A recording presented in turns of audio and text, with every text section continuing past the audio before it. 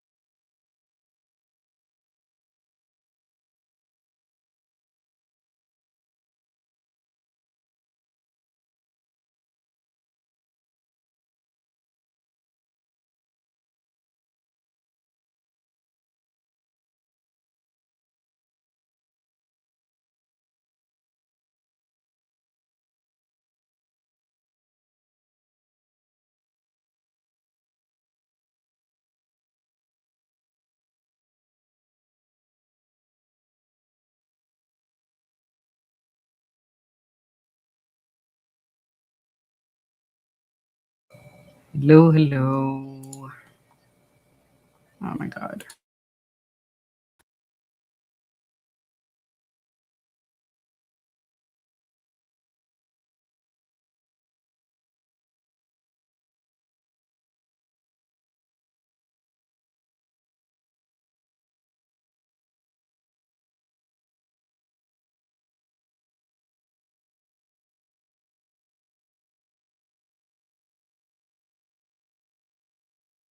Hello, hello. How about now? Oh, something's happening. Oh my God. Thank God. Hi, guys. Welcome. It looks like you guys can hear me now. Let me do this. Put that away. Would it be a normal show if we didn't have some sort of audio issues? I swear, when DEG is here, it works perfectly, but I think the machine hates me. Hi. Good morning, good afternoon, good evening, wherever you are. Good to see you guys. And no, we're gonna keep it for a while. And no, we're not doing Baby Shark or any of those songs. I wonder how long we actually have been using this theme music. Well, whatever, because you're just gonna have to suffer through it a little longer. La la la la la. I'm ready for a nap. I had 2 cups of coffee and I'm ready for a nap. Ticker. There we go. My partner in crime will be here in a few. He is working on his muscles. And then I will leave for a little bit because I have mom and grandma in the living room. We are celebrating Mother's Day. Happy Mother's Day to all of the gals, the mamas in your life. But we just had a little picnic upstairs. We have a new guy here. Hello there. I hope you're still in the chat. I'm sorry you had to sit through my audio issues, but welcome. Dan, nice to see you, dude. I did hear the news last week, and it's really shitty. And I wish you lived a little closer so that I could give you a hug. But I'm sending you a hug from New York. But please keep us posted. Please and thank you. Jay is here. All right, I'm starring this. No, not for too long. Now, just because you said that, I'm going to make you suffer at least until December. And honestly, it won't even be intentional. It's just going to be that I forget that that's the song because I don't really hear it. I just click on play video. So yeah. I'll find something else. eventually. I think we talked about doing some other videos. All right.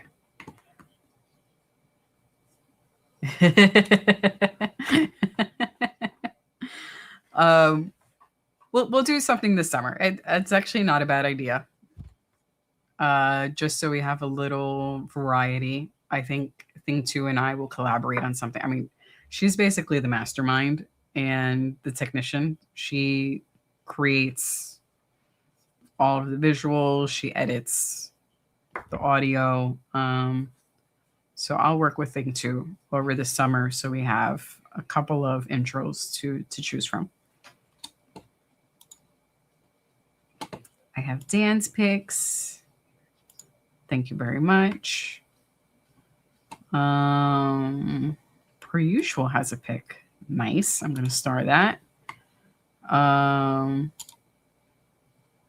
Jay thinks that Strickland is going to get an easy win. All right. Even though you already gave picks, I'm going to star this too, just because it's so specific.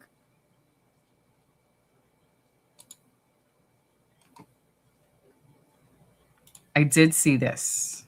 Khamzat tried to assault Strickland at the face-off. It's just weird.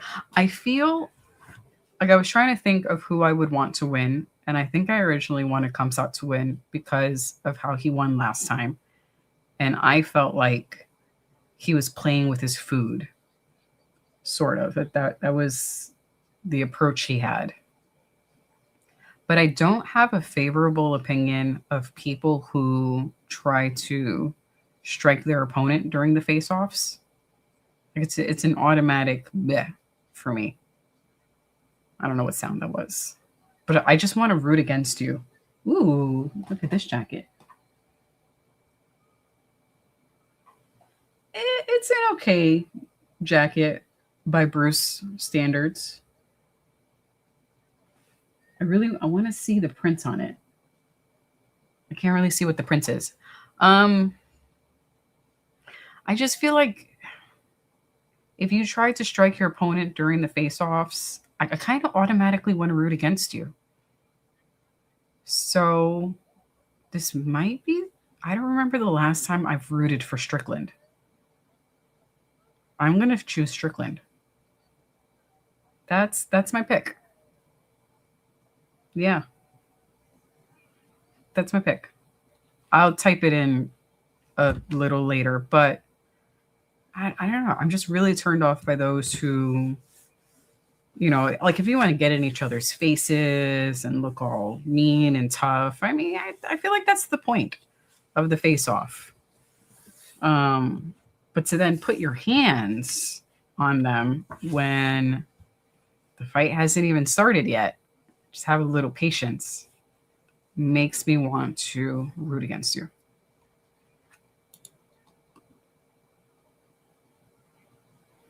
What would Jesus do? He would make you suffer until December 31st. I'm going to star this comment for later, for when DEG gets here, unless he's in the chat and he can answer this question. But I'm going to leave that alone. Because, yeah, I don't know. I didn't watch it. Actually, I went straight to bed when I got home from work yesterday. Let me get my banner up.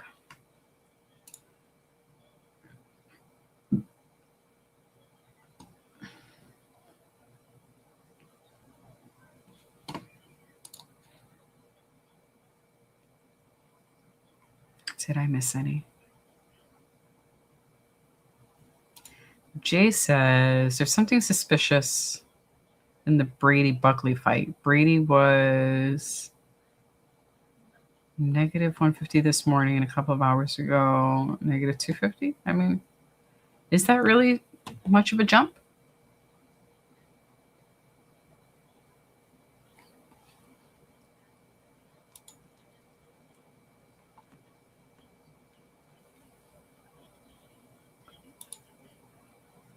Jay says, comes up miss weight. The scale shot to the top and he stood on it for a second and then they quickly read it out. Plus, he was the last person to weigh in with 2 minutes left, and he was stumbling.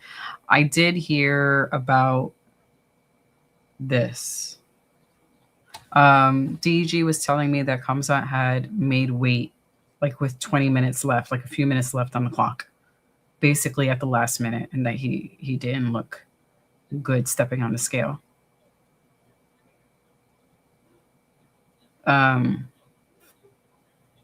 That was not the reason for me picking Strickland, but I feel like it just adds to it, or it reinforces my choice for the main card, for the main fight.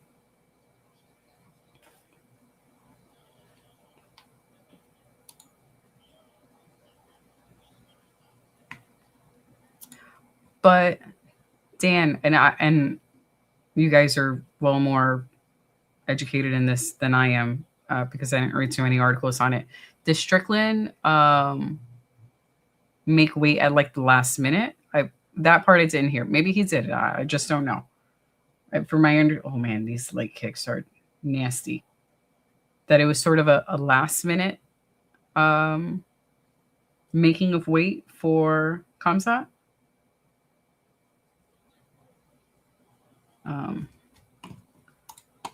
Please correct me if I'm wrong at all. Backlash is. I have no idea. Who's fighting on Backlash? Is it even worth watching Backlash today?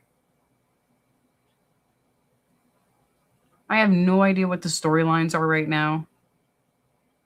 I know nothing. Not even on social media. Maybe it's that my algorithm on Instagram is like shifted towards something else, but I feel like I haven't seen too many WWE related posts on Instagram, because that's how I've been keeping up. I haven't been watching the shows, but of course they'll show highlights on Instagram, and that's how I usually keep up. It's not really coming up on my nice uppercut. It's a nice fight so far.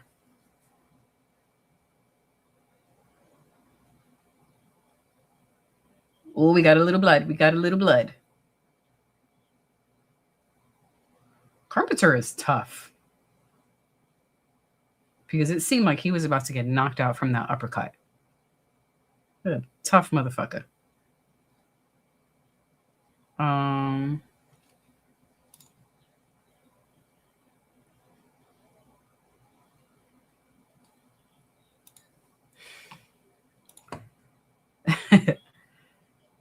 Cookie sounds delicious. 7 months. I could actually look up the date that you became a member.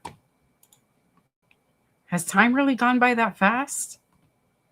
Holy shit. I can actually look up that information. Members.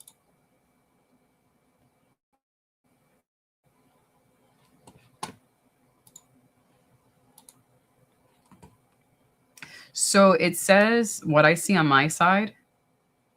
So your total time as a member is 7 months. It says that you rejoined a month ago, but it's counting the time from when you very first became a member. So even if you took some time off and like you weren't a member for a month or two, or whatever, it's counting the total time, because it says rejoined 1 month ago. I wouldn't do that. Well, anyway, thank you for being a member for 7 months.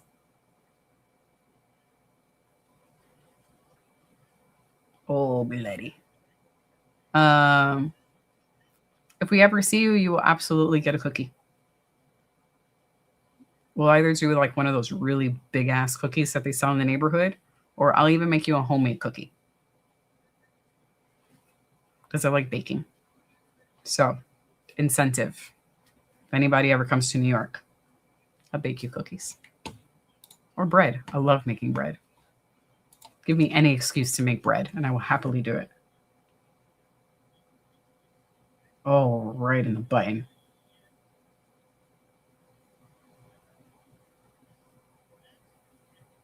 They're both tough dudes.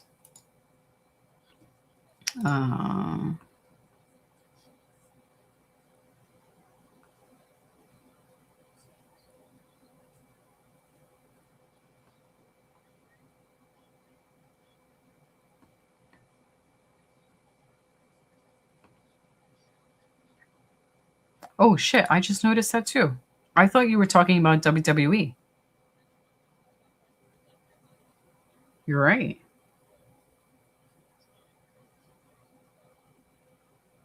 Uh, Let's see how she does.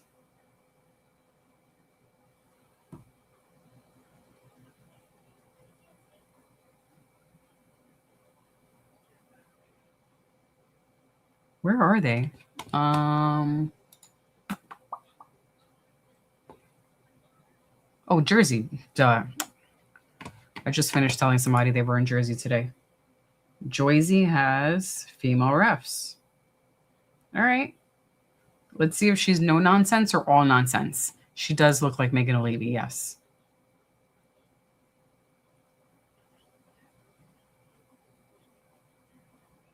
Short woman with short hair, straight black hair. Yeah, above Megan O'Leary. I agree.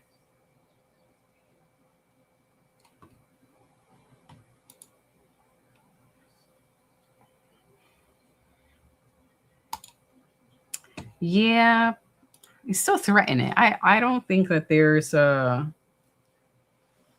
It seems like a desperation move. Oh yeah, in that position. But it's better than doing nothing. Wow, good job, Carpenter, for getting his back. Dude was getting fucked up in the first round.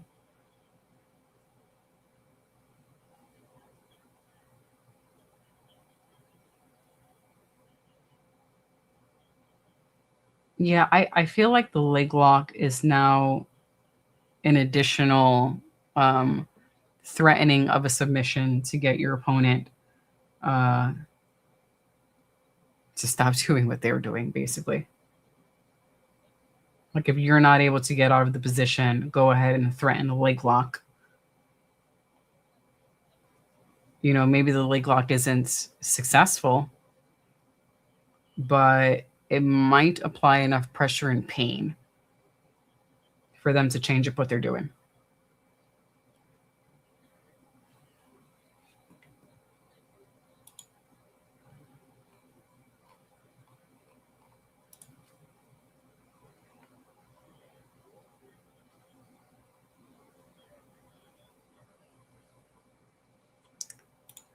I'm taking a look at his chin now, or the placement of his head. He also leaves his hands pretty low.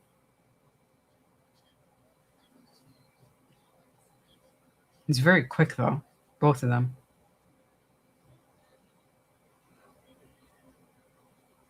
He has a very loose, relaxed. Oh, got caught as he was going for the kick. That was nice. That was nice from Carpenter. That quick was telegraphed and took too long.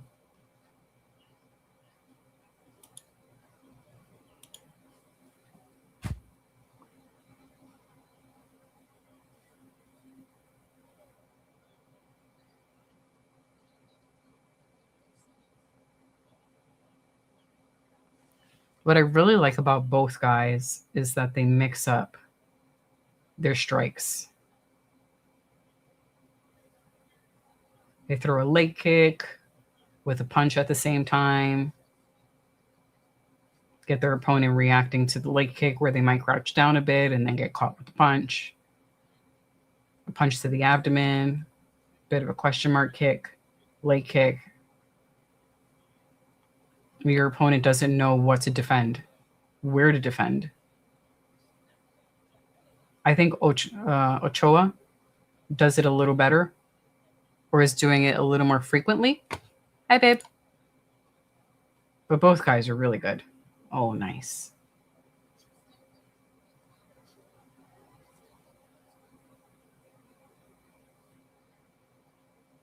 Oh, nice elbow.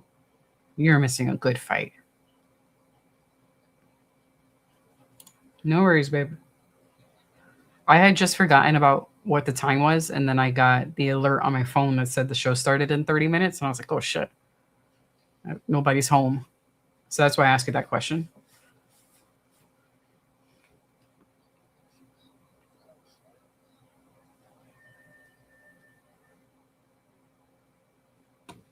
You are missing the first or at least the first to me, female ref.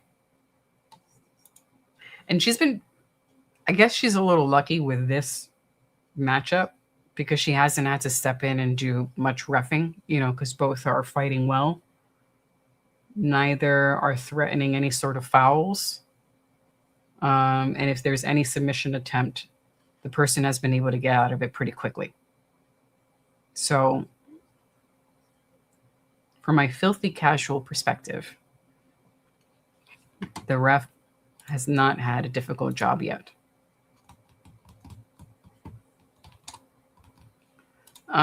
Babe, do you have a pick for later? I was saying that I feel like shenanigans at the weigh-ins, when the shenanigans are a bit too much, and someone goes ahead and they put hands on their opponent at the face-off, it makes me automatically root against them. And it's something I've just come to realize today, because it's not the first time I've thought that. But it automatically makes me want to root against them. So, no, I'm not smoking, but I'm going for Strickland. I know that's weird. I feel weird saying that out loud. Like I almost want to bomb it. It's weird. Oh, this is for you, babe.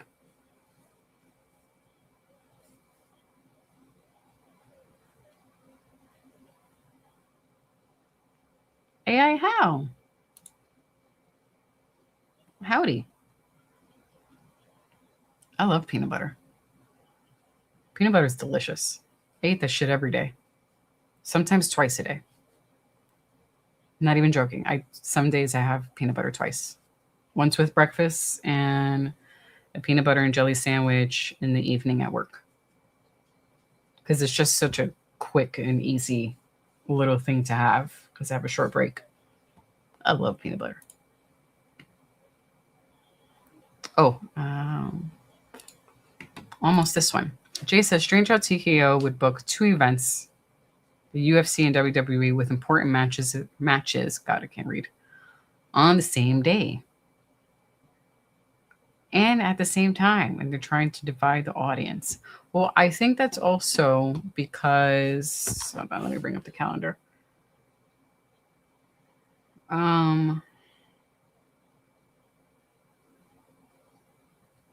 There's a holiday this month. So 2 weeks from now, there is no UFC. So that may have something to do with it. The weekend of Memorial Day, we will have Saturday off. Also, for their pay-per-view events, for WWE, I'm trying to think if they tend to do that in the beginning of the month. I would say I get your point, but I don't think that's it for this particular month because of how the holiday is lining up. I mean, maybe they could have done it next week instead. But yeah. I am going to just take a quick peek at what the matches are for Backlash.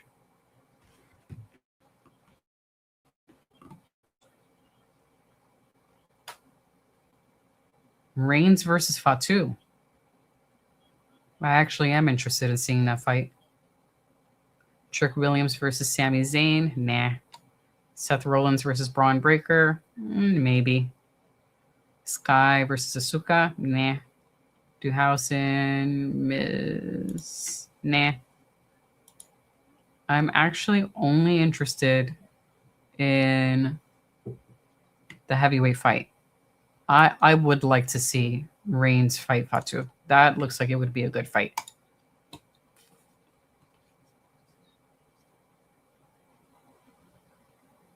Ochoa is covered in his opponent's blood. His shorts are so red. Yeah, I don't think he's bleeding at all.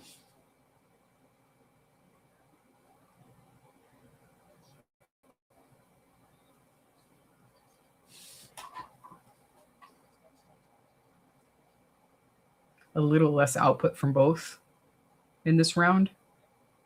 Still a lot of output. A little less than the other rounds.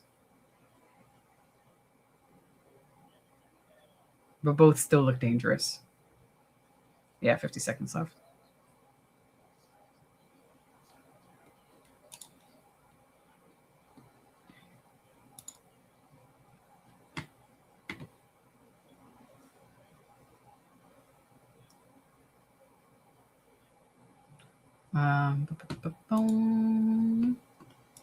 DG says, I think Van beats Taira.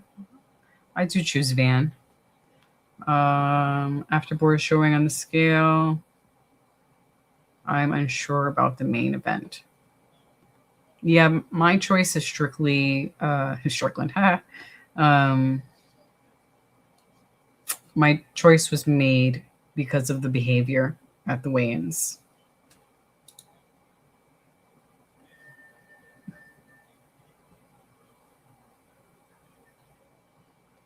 That was a good first fight.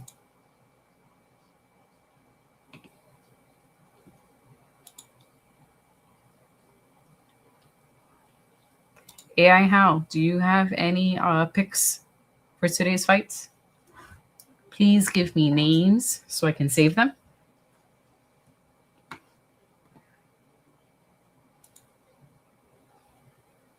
Van Hammer. I'm not familiar with that.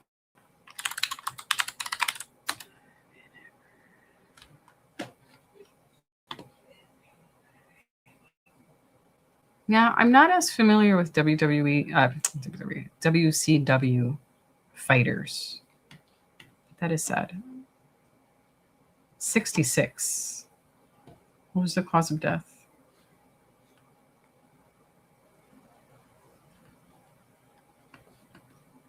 Oh, well, there you go. This I did not know. So you know what? I'm just not going to pick anybody. DG says, if I'm making my choice strictly off the weigh-ins, then I don't have enough context. Strickland was threatening gun violence before this fight. All right. I ain't choosing anybody for the main card. For the main fight. I am choosing Van for the co-main. AI Hal asks, what about the behavior? The behavior that I'm talking about specifically was when Khamzat kicked Strickland. And my decision was based on that. But I did not know that Strickland was making comments about gun violence beforehand. So I'm just gonna not pick anybody for that fight specifically. But let me know if you have any picks, Hal, please.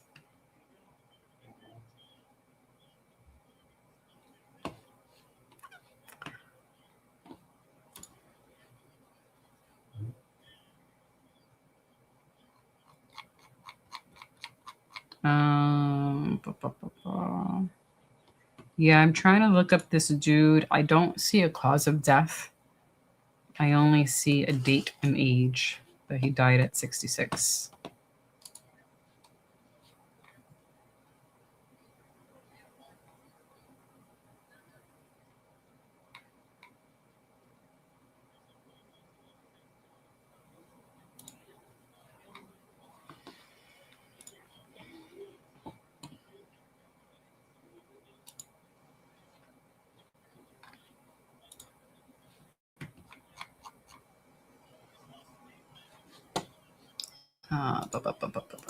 What I'm trying to look up right now is... I'm looking in the wrong place. This is what I want. Okay. Bring it up on screen.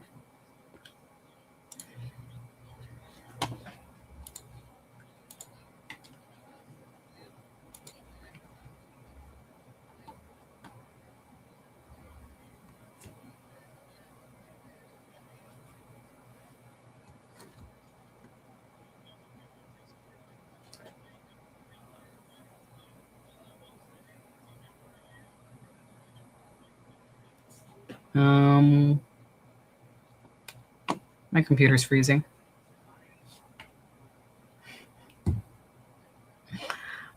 I go to share screen and now the computer's freezing. I don't want to click on anything, but it seems like I'm still rolling. All right, I'm not going to touch my browser. So I'm not bringing the fighters on screen. I was trying to show them. It's like a pick somebody. But I'm afraid of touching the browser and then the whole thing shuts down.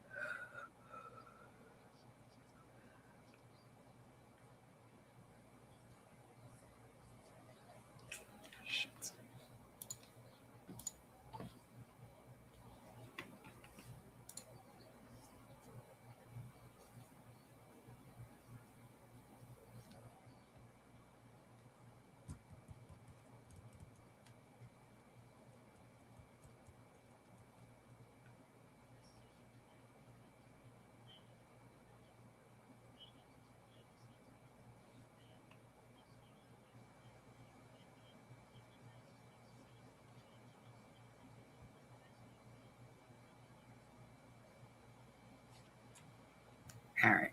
I'm going to read the comments off of my phone because I'm afraid to touch the browser and have the stream shut off. AI Hal has some rounds. Comes up first round. All right. Waldo by knockout. I also have him. We agree there. Bobby Green. Ateba Sabatini. Okay. I do want to add Buckley to that list. Sesame Street H got booed getting out of his SUV in Tampa today. I don't know who that is.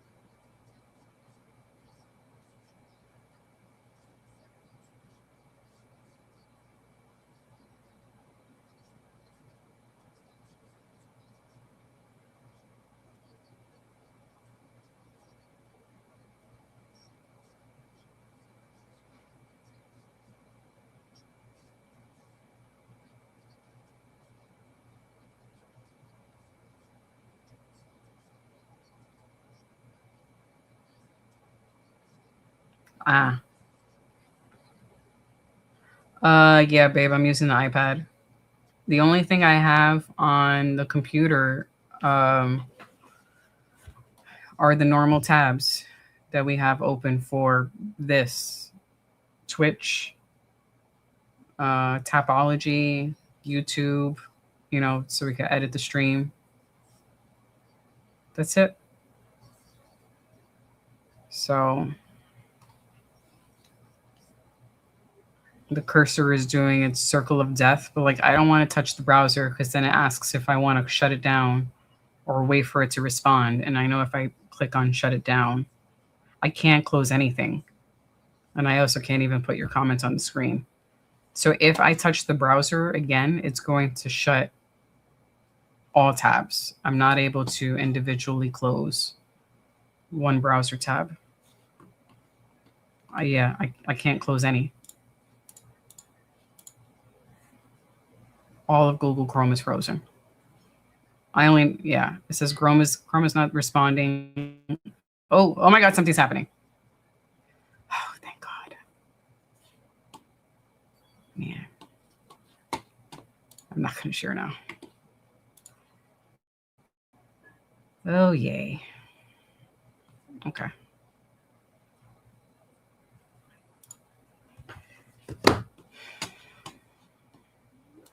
Twitch is closing. I really don't need YouTube Studio right now. That's closing. Closing that.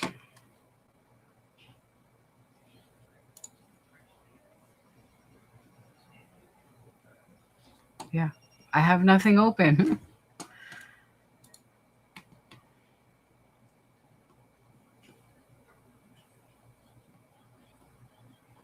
I'm even going to close Wiki. I don't even need Wiki anymore. The only thing I'm going to leave open is Tapology. Okay. I'm not going to share the screen because I'm afraid it's going to self-destruct.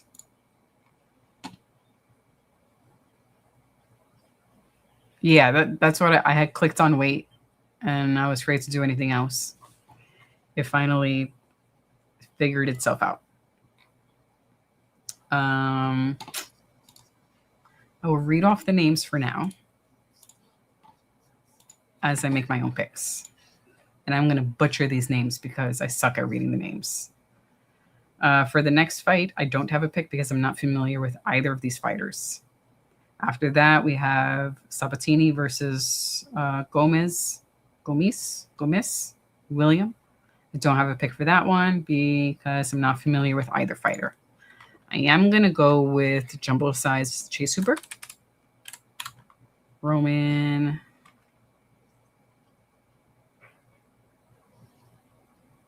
Oh boy. What is happening right now, Dan? Is that the self-destruct countdown? Please don't. I don't want the computer to explode. We need the computer to survive, at least for most of this year. No self-destructing. All right, I have Kopylov. For the next fight, Jim Miller versus Jared Gordon. I don't have anyone for that one. Then we have Grant Dawson versus Matus. I don't have anyone for that one. Joel Alvarez. No, do not count down for self-destruct. No.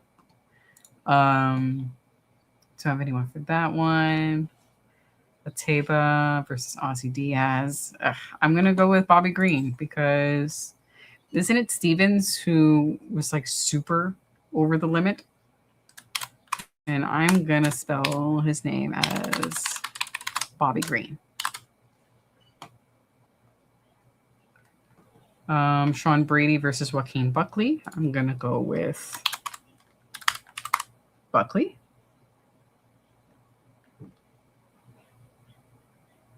Oops, it'd be nice if I spell Buckley's name right. I'm going to go with WCA. Van. And yeah. There was my picks. I don't remember.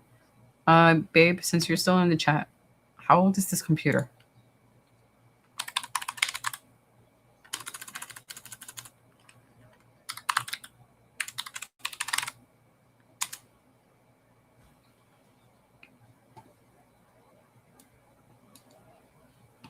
Oh, damn. How do we only have 32 gigs free? I don't even save anything on this computer. It's wild.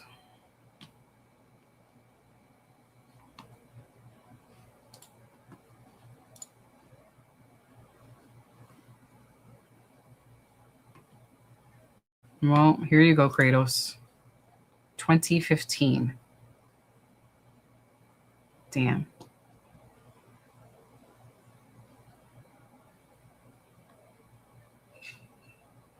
Damn, 8-1 favorite. This is a big favorite.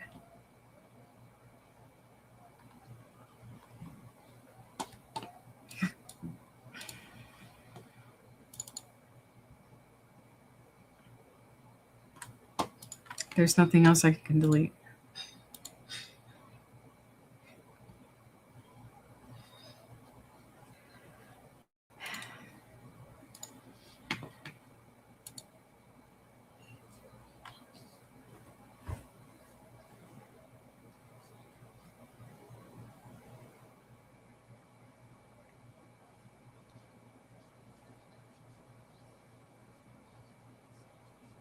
Yeah.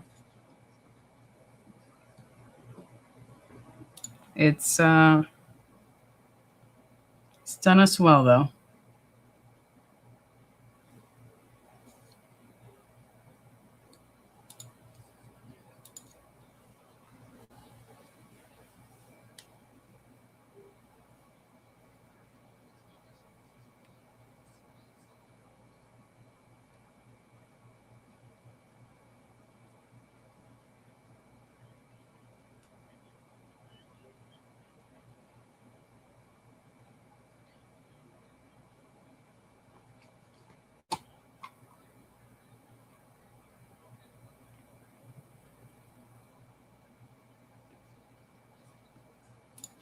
All right, I'm gonna put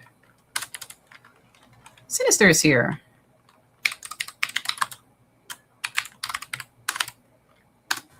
Adding this to our picks.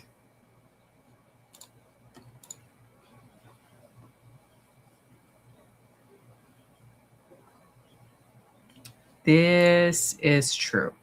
You should see when we try to do any sort of video editing.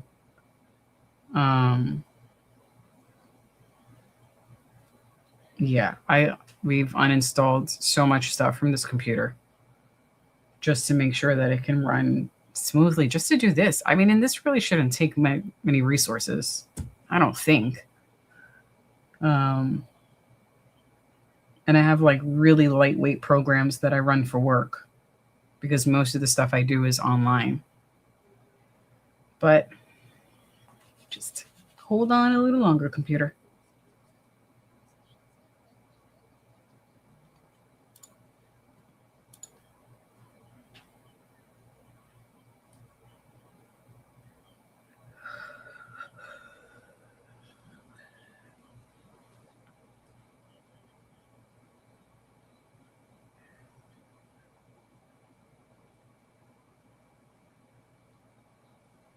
Actually, what I will put. All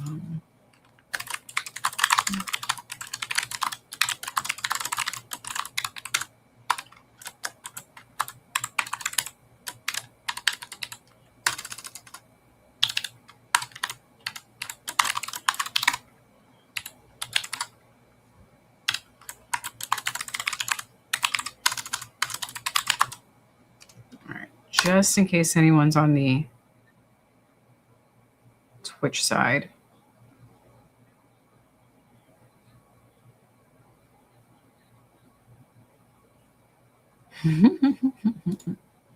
Now I'm rereading that comment.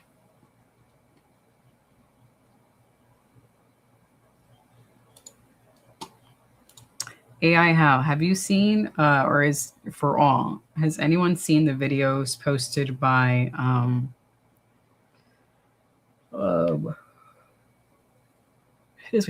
Angela Hill? She has a 3-part mini-series on eye pokes that she posted to her social media. Where is he bleeding from? And they are hilarious. She breaks down the John Jones eye poke, the Cyril Gahn eye poke, and I forgot who was the third one. It's 3 different eye pokes that she breaks down, and they are just gold, comedy gold. But I'd like to see where this dude is bleeding from.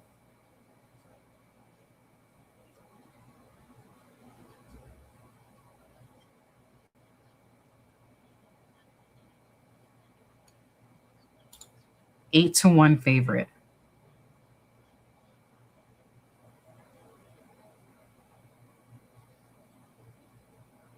The cut that he has here is weird.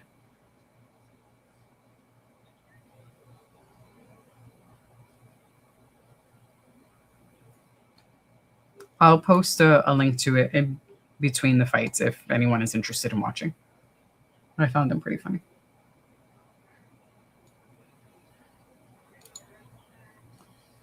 Ooh, very nice. Details, please. Details.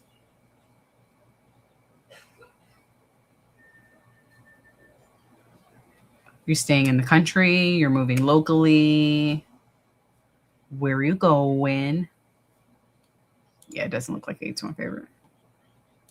Are you going to be with roommates? Are you going to be on your own? Please give us details. Neither of these fighters look very impressive right now. Well, I want to see that cut on the eye. Ah, dang it.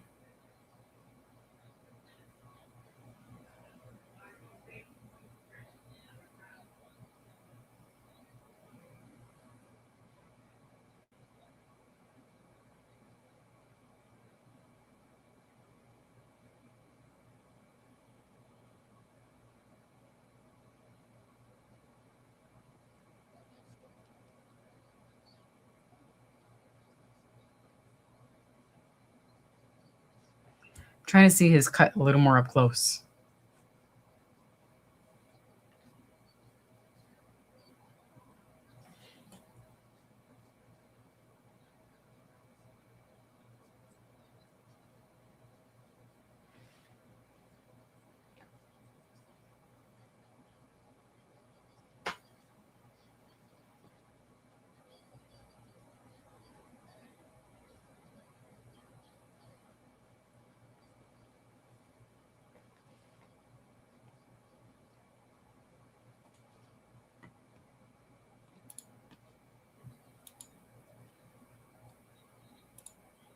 Yeah, he's not looking very great.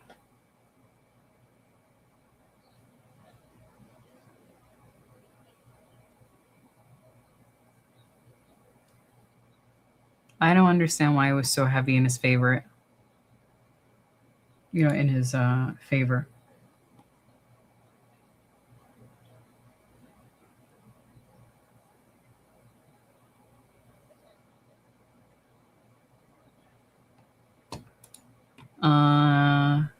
Jay is going to move in with his uncle and cousin. Awesome. Very cheap rent, 3 stories, free water, Wi-Fi, etc. Nice. Temporary place before you move to get your new job. Very, very nice. And at least you're moving with family. Save a bit of money. Very cool. Well, good luck, man. Of course, keep us posted on the job stuff. But I'm glad that you're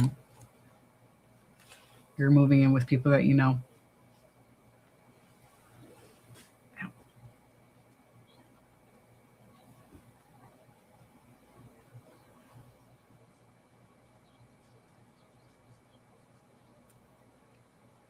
This dude is just standing there taking shots. Santos should be the 8-1 favorite.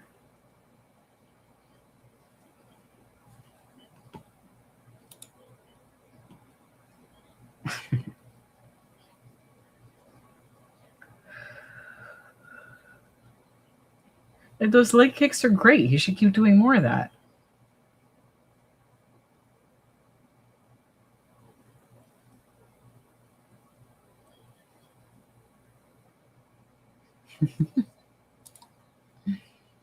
Grayo says UFC 250 card is going to have some pearl clutching church ladies on the White House lawn in attendance, and they'll be arrested for trying. Oh my goodness gracious.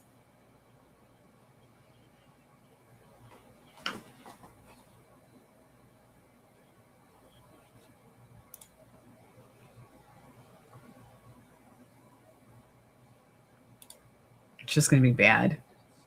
I mean, the good thing is he's not even ranked yet, so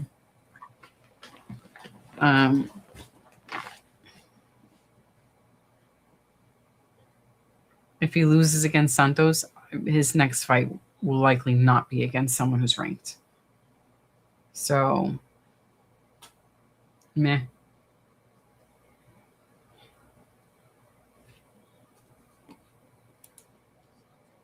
Oh, sorry, I keep yawning. Sorry, guys.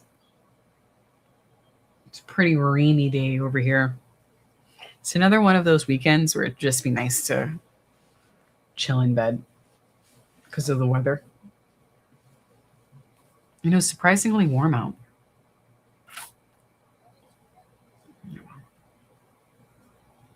And I already had 2 cups of coffee. I can't have the third one.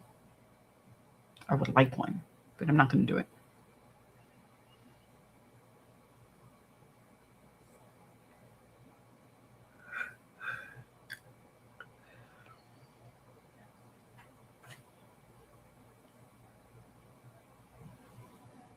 Hey, did you hear me say coffee? Is that why you're running in here? No. Oh. Do you need coffee? Actually, I'm thinking about it. Sir, I'm not putting that up on the screen, even though I know it's technically on the screen, but I'm not going to put it up. That is for the premium tier Patreon, like What? super mega premium tier. Whoa,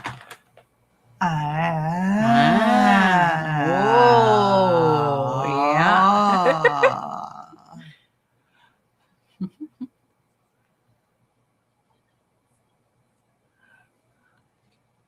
I can't delete that. Why is he over there? He'll be coming home soon. Okay.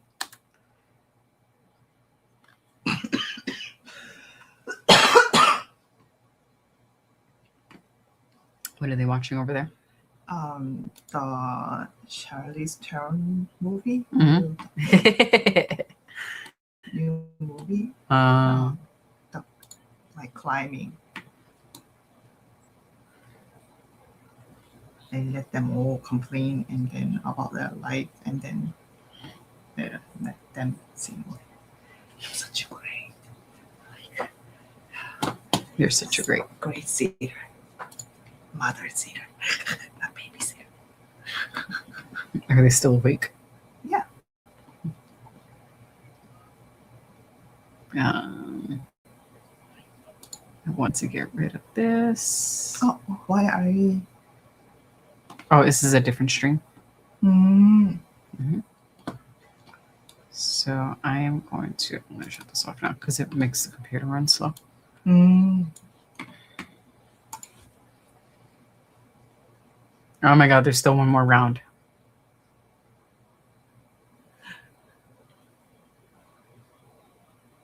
Damn. Our YouTube stream went down to 1 person, 3. There we go. What happened? We suddenly lost everyone. We're from like 16 people in the room to 3.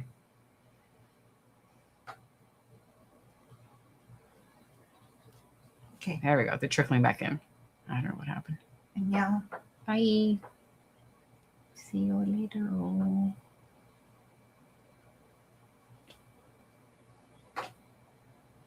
Why? Oh, nothing. I thought there was something.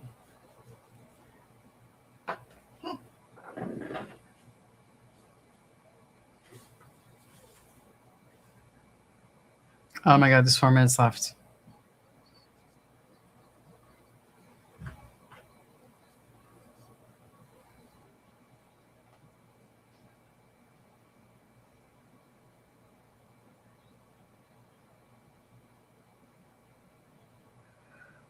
Toe touch. It's grabbing the fence again. Don't grab the fence. I'm glad the ref is on top of it, though.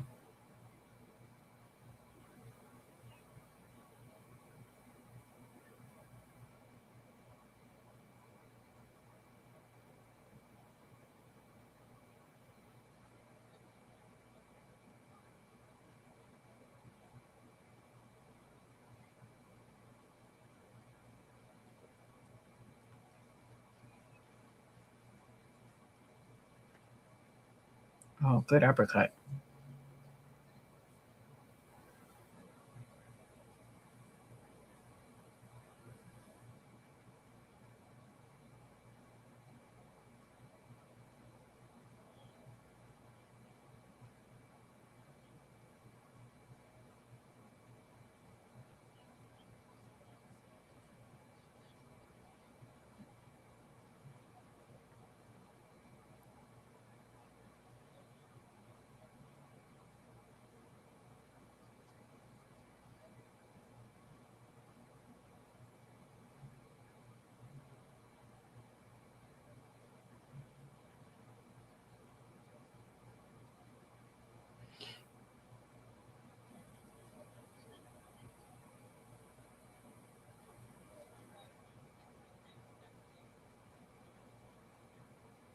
A little bit of blood.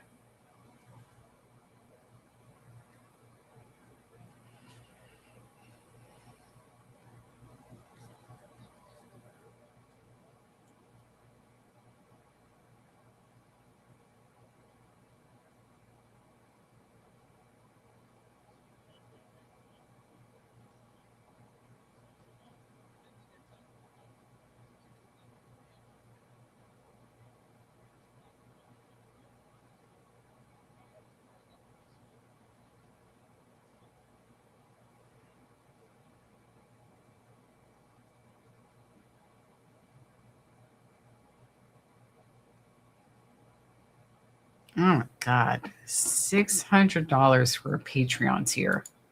That's wild.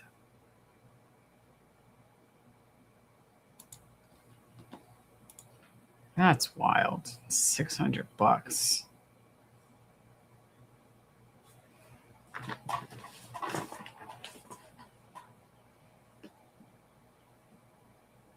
Ooh, is he gonna get it?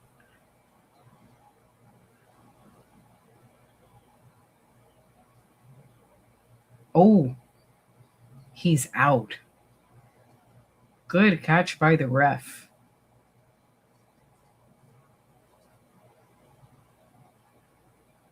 Good catch by the ref. And now he's up and bouncing. He's up and jumping.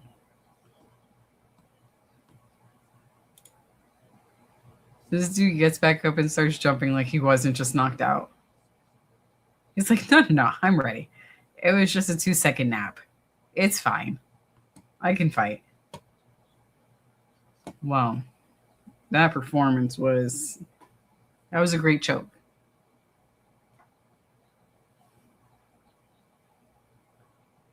But I say with the odds the way they are, it set me up for a much higher expectation of the performance.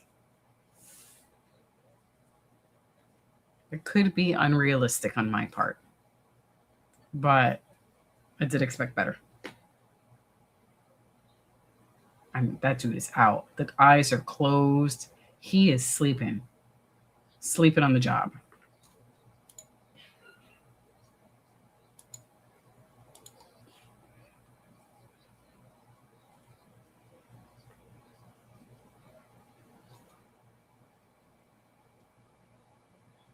That was some no-nonsense roughing. Love it.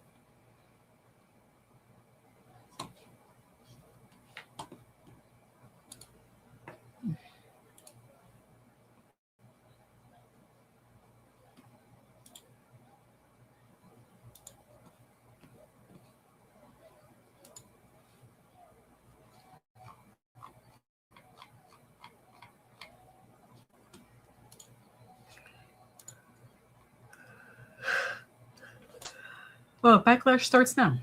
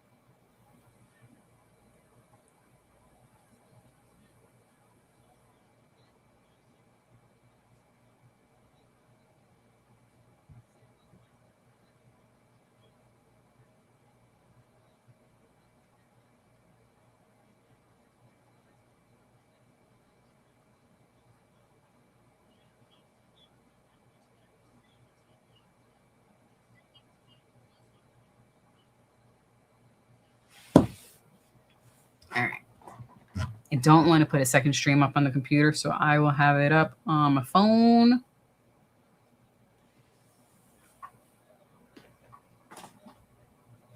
Seth Rollins versus Braun Breaker is on now.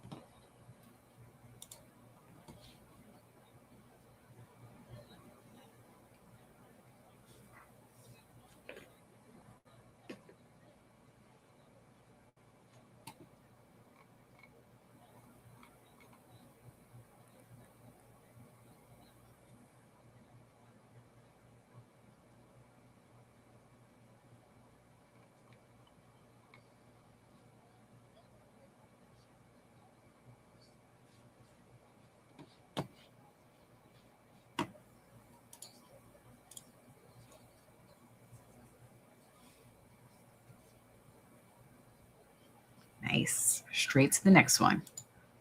That's what I like.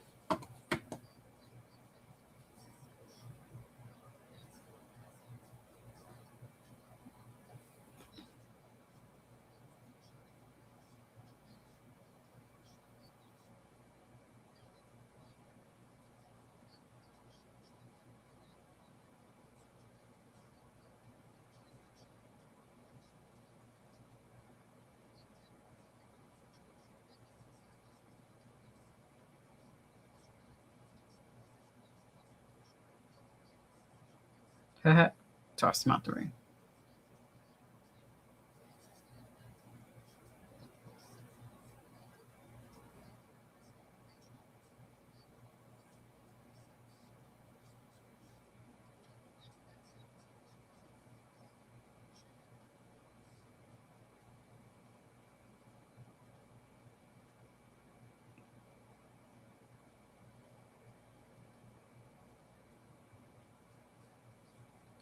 Sabatini is a wrestling heavy striker.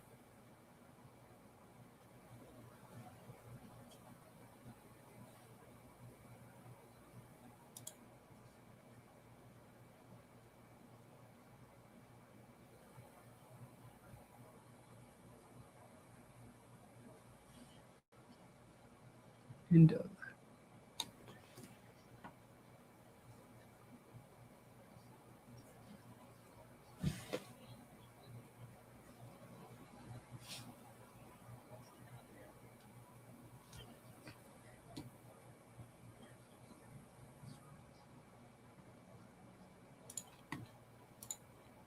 Seems kind of weird because he's already a skinny dude.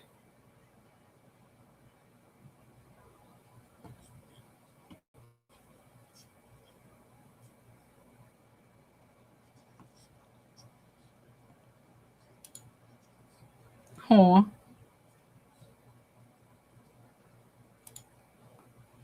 Already balding at 28. I mean, some just bald early.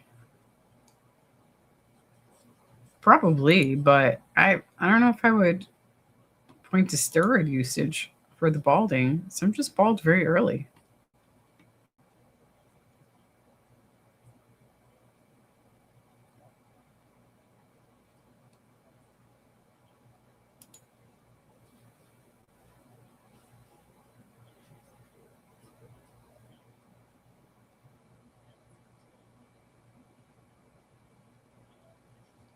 Is that why his hair is a little longer right now? Because he does look a little weird with the hair slightly longer, bit more of a poof there. I'm used to him with a more clean, close shave.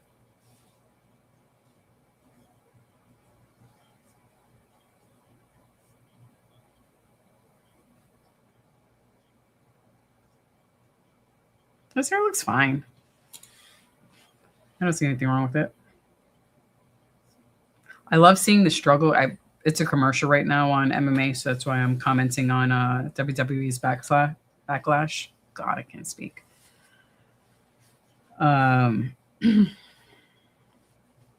It's funny to see them do or attempt a rear naked choke in the WWE ring when it's clear that it's really not under the chin. You could see all the space between the arm and the chin as they're like flailing their arms about.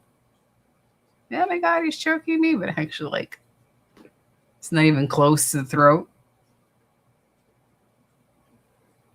Oh, I mean, but dude, this is why I don't participate in online discussions or anything like that. It's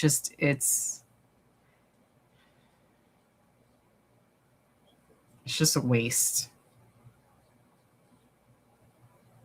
It's a waste.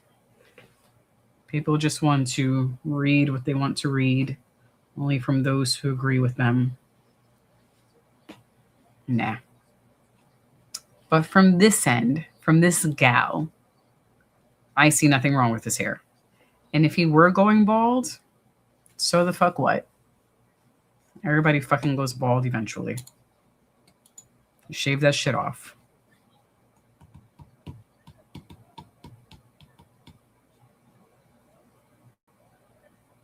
Yeah. This is what I mean.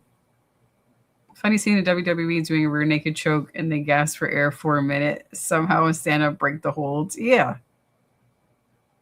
And as he's like flailing about, I could see that there's like clear separation between the arm and his chin.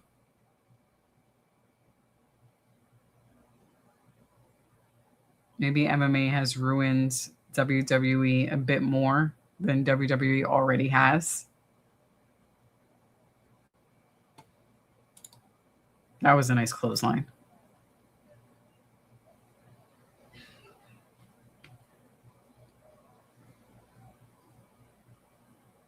Yeah, I'll keep it up like this until my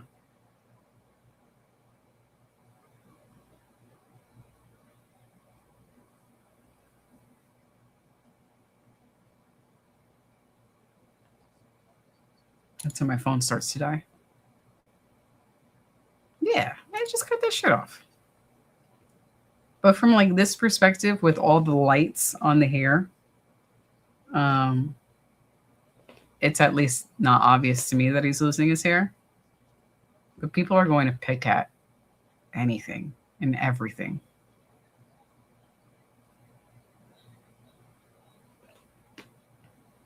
Belly to back.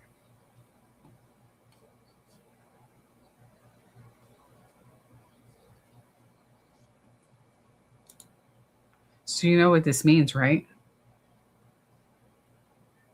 With Seth getting his ass kicked. And one of the things that makes it difficult for me to watch wrestling on a regular basis, besides like the trash storylines, but is the formula that they apply to all of their matches, where the person who is getting their ass kicked is the one who is going to win. And it's so obvious when they do this that it's just not fun.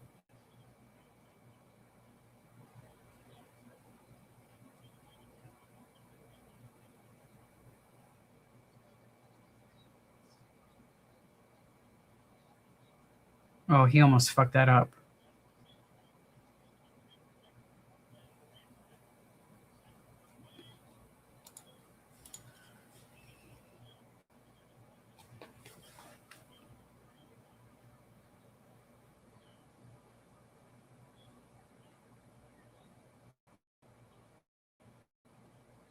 You're right. There is no clock.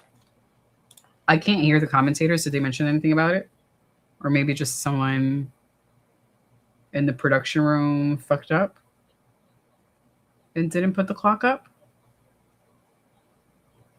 Imagine this is not even officially timed around. Oh, that would be great.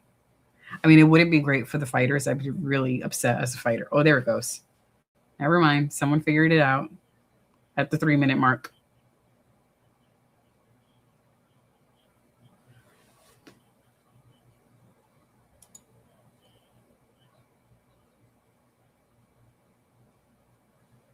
Well, it was AI Hal who was mentioning that Sabatini is wrestling heavy. There's a whole lot of work here.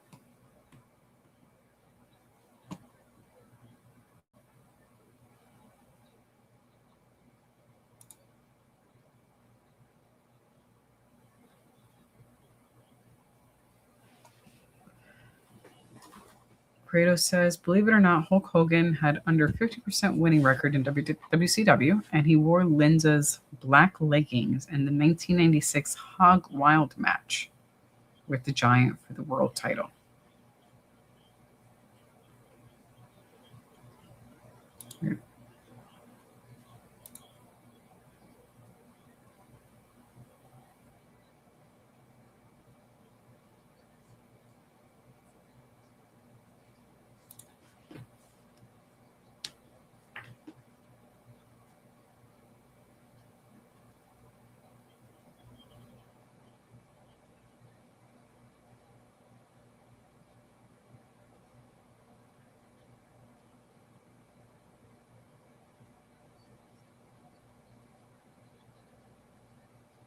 We're just going to spend the rest of the match here.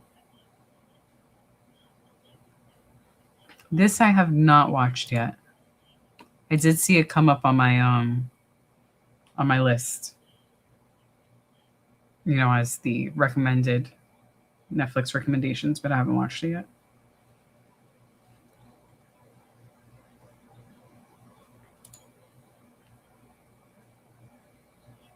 Paul Heyman.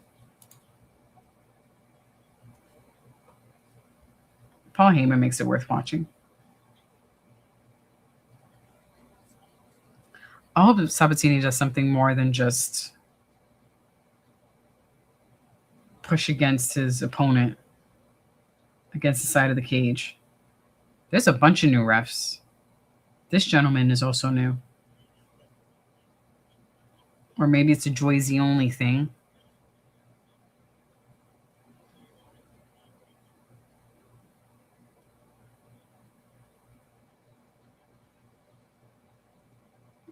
I'll give it a shot. I'll watch it.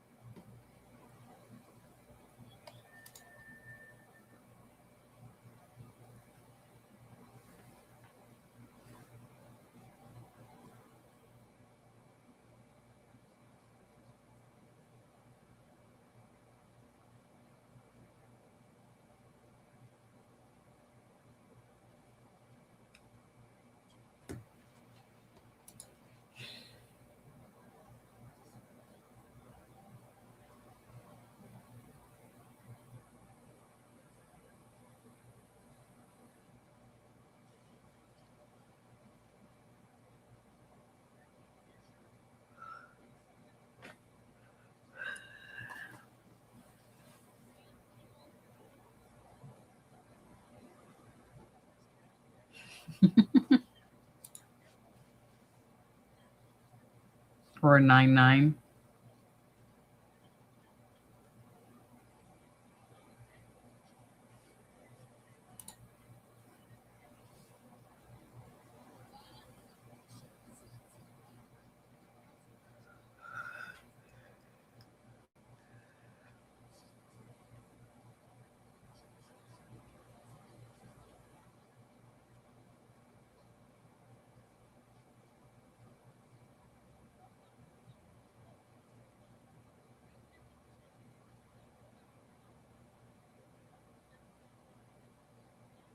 All right, let's stay in the middle of the cage.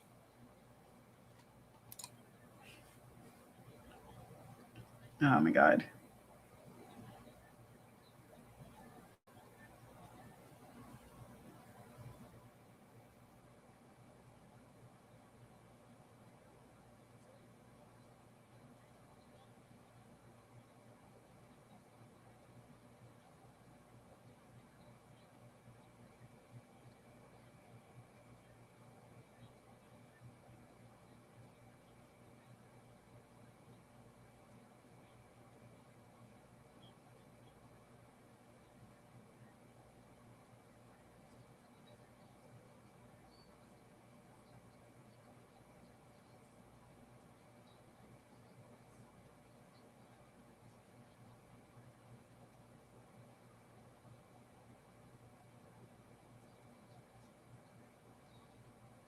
Was someone going through the announce table?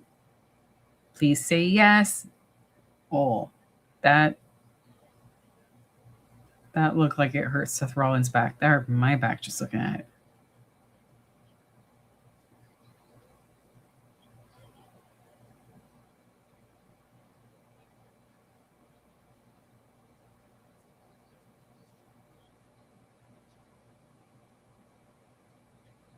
Oh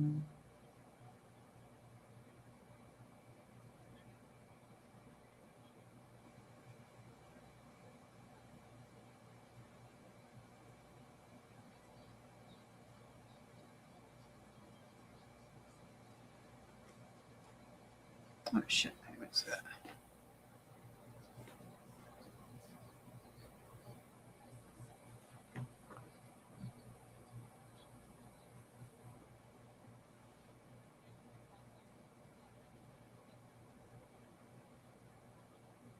Oh, that was a nice combo from Seth Rollins and Braun Breaker. That was actually a nice spot.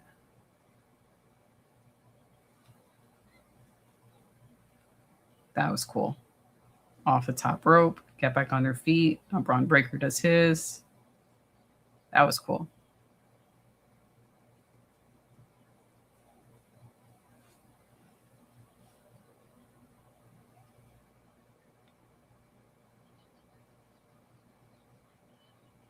Gomez needs to do something.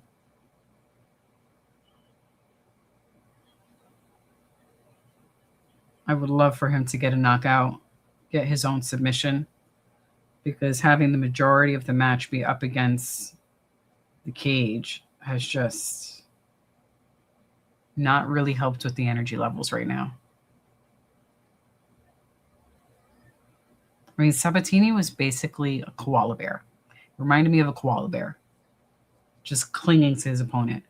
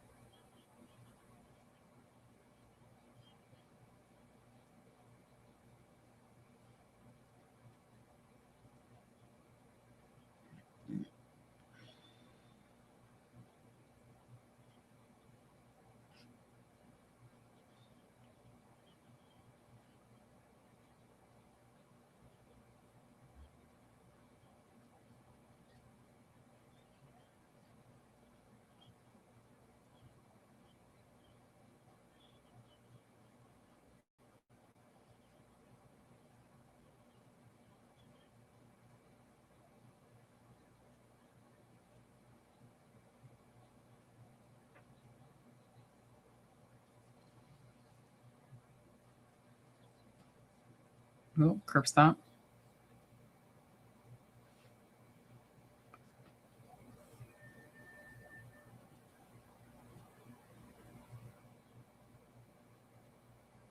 We need to finish in this last round. This fight's killing me.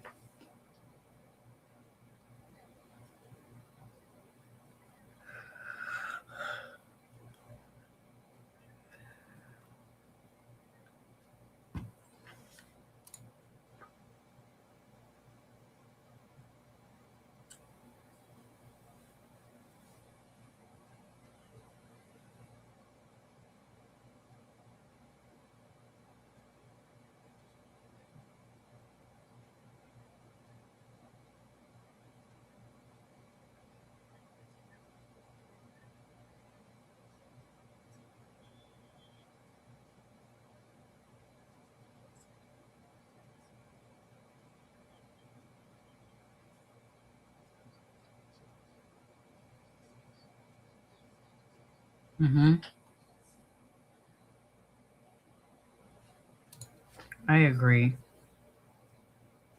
The like pressing against the fence, it just, I don't like. Did they train that to just you win if you just press him against the fence, against the side of the cage?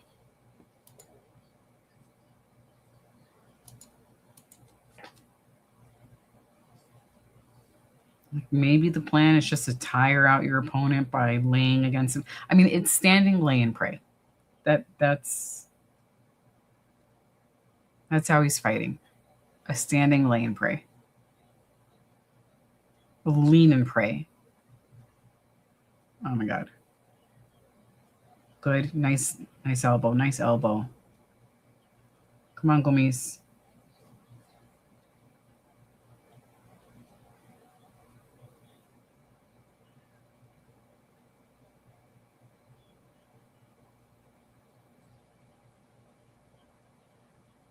Do not back up.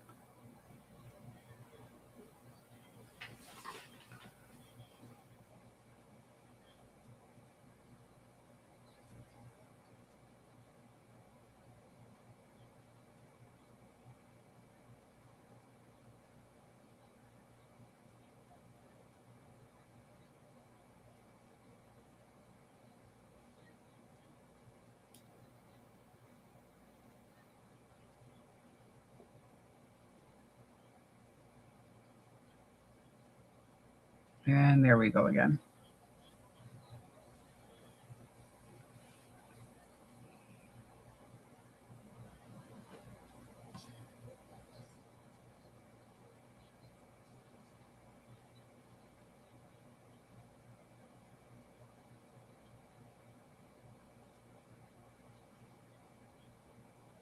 I don't understand what's the point of this, of what he's doing right now.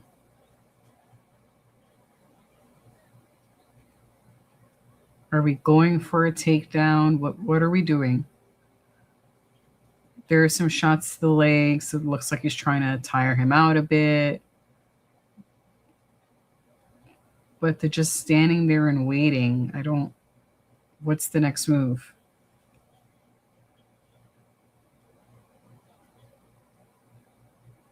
It's bad. It's so bad.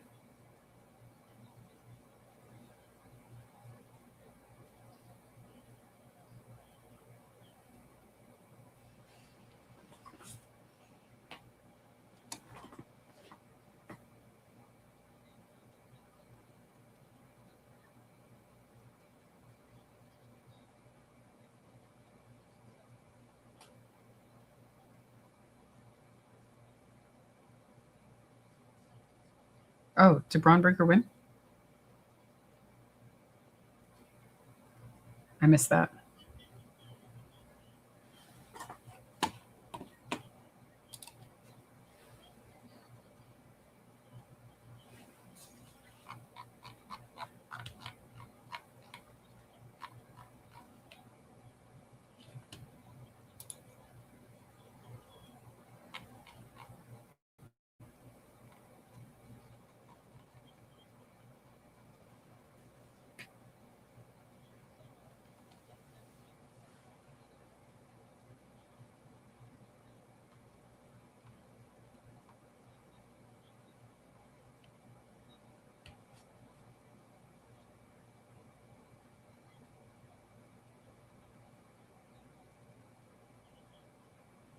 And Gomis is just stuck here against the cage.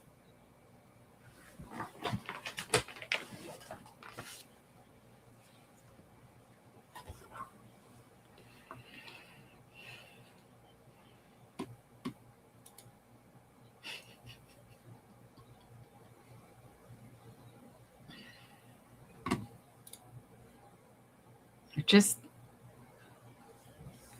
what else is there? This is true. It would be really weird if you weren't here to say something really weird. Like if you came in here and just had a normal conversation, I'd be a little concerned. And I wouldn't believe that it's you. I'd think that somebody hacked your account. So yes, you are here to provide the weird commentary. Oh my God, that match was awful though. Holy shit. I'm glad it's over.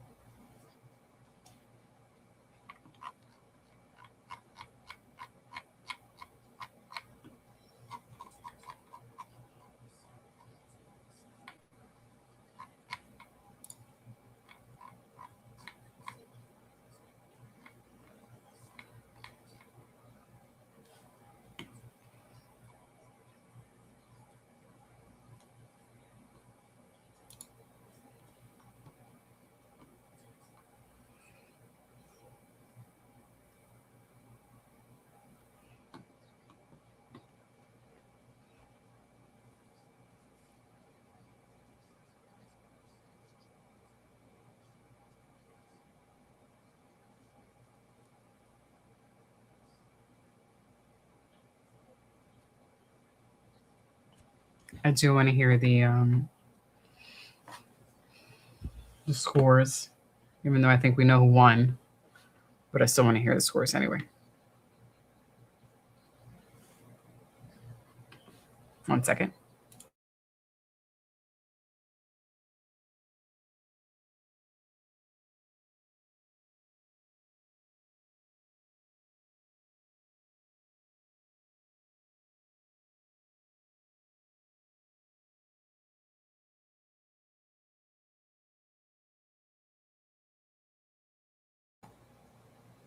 How does this guy think he won?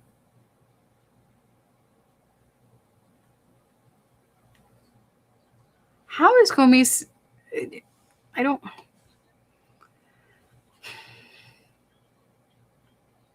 He actually looked disappointed that he didn't win. William Gomes. It was not an exciting fight, but it was clear who the winner was. Like, how did you think you won? By just standing up against the octagon, trying not to get taken down? I don't. No, you didn't win. I don't think your opponent did a great job in getting the win, but you didn't win, dude. It's not a great fight. Yes. Okay. Thank you. I will start this one too. Oh man, I'm glad that one's done. Ooh. Jumbo size J Super. Yes.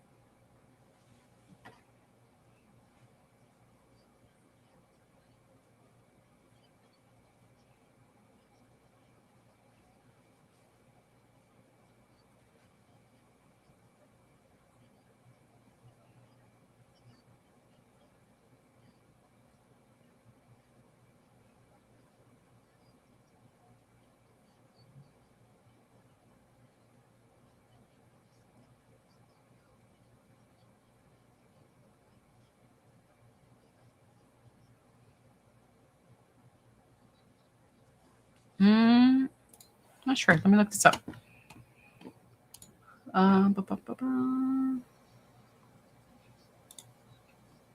Marco.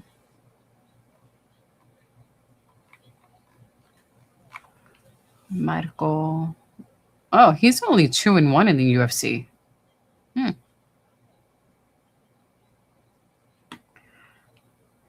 You are correct. This is the same person.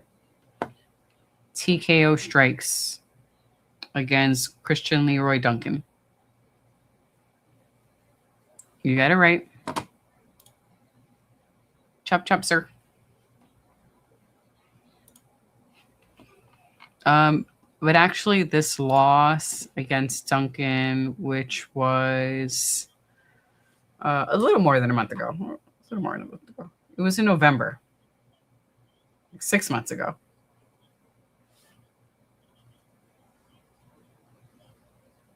6 months ago. But that is his only loss. So we do have to give him that recognition. It is his only loss in the UFC. His loss before that was in 2018 against Andre Silva. However, with the UFC, this is only his 4th fight. all of his fights have ended in finishes, where either he finished his opponent the first 2 times or he was finished, which was the last one.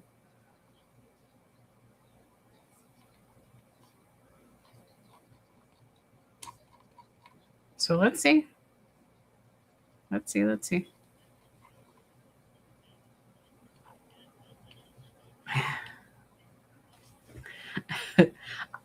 I really would love to put this comment on the screen per usual. I'm just going to put the last part. That this is the only safe thing to put on the screen. And I will only partially read your comments. It says, yesterday was my first time hitting the gym for legs in like a month because I'm not sick anymore. But my God, I regret it. My glutes hurt.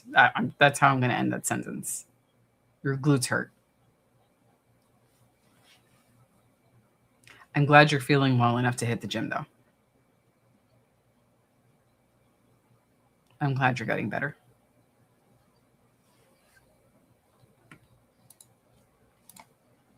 I went to the gym with Thing 2. We went twice this week. We're good. Each week, we're trying to just do something. Like if we make it to the gym or we make it outside and ride a bike or go for a run, success. So we made it. We made it to the gym twice, and my hamstrings. I did deadlifts, and I didn't even use the full bar. It was just with dumbbells. I forgot what was the weight. Maybe 30 pounds. And my hamstring hurt the whole week. Like just sitting hurt so much. And my energy levels were in the toilet after. Because I just wanted to sleep every day. And I was hungry all the time. So, congrats on getting back at it. Yes, absolutely. I'm just happy to do something, you know?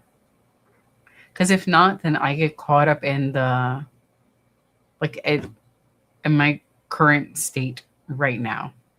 If I get caught up in the strict schedule right now, I'm less likely to do it.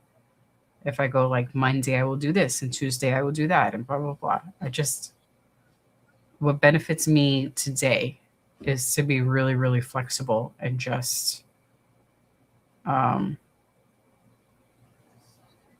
celebrate getting to the gym. And then once I get the ball rolling on that and I feel good about that, then I could go back to something structured, which actually in July, I have to go back to structured because then I need to train for the New York City Marathon. So I'm going to give myself May and June to just move freely in semi-structured nature. And I will have a game plan in July. But dude, just this is TMI. Like just going to the restroom hurt. Like everything hurt. Sitting hurt. Walking upstairs hurt. But I'm happy I did it.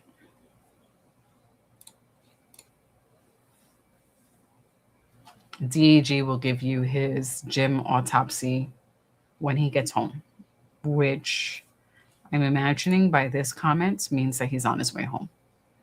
So, yay for everyone getting back in the gym.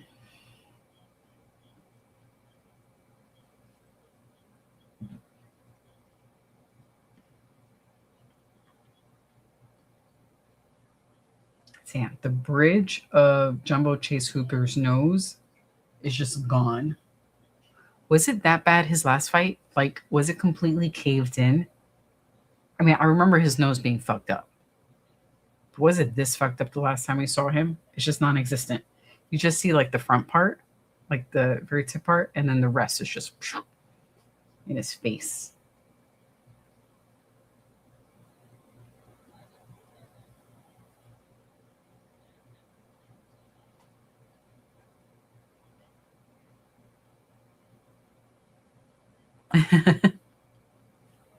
Yeah.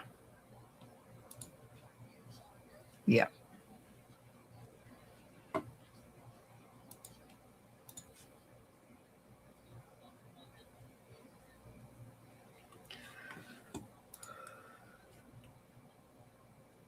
Excuse me, sorry.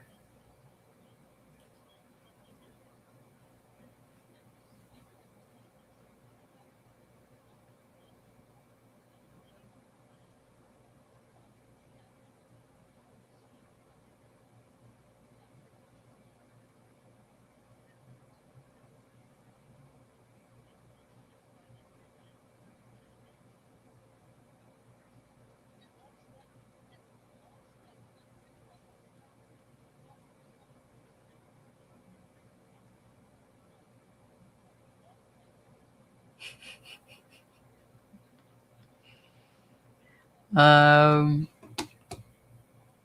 he will get actually potato salad. It's a mixture of sweet potato, hard boiled egg, sunflower seeds, raisins, probably a protein shake. He might have some chicken with it. That will kind of be up to him, though, if he wants to do that. But that's what we will give Mr. Grumpy. I guess that almost every day.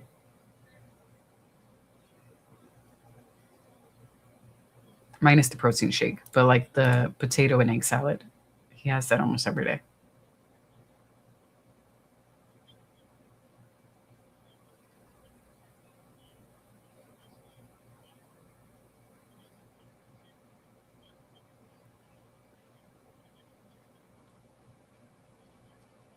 Oh, nice head kick.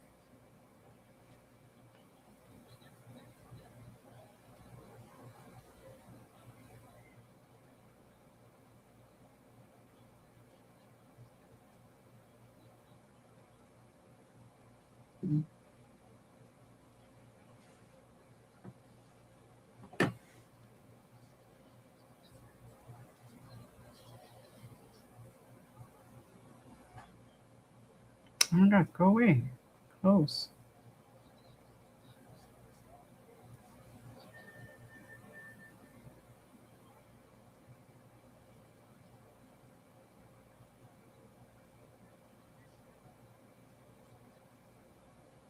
What? I have no idea what I'm looking at.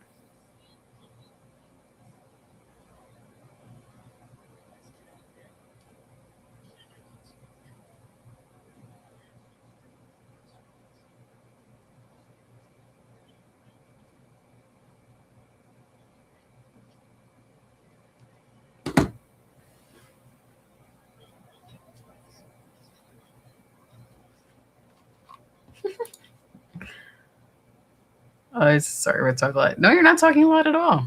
It's extremely helpful for me as I sit here and it's difficult to have a conversation because, you know, it's text on screen. I can't see anyone.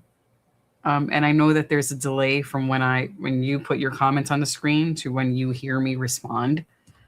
So like I see it when it comes up immediately, but you may not hear my response until some seconds later. So it looks like it's delayed, but no, you're fine. He really likes raisins. I wouldn't say it's an NY thing. It's a DEG thing. Dr. Evil likes it. And then I recently bought sunflower seeds when we were just making like a homemade salad or to add it. You know, it's just a bag of sunflower seeds without the shell. So just sprinkled it in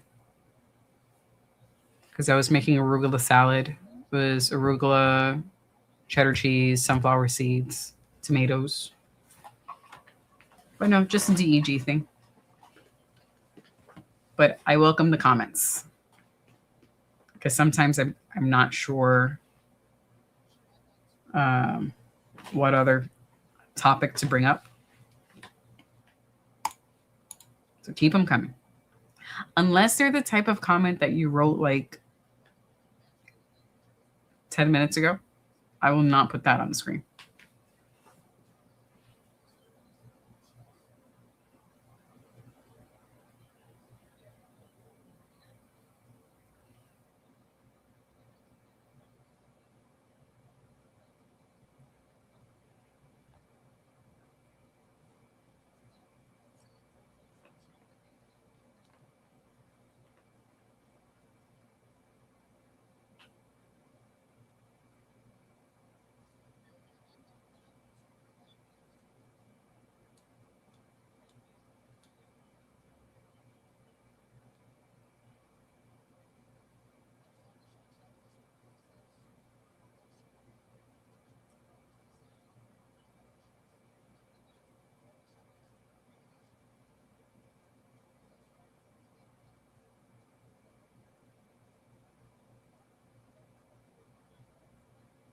Oh, there was something I wanted to do earlier.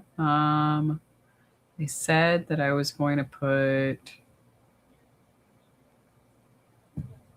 something that Angela Hill posted.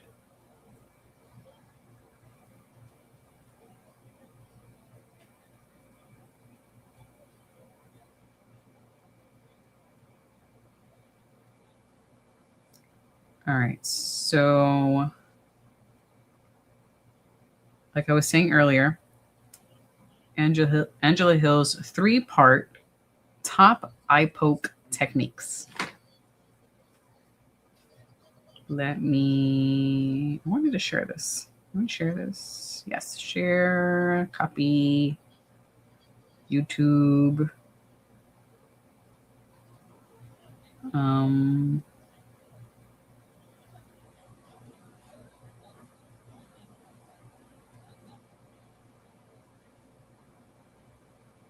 And paste.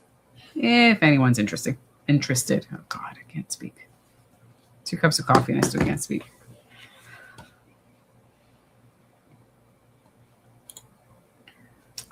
Yeah. Don't blame me pretty hard to keep something going for viewers, especially when your co-host is working, so you can't really bounce off of each other. You're doing a pretty good job. I appreciate that, sir. Thank you very much. Ooh, blood. That's always a good topic. Blood.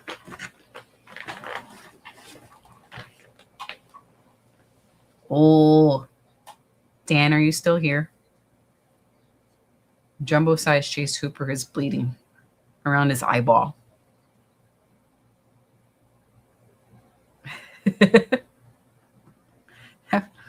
My computer is already breaking. It doesn't need to get broken some more. Do you see it? Just down the face. Oh no. He's winning. He's winning. He's winning.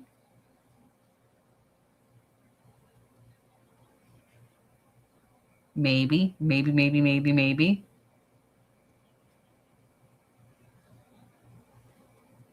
Oh, why are you letting him off the hook? He's just letting this guy catch his breath now. Don't let him off the hook. You could have gotten a TKO victory. Now he's just letting Tulio catch his breath.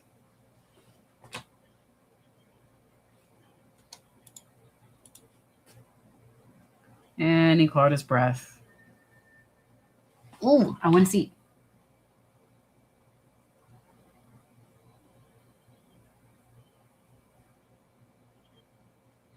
No, not this guy. I don't care about this guy. I want to see Jumbo Chase.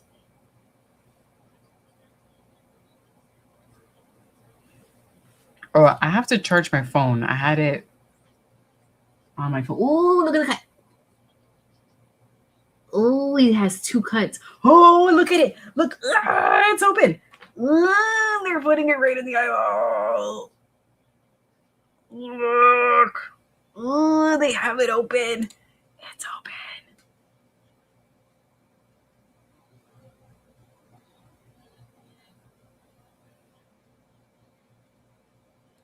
Do you see? It's like right there. And then they just like spread it open so they could smear it inside. He could have won by TKO. Ugh. So he just went under the guy and went right there. And it looks like he might get a third one, like right here. All right, fuck each other up. There.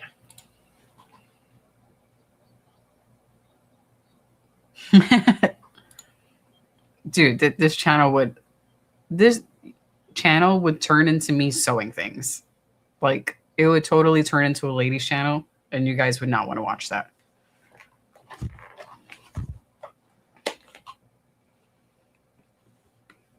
Yeah, it would be a little ladies channel where I'm knitting and crocheting or cooking. Like that's what the channel would be. While maybe watching MMA.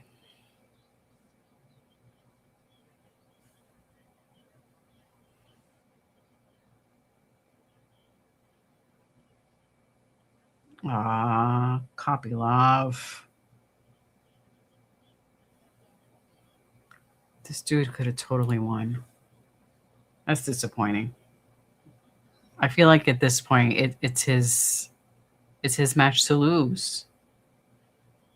Maybe he's just tired.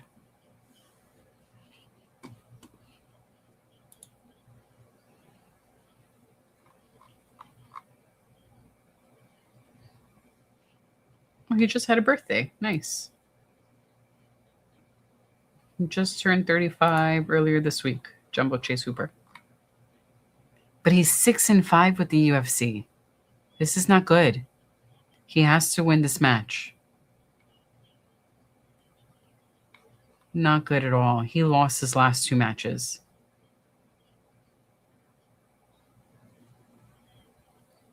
He fought 3 times in 2025. Kopylov. He won the first one in January against Chris Curtis. Got fight of the night. And then lost in July and then in November. You got to win this one, dude.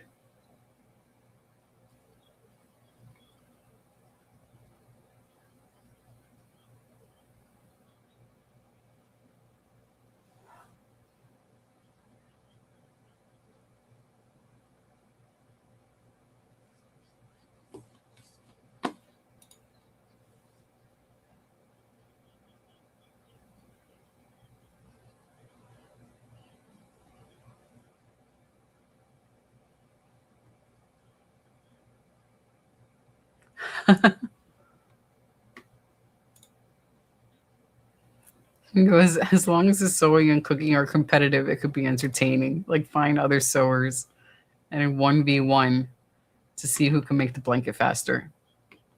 Dude, the amount of times we would stab ourselves. Okay, maybe that would be entertaining. I stab myself so many times with a needle. All the damn time. Okay, I'll tell you a story. I like to embroider just to learn how to do it. And sometimes I like doing the small detail. It's like repetitive motion because it helps me to relax and sort of calm my brain when it's just, off. Sometimes I can't get my brain to shut off about things that stress me out. So embroidery forces me to concentrate on what I'm doing, because if I don't, I'm going to stab myself. And that has happened many times. And sometimes it's not so bad. Sometimes like right at the side of the finger for most of us, there's a lot of like thick skin. So it would just stab through the thicker part of the skin, but not actually stab through to the tissue. And then sometimes it'll stab enough where it's just like a straight point. And then when I take it out, you see a little like bubble of blood pop up. Maybe I should stream this. Me trying not to stab myself. That's what I'm going to call it. But I will stab myself by accident. Anyway, I will sometimes, so as we're watching TV, all of us, we're watching a movie where I don't really need to pay that much attention, so I can just multitask and relax. And I had dropped a needle onto the blanket because on the sofa we have a quilt just so we can kind of like, snuggle and relax. I dropped a needle in the quilt and it got lost in the quilt. And Thing 2 and the reason why I learned that I dropped the needle in the quilt is because Thing 2 went to go grab the quilt and got stabbed. Sorry, Thing 2. So we had to lay the quilt out on the floor, and I have fridge magnets, and I'm like just putting the fridge magnet over the quilt to try to find the needle. True. Both of them, actually. I have the magnet over the quilt to try to find the needle because it's the quilt that DEG normally likes to use. And I'm like, great, I lost a needle in his blanket, and now he's going to go to bed and use it and get stabbed while he's sleeping. So that didn't work. So I put it in the wash and the dryer to hope that it would come out. And then we were ready to throw the blanket away because I was like, I didn't want to risk anyone getting stabbed. Anyway, DEG goes to help fold the blanket to put it away or throw it away. And it was caught right in the corner of the quilt. And he did get stabbed. And that's how we found the needle. It's a very long story. I'm sorry. Basically to say I lost the needle in the blanket and we all got stabbed. But we found it, the needle. That's what happens in this house. Oh, look at his eye. That wasn't a great match, though. That was a disappointing match.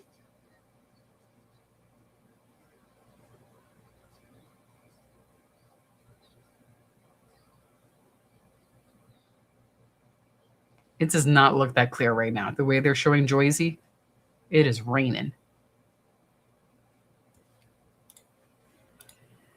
Yep. So, yeah, I don't want to get stabbed.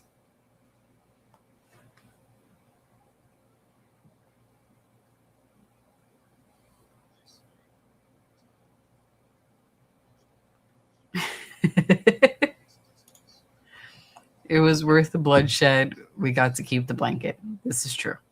Yes. It's fairly dramatic, but we did sacrifice a bit of blood to keep the blanket.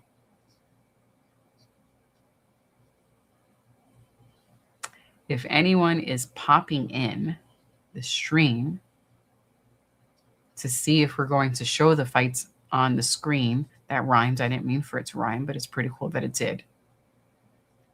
And I'm sorry to disappoint that we're not able to show the fights on the screen. Please at least hit a like on your way out. We appreciate it.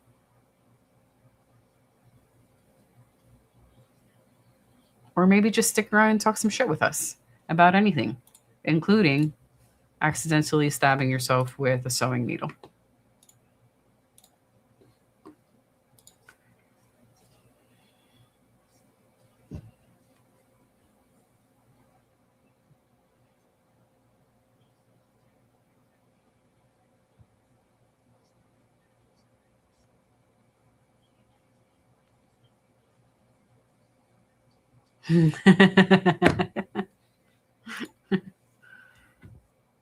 Sometimes it happens every once in a while.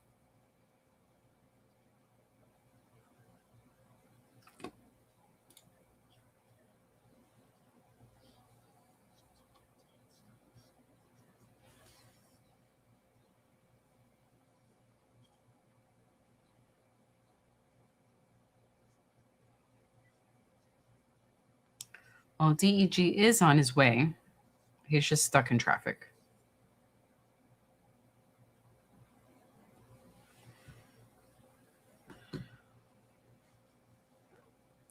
Also, I want him to get here so I can have cake.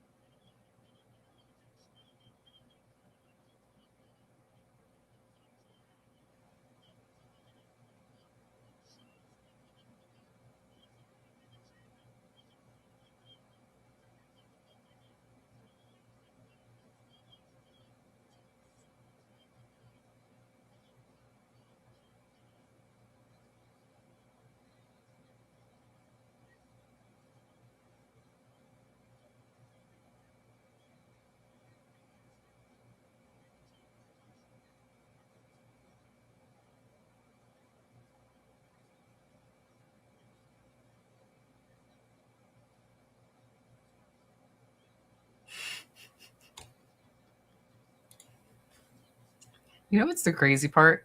It's not really the older folks. It's the people who will suddenly jump out in front of your car, like just out of the blue. When you go across intersections, you have to drive through it with the assumption that someone is going to jump in front of your car, whether on foot or on a bike. Just like out of nowhere, jump in front of your car. It's the wildest thing. Would you like to get hit? Are you testing my reflexes? Are you testing how good the brakes are on my car? They will just jump out in front. It's unbelievable.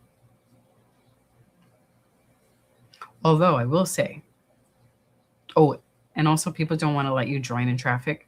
It's the dumbest shit in the world. Just let me merge. Let me merge. It's not the end of the world. But a taxi driver was actually a cool person and let me join traffic. And I was like, oh my God, this never happens. I put on my turn signal and he waited and he allowed me to join the lane. It was just, this never happens. So it's so big that like it's still stuck in my mind that happened. I was very thankful to them. I hope they have a wonderful day and a wonderful week because I did not expect that. I expect everyone to go, oh, your turn signal's on, so that means I have to speed forward.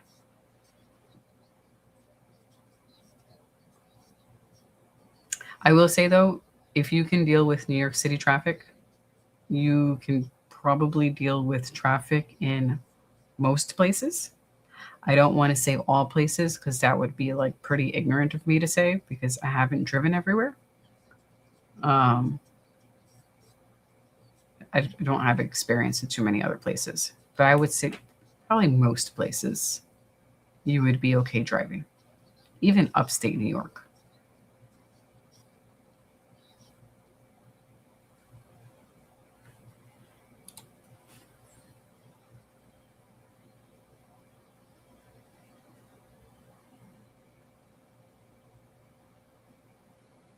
But I think the reason why he's stuck is because there's a lot of construction going on in the city. There weren't too many drivers when I was driving home from picking up my mom. Wasn't that type of traffic, but there's road work that's being done throughout the city. And that's causing a lot of the traffic. Road work needs to get done, but it is causing the traffic. I have only been to Chicago once for work, and I didn't have to drive. I took from the airport, I took an Uber. At least while I was in the Uber, the traffic didn't seem too crazy. It was busy, but it wasn't I didn't mind it from a New Yorker's perspective. It also could have been the time of day.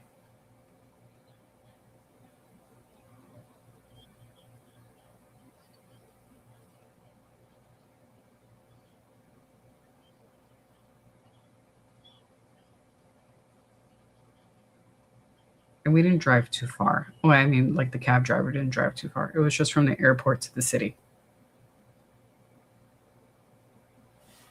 In the few places, the handful of places I've traveled so far, I will say that the rideshare pickup, the Uber pickup points, or just like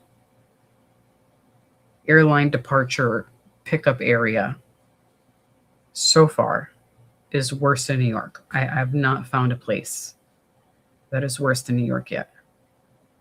I've been in airports so far in Vermont. No, not Vermont. I'm sorry. Chicago, Portland, Oregon, Miami, Florida, Cleveland, Ohio, Germany, and England so far. New York is still the worst. And I forgot which city it was when I landed in O'Hare. And I got in the taxi and they were like, wow, it's really crowded. And I was like, really? Because there are no cars here. Like in LaGuardia or JFK, when the car gets there, you jump the fuck in the car. There was this one time the cab is driving and he's literally still moving and the door is open. And I like dived in. No exaggeration. The wheels are still moving really slowly, but he has not come to a full stop when the door is open. And I was like, it's for me. He's like, yes. And I jumped in, closed the door, and he kept on driving.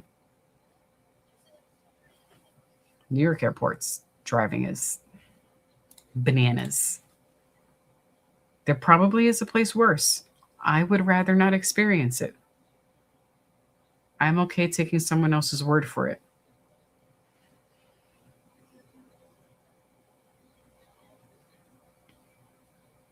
Yeah, I'm cool.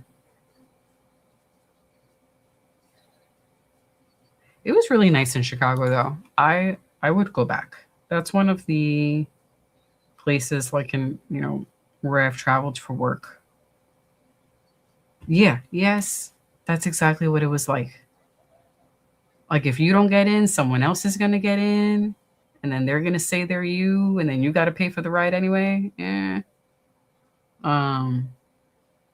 It was really nice in Chicago, though. I would go back just to visit for personal reasons. The lake was beautiful. Like the color of the lake was this really, really nice bluish green color. I would like to go back. They had this cool looking planetarium. I love a planetarium. I would like to visit that if we eventually get to go back. Their mural, is it the bean that's reflective that everyone likes to take a photo in front of? When I was there, they were doing construction, so I couldn't actually like go to it and take a photo next to it. And then the construction was over like the week after. So it's on my list of places to visit again.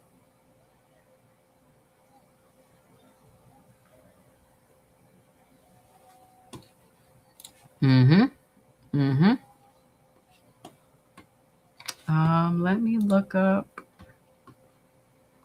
Miller. Jim Miller. Damn, it's 38-19. Wow, that's a crazy record. That's a lot of fights. Wow. 38-19, won no contest. He's 27-18 with the UFC. Nearly all his fights are with the UFC.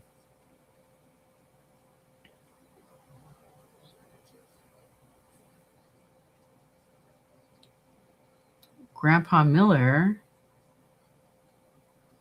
lost against Chase Hooper. Ooh. 1 year ago.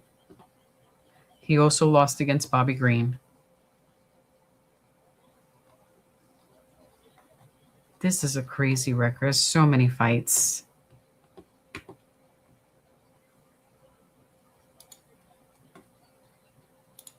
I'm taking a peek at it now. There were way more emptier seats before, but I think you may be right.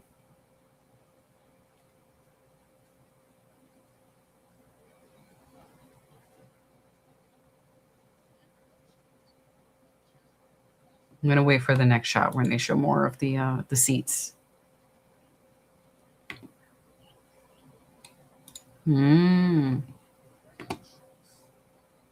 Usual says Chicago itself is pretty cool. It's just that I'm not a city person, so I get overwhelmed easily.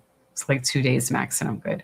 I mean, it wouldn't be bad to like just city hop, or if you were to stay at a place like I'll just use New York for an example because it's the easiest one. Well, look, the sun is out. Holy shit, the sun is actually out. I'm sorry, it's been raining all day.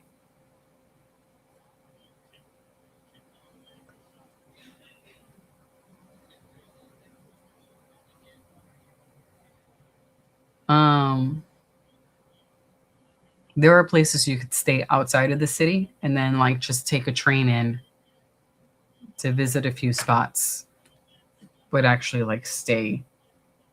Oh, yep, that was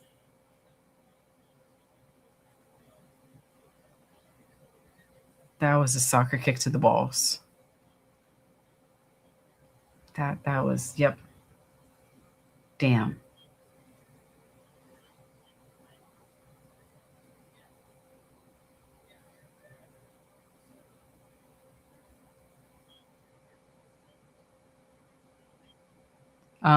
I think also, at least the part of Chicago, well, I was by the lake, the foot traffic or just the sheer like density of people in one spot compared to New York wasn't bad. Of course, I'm going to compare everything to here. To like the busy areas in most places so far, it's not as crowded, which is nice. It has been nice to visit places that are like they're busy, crowded areas, and seem empty by comparison.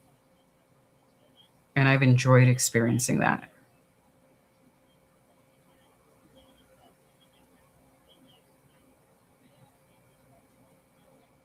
One cool place that I visited for work, it was cool because of the food, was Portland.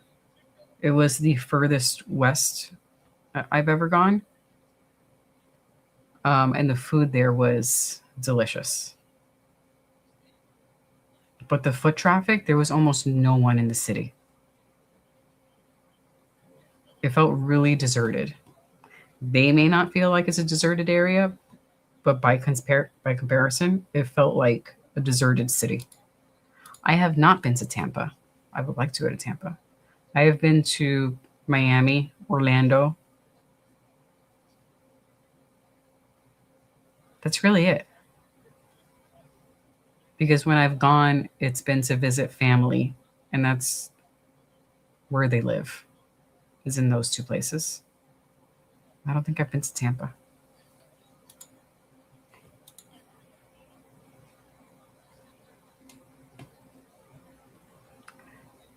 Dan, per usual, misses you. Jay says Kevin Holland is the next Jim Miller. With that record, he also has one of those super long records. Wow. I think he's going to get it. Yep. He got it. Wow.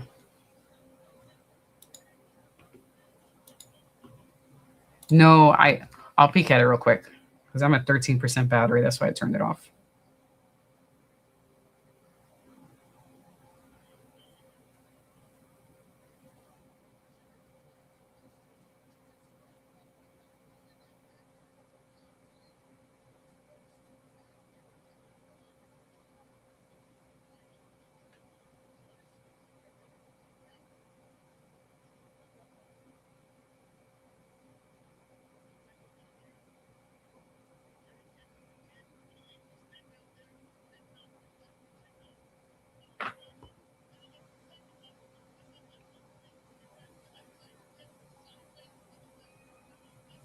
All right, I have it on. He says I'm here, but I'm tired as hell. Aw, man.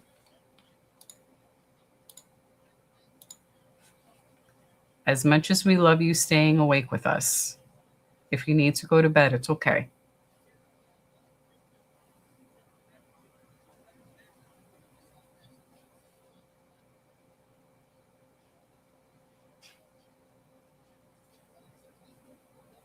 These fights haven't been the most exciting, so we won't judge you.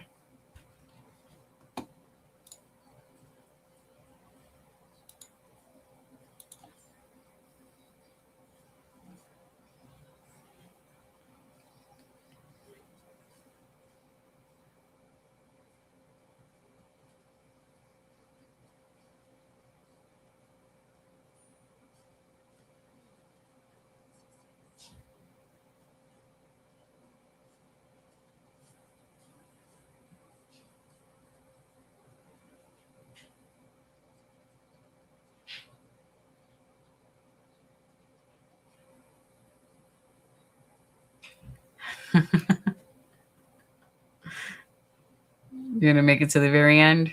All right, dude.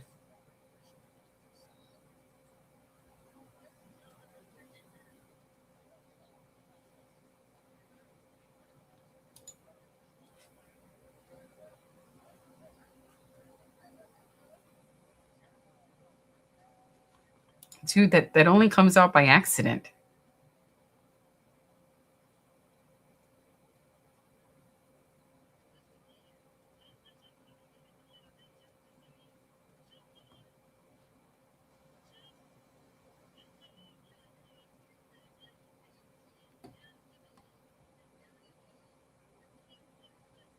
So is it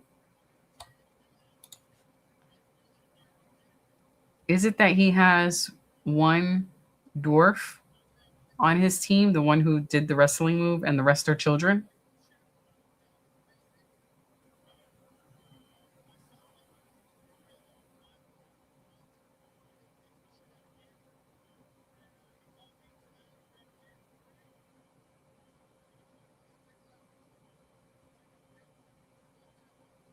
No, I think they're all.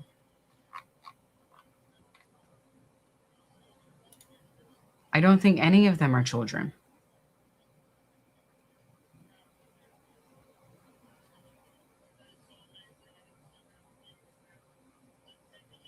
Like the one jumping off the top turnbuckle, that definitely was not a child. But everyone else, their proportions seem off.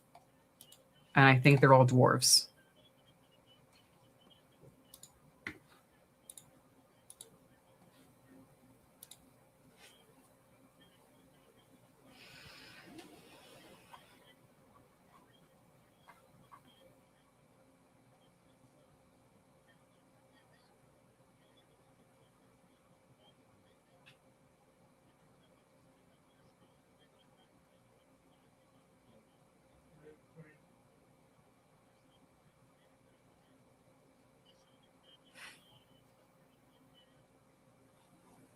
I was expecting him to lose. Howdy, sir. Ugh. Welcome. Crashing. Yeah, same. So I might do a scoop after lunch and then take over. Okay. I'll take over after I eat, so I'm not like on camera. Hi, everybody. Good to see you again. AI Hal is around here somewhere. AI Hal is here. Per JL. usual is here. JL, Dan. Did you ask Dan what his options were? Kratos was here too. Oh boy, I mean you saw in the chat. He has not given that update yet. Okay. But I did give him permission if he wanted to. I mean, not that he needed my permission, but you know, he wanted to sign off early to sleep. But he said no, he wants to see the Khamzat fight. Yeah. He said, I'm here, but I'm tired as hell. Yeah, I definitely get that.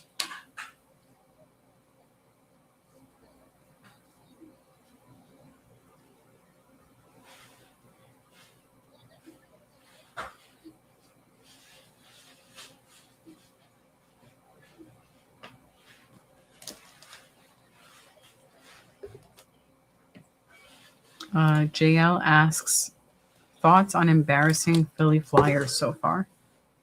Excuse me? No, I haven't been paying attention to the Flyers, but the fact that they're in the playoffs is a good thing because they were a laughingstock for a few years in a row. So I can't be like, oh, they didn't go from not being able to make the playoffs to Stanley Cup. Oh, it's embarrassing. No, like they are on the rise. If they keep on this trajectory, it'll get better next year. Hopefully better the next year. Hopefully better the next year. But you know, they weren't even making the playoffs before now. So I don't get, you know, you can go from losing and being in the being in the lottery to at least being in the playoffs. Like I'm pretty sure Philadelphia fans are happy to just be there. Now, if you want to talk about the Philadelphia 76ers, that's embarrassing. Dan does have, his answer is that he doesn't have an answer yet. This Monday. Okay.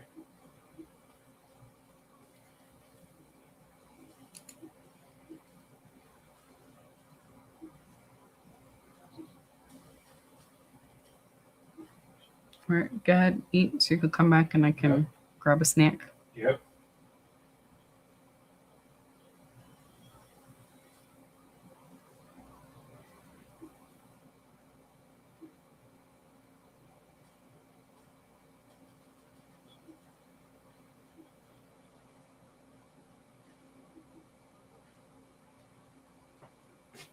I'll be back for you guys. I'm probably just going to take the stimulant so I can be a good host. Okay, good.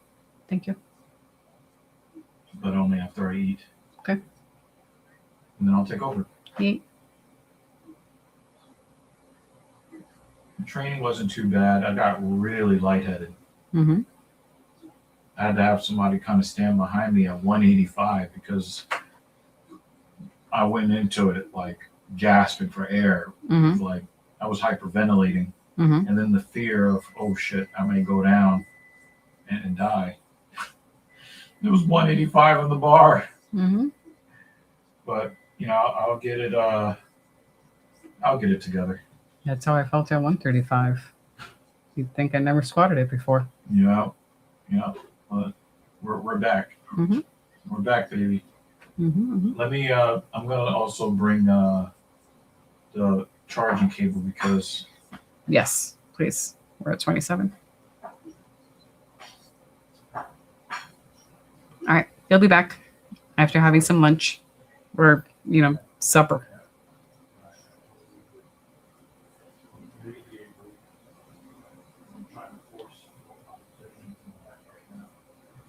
On the squat. 185 pounds on the squat.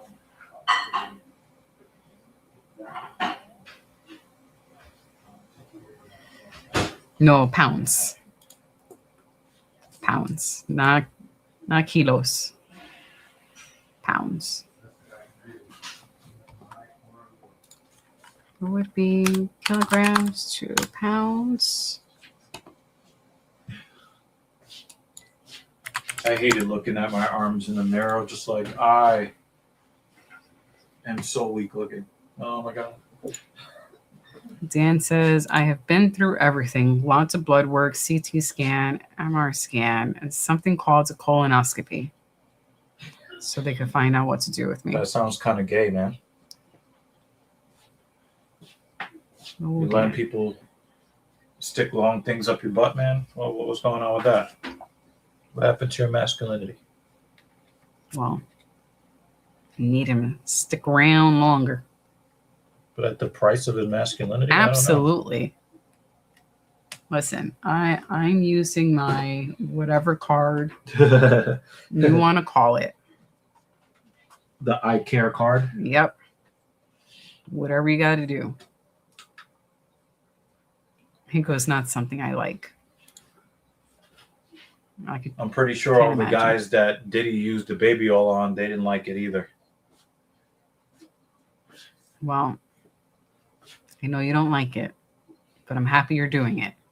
That's just that is just sadistic. That's crazy. And it wasn't 185 kilograms. It was 185 pounds. Hey, it's 185 pounds. That would be 407 pounds if it was 185 kilos. If I was doing that, I would have already won. Mm-hmm. I would have already defeated fitness. Oh, God. I shall return. All right. Mm-hmm. Jay goes, nobody ever says squats are tough. All the blood rushes to your head. Yep. Well, I did the leg press first before that. Mm-hmm. And I used the leg press that has both sides that move independent of each other. Mm-hmm. So I was trying to concentrate on both sides. Mm-hmm. And I ended up having my left hamstring cramp up. Mm-hmm. While I was trying to do it, I was like fighting to get through that. Yeah. And then I did the squats, and then I did, some vertical pull drills and stuff like that. Mm-hmm. So we'll see what's what. Tomorrow I plan to hit the titties in some way. Good. So Good.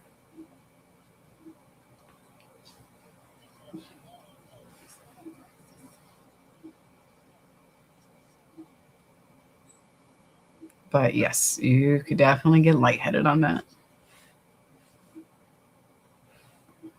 Thing 2 and I did 135 on Wednesday, Thursday.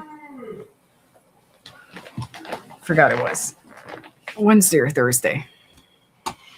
And last year, 135 was good. Now, oh my God. I was afraid I would not be able to stand back up. But yeah. And then trying not to hold your breath as you're doing the movement. It's tough. Jay says for the next fight, Dawson will be diving for his legs. He doesn't want to fight. I hope not, because the fights have gone a bit downhill.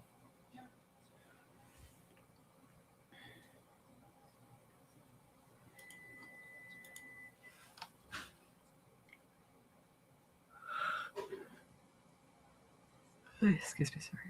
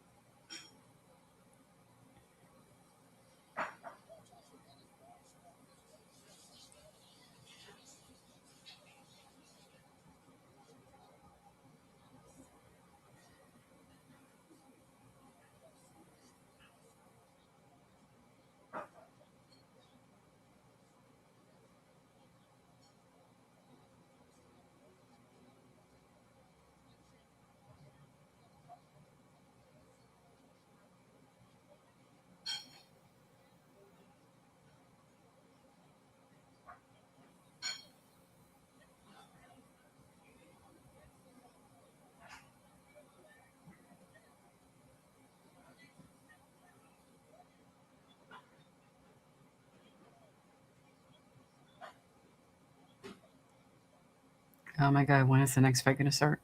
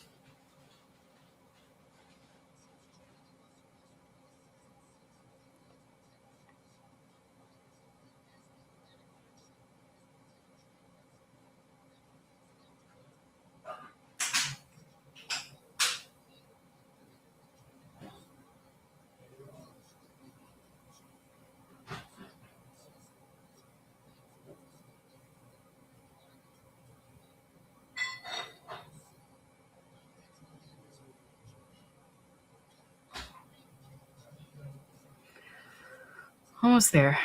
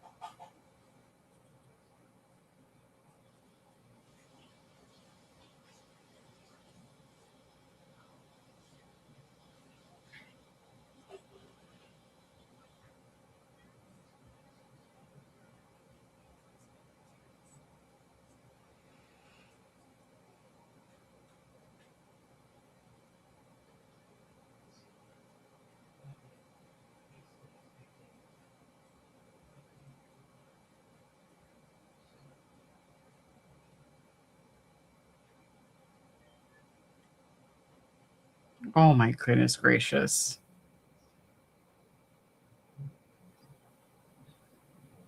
How the hell did you do that per usual?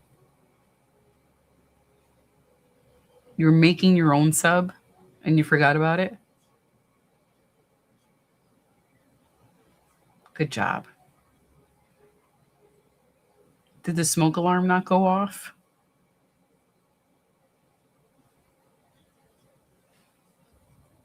Hey, you. You gonna join me until he comes back? Hi there. Per usual is burning his lunch Why? because he forgot about it. Just don't forget eating it. How are you? You okay? Mm. Good. Mm. Did they eat the cake yet? Not yet. Whoa. I think they're waiting for you. Mm-hmm. Should I eat the cake now? Mm. You're not gonna cry? I will cry because I want cake. Okay. He said I left on the stove and it's really cute. Oh man. And you were throwing it watermelon from the balcony. What? He got distracted by a dog. Oh. Don't throw watermelon. Eat it. He was throwing it at the dog so the dog can eat it. Our smoke alarm is so sensitive. I mean, which is a good thing. But like barely any smoke would come off the stove and it's going off. You guys heard it one time. It went off during one of our streams. It was like fire, fire. It's actually pretty annoying. It would be funny if we fart. And it went off. Oh my goodness. It's so silly. So silly. Oh, I feel like that's possible. that is a possibility. Fire department comes, asks what happened. Somebody farted. Somebody farted.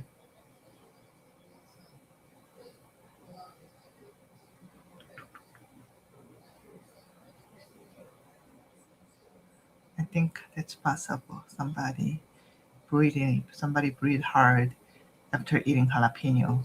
Mm. It's gonna go off. Mm. Oh. Per usual is in Mexico right now. No fire alarm. Mm. No smoke alarm. Mm. So please don't burn your food. Mm-hmm.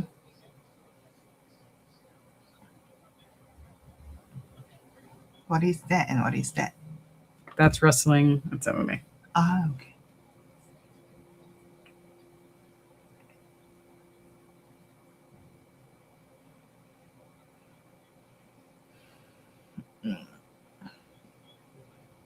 When can we have cake? Soon.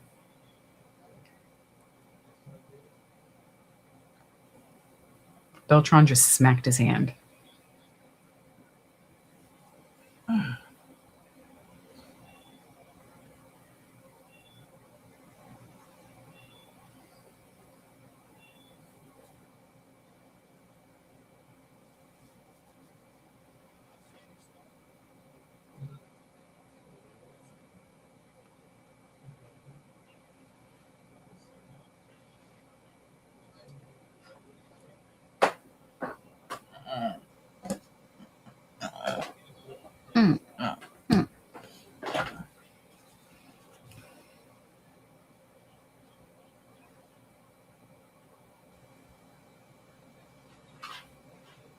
Do you know how long the thing lasts?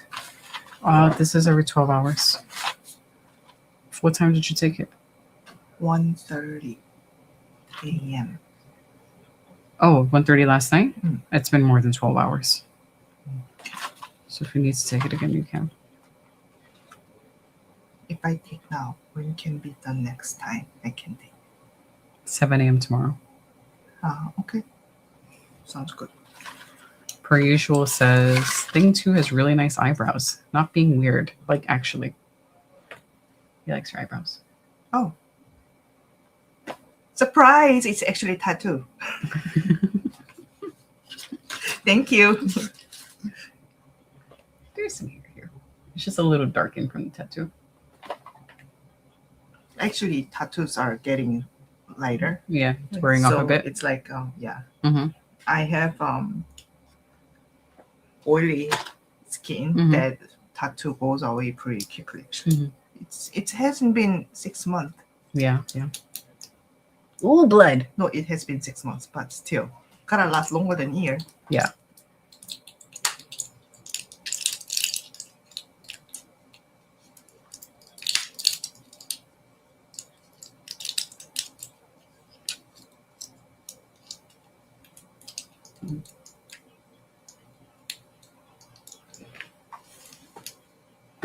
Yeah. This ladies' fight in Backlash is pretty boring. If anyone is also watching Backlash.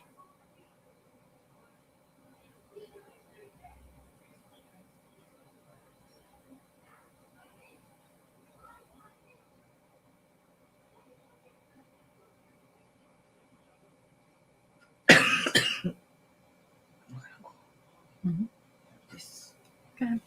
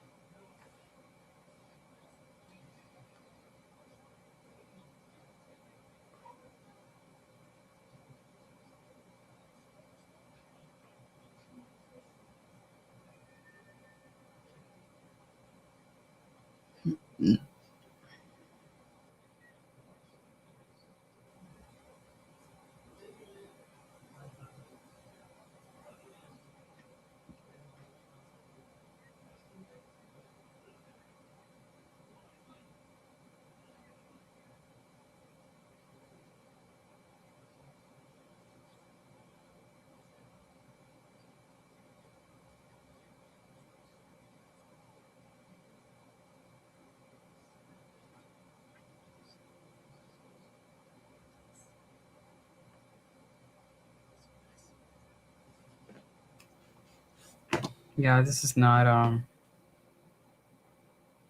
great.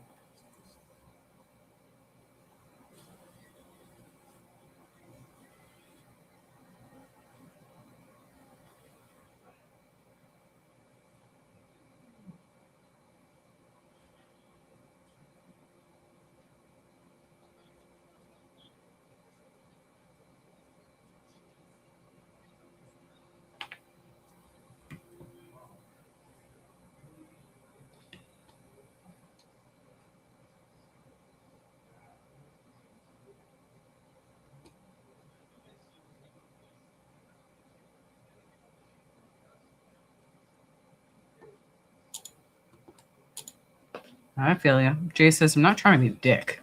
Because, yes, Dawson would probably chin me in a round. And at this high level, his striking looks very stiff. He's just learning how to do the moves.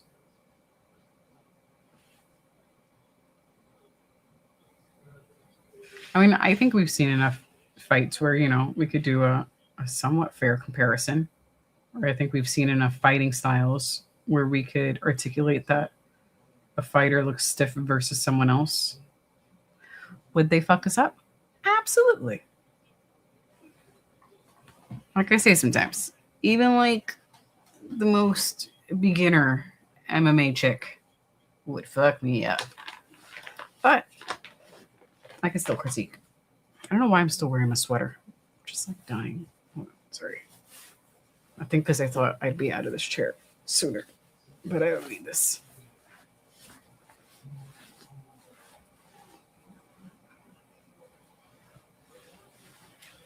Too hot. I should have taken that off 2 hours and 48 minutes ago.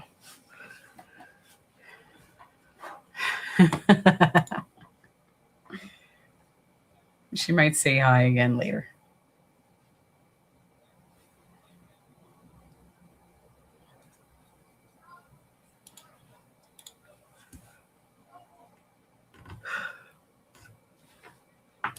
Oh, hit live. Hit live.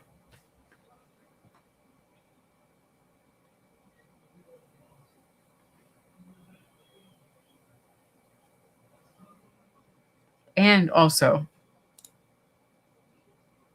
hit the like button, please and thank you. Or Dan will come to get you.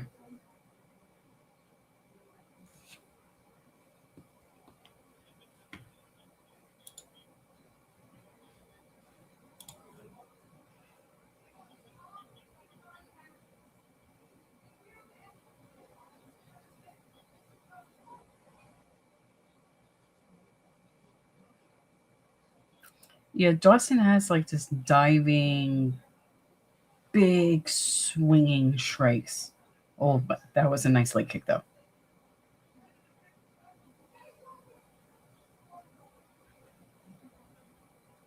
And the punches don't seem like they have a lot of power behind them.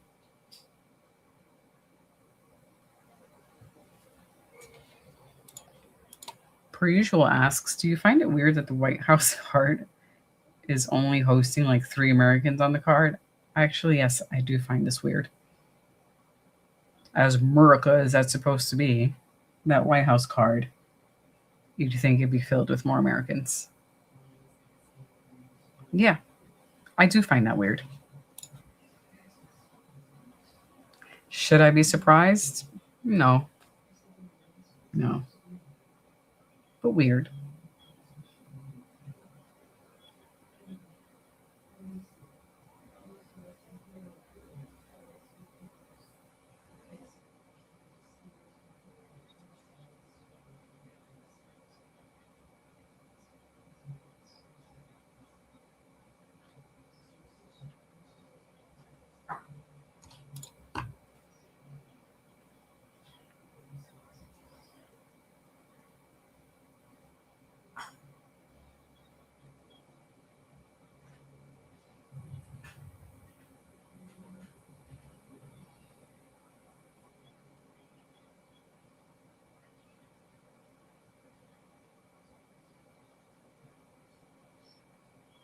The flips off the third rope, back to WWE for a minute, are always so cool.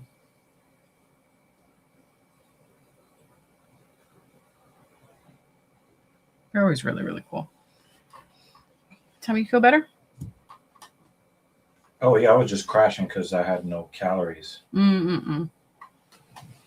But you know, gotta give you spirit. You know, give you a spell. I will be back. I'm just gonna hang out with Mom for a bit. Don't take the phone. You got the wrestling over there. Huh? Oh, I need my charger. Well, I mean, you can hold on to my. It's or if you know I'm feeling the backlash right now. Oh, actually, this match sucked. I'll be back. I'm just gonna hang out with Mom a bit, and I will see you guys soon. Oh, he just kicked him straight in the dick. Holy shit! Ow! Holy crap! I do need to charge this. I put this on because when I looked at the matchups, I actually do want to see the.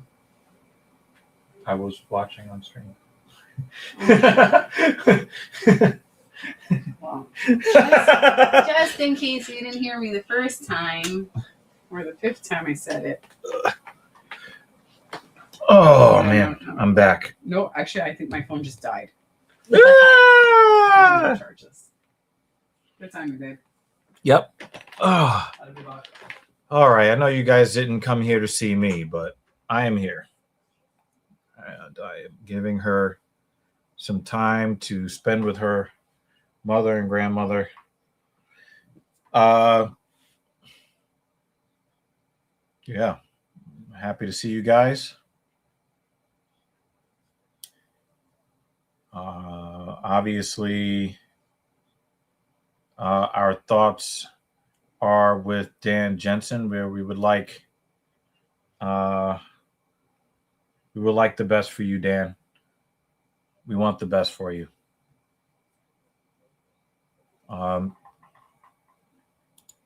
Yeah, I'm not even gonna front. She's way better looking than me. So, yeah. It is good to see you, Vex. Again, JL, Mortal Kombat, Kratos, Dan Jensen, JL. It is good to see the list of usual suspects. We got Grant Dawson wants to be the next wrestling king. Great.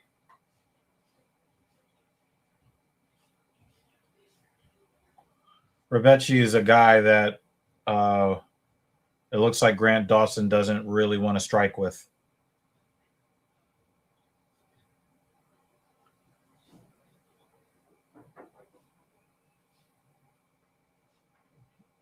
As gassed as JL thinks Dawson looks, he's getting real close to ending this fight. And he's cranking. Yep, you have to go to the other knee where the triangle is being locked on. Got to put some pressure. He switched it. That was smart moves. I think Dawson is not gassed, but I know everybody looks gassed to you, JL. Everybody looks gassed to you. Him noticing that Rebecci wanted to go to the side where the triangle was locked in and immediately switching it was a good move. Oh, okay. So, well, now look at the position he finds himself in. And this is good back control fundamentals from Dawson. I know that a lot of you guys don't come here to watch guys, with other guys. We want to see more striking. But I think this is a good technical BJJ performance here in round 3 for Dawson. Who do you guys have winning this rounds 1 and 2?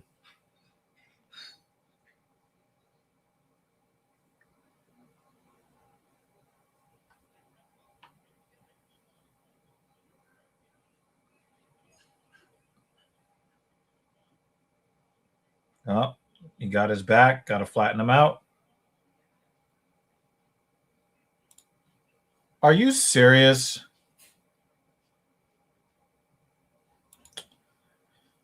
John Cena, we go back to announcing shitty Honda cars, okay? Okay, gotcha. John, like when I listened to those Honda commercials, it's like that sounds like John Cena. Oh, got flattened out. Oh, that was a nasty elbow. Oh, he's giving. Rebecci did not like that elbow. Oh, arm in?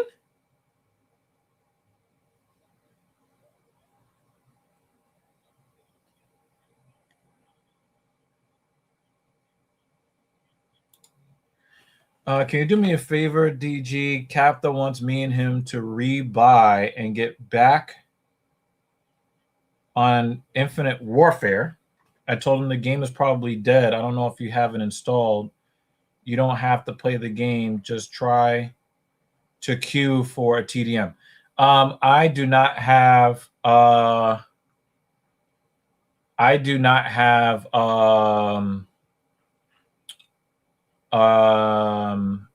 PlayStation Plus.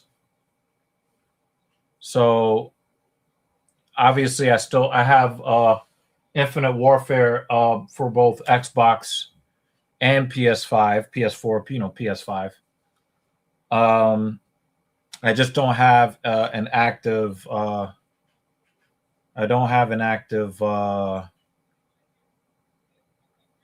PSN. I have not touched my PS5 in going on 3 years. I haven't touched my Xbox Series X in at least 2 years. Oh, he got under the chin.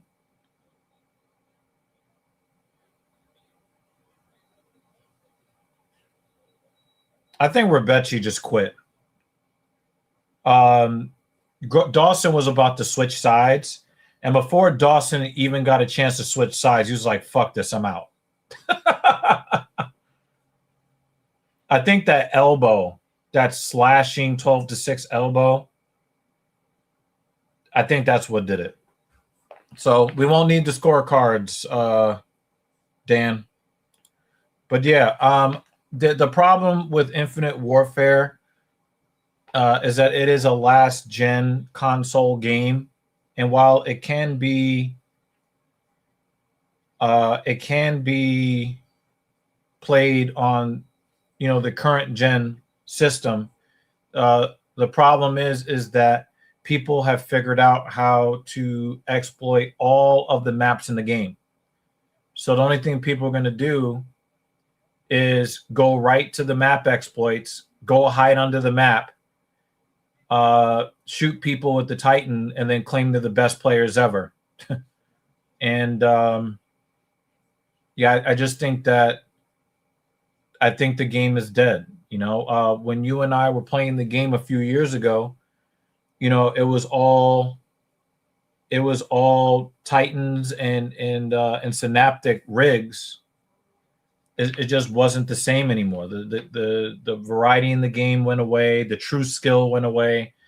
And then when people moved on to other Call of Duty games, then all you had were like people who just wanted to get under the map as quickly as possible and then proclaim that they were such great players because they couldn't be shot back at. So yeah, definitely done with that.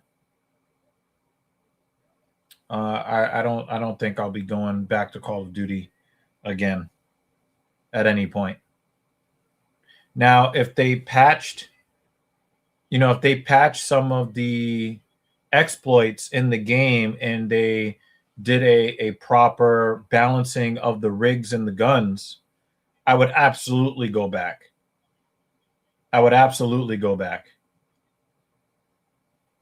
Yeah.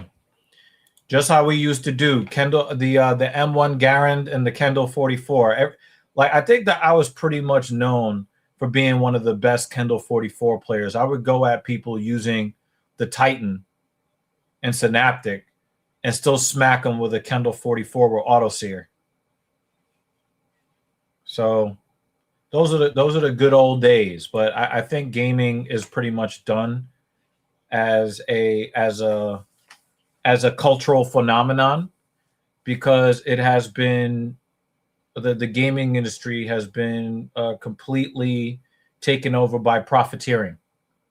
So the cultural heyday, which I probably would say would be 2004 to 2018, I think gaming in general is pretty much dead.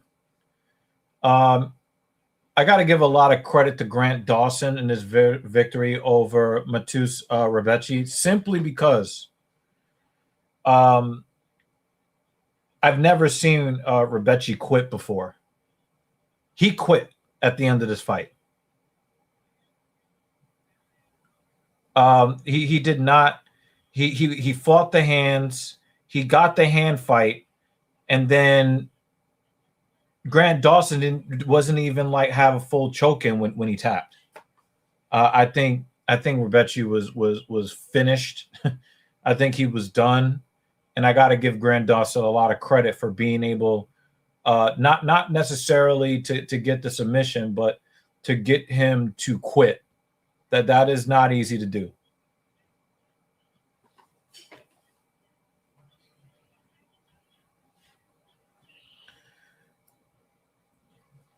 And Jensen, you made a really good call here. 20 seconds before the fight ends. I know that we don't really like it when guys do the moral victory thing, like they're losing and they're just happy to make it to the end. I know we don't love that, but to also quit 20 seconds before the final but before the final bell. I don't know. How do you guys think about the way Megan O'Leary looks today? I'm actually going to send a text to Mrs. Evil and ask her what she thinks.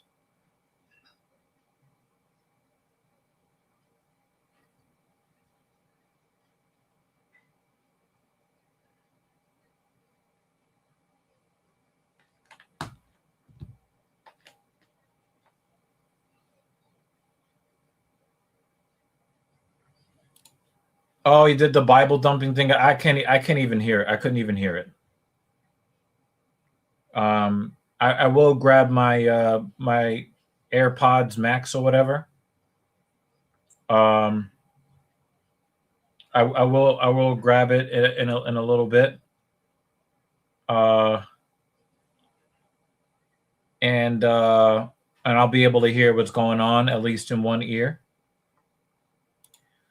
Literally the best Kendall 44 player. Yeah, the gaming community is plagued by cheaters and devs that only care about pumping out slot because they can make money either way off of microtransactions. No soul or passion. 100% true.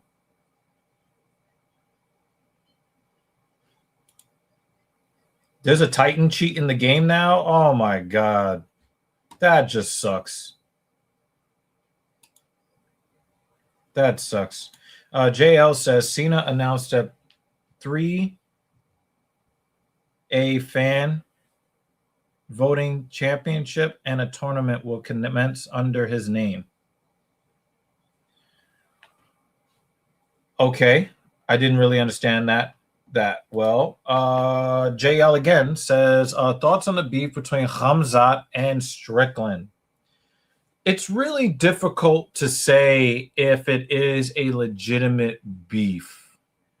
I know that Strickland is the type of guy that will say anything that he has to say to sell a fight.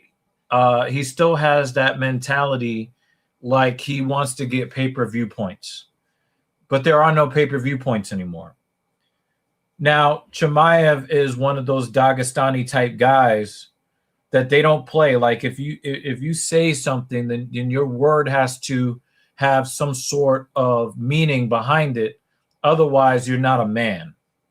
So when you see Strickland running his mouth about gun violence and he's going to do this and he's going to do that, I think that is hubris from Strickland, but not necessarily respected or appreciated by Khamzat.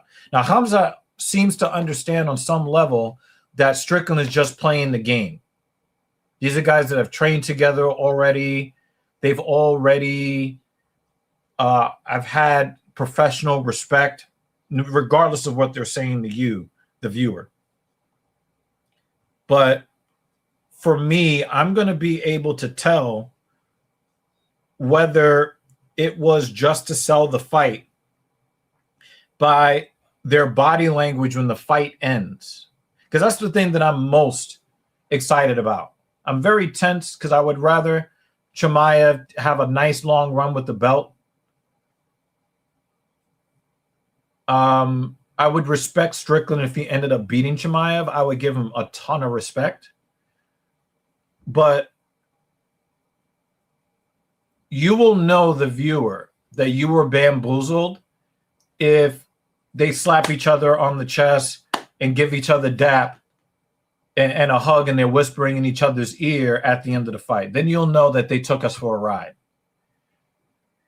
I just think that Strickland is a promoter. He's thinking promotion. And he's not necessarily, I don't think that he ever intended to be a true threat with any kind of firearm. I don't believe that for a second. But I think that he did that to try to sell the fight. And I just don't know if we're in that era of UFC because we don't have pay-per-view anymore.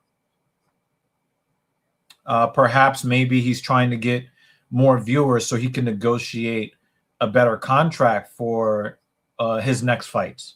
I really don't understand how the UFC can make all of this new money, but the fighters seem to be getting less of it. I would like to know how the people who have been former champions and are current champions, how are they going to capitalize financially off of being the champion with the UFC? The UFC has doubled their yearly intake from their contract that they have with ESPN to now their $1.1 billion AAV that they're getting from Paramount. You have a couple, even the Josh Hokett character.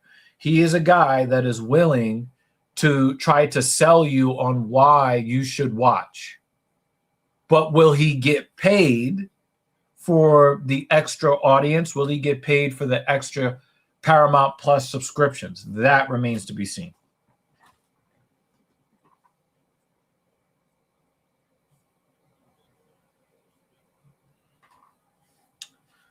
And Travis 556 makes himself known. I think it's because they have a backstory and they really want to draw the casual into wanting to stick, they're trying to get the casual fan to care about the UFC beyond John Jones and Conor McGregor. Also, I think that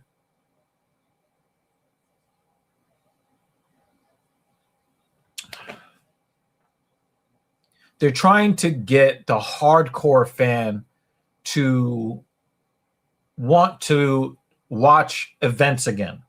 See, they didn't just lose the casual and the super casual and the filthy casual. They started to lose the people that used to tune in and day out, day in and day, weekend, Saturday in, Saturday out.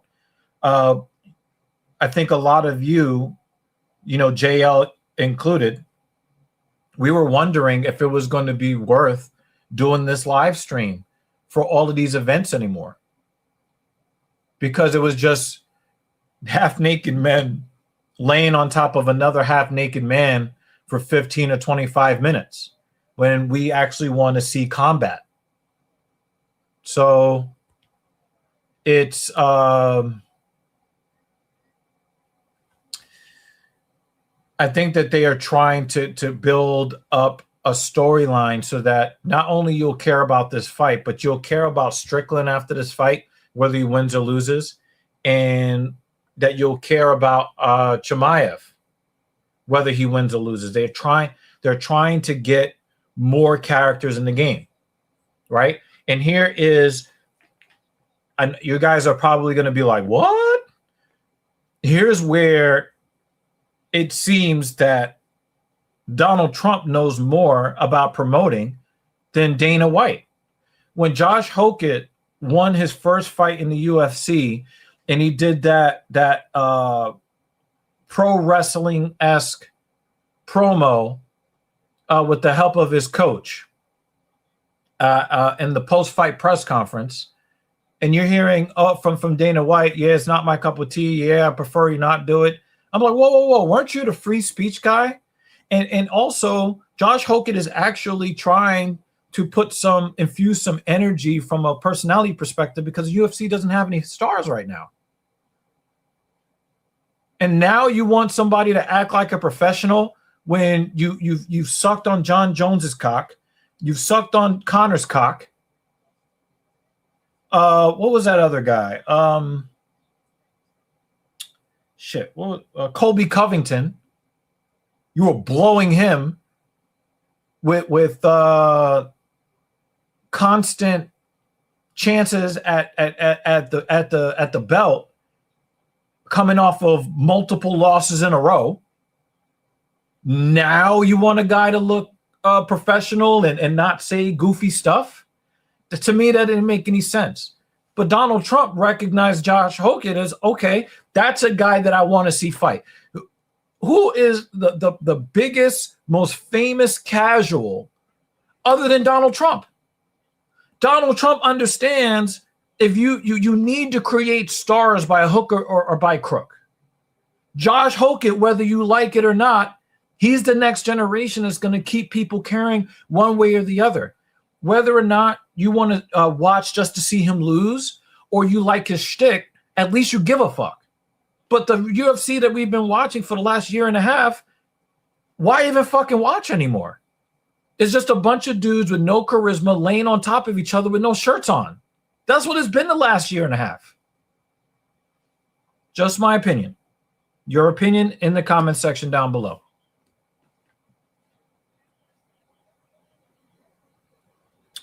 Joe Pyfer versus Kyle Bahalio or Nasruddin Imavov.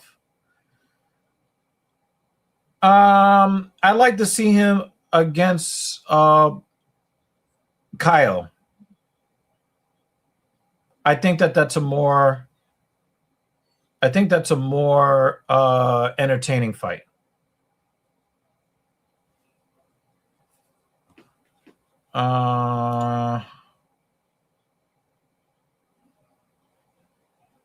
Let me make sure we're up to date here.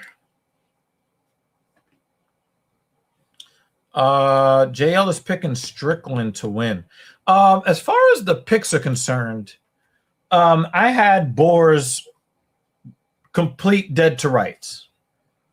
But after I saw the footage of him standing on the scale and being the last person just before the deadline to make weight, and I saw how much he was struggling, and then to find out that he cuts more than 45 pounds, that shouldn't even be allowed. And I wasn't quite sure why there was all this talk about this being Khamzat's last fight at 185 until I found out that the dude is walking around at damn near 240.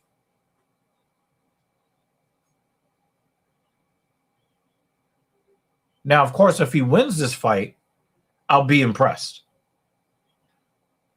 But if Chimaev wins this fight against Strickland, I think that he gets really, really close to, or he is granted a title fight at 205. I believe that if he loses to Strickland, you give him a fight at 205 against one of these 5 to 13 ranked fighters. Somewhere not top 5, ranked 6 to 13. If he loses this fight at 205, I think that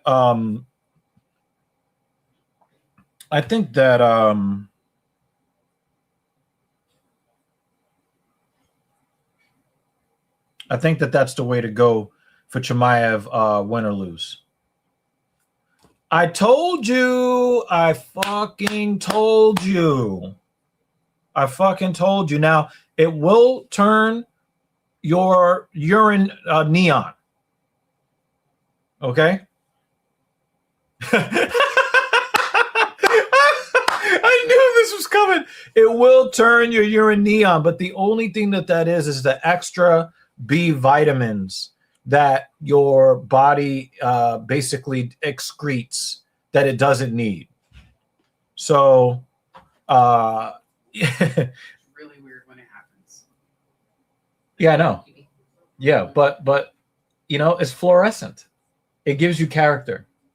I'm okay. Here's the thing. Chimaev is the type of guy to train all day, every day. Now, does he run into the risk of overtraining and then gassing out early? I think it's entirely possible.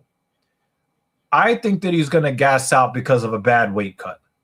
I think that he really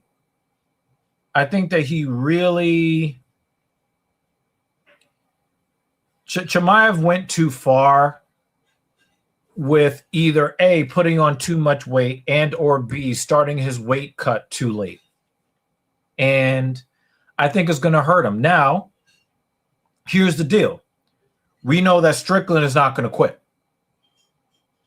But Strickland can be knocked out early. He can be submitted early. So I think that Chimaev's best path to victory would be to get a submission by the second round. If this fight goes beyond the second round, that favors Sean Strickland. But I think Khamzat is going to try to go full maul mode straight out of the gate. Straight out of the gate. Now, if the fight goes longer,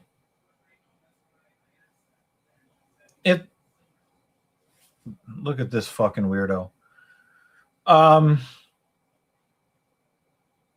If he really puts his weight and his will on Strickland and puts enough damage on him to make Strickland tired, more tired than he would be at, second half of the first round, first half of the third round, start of round 4, and kind of like, in those little pockets of time. Then if the fight goes to the 5th round, Strickland is probably not going to have a whole lot left. However, I see Strickland being about as mentally tough as DDP.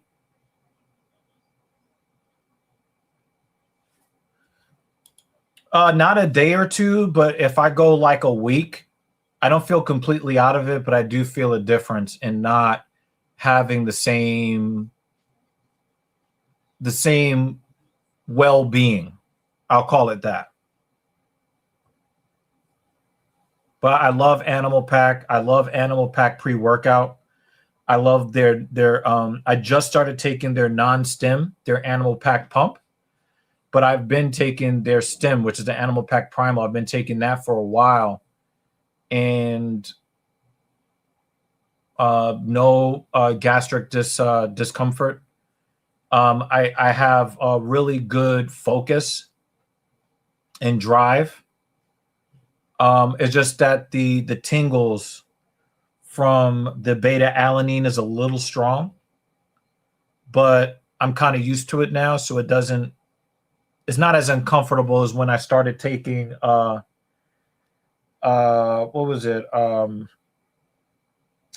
The GNC is the mass, not mass, the raw. The GNC brand, and they had a higher grade of it. That beta alanine, it was like somebody was stabbing me with pins, like I was like Pinhead. We have such sights to show you. Yeah, it's beta alanine.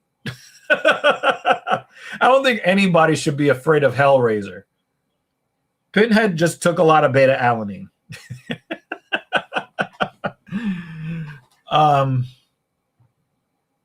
But yeah, I definitely feel a lot better on Animal Pack than not.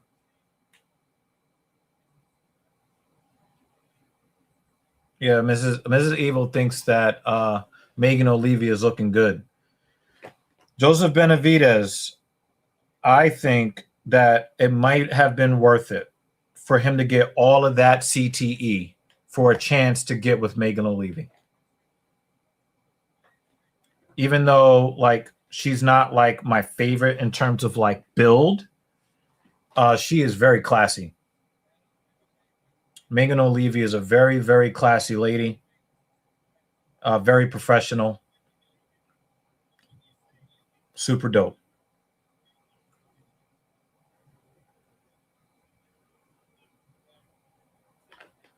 But yeah, Animal Pack is the shit, y'all. Animal Pack vitamins. If you train hard, or if you're cutting weight and you still need access to micronutrients that you will lose when you go down in calorie consumption, Animal Pack. You can't get better than Animal Pack if you are serious about training. You can't get better.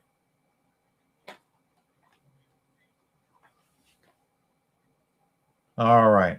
Getting ready for the next fight. Sorry that I showed up late. I had to get back on my grind because I fell off psychologically with my training. You see my body looks a little deflated.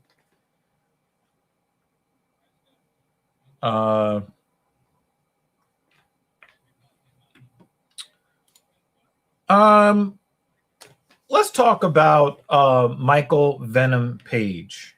Let's talk about him for a second. I am not a fan. I thought because of his history of having like highlight reel Anderson Silva-esque performances, I believed that when he came to the UFC that we were going to get a guy with some charisma who could fight about as well as Stephen Wonderboy Thompson closer to his prime. And Michael Venom Page is more boring than Floyd Mayweather in his was it the Money Team? Was it the Money Team era? The Money Team era of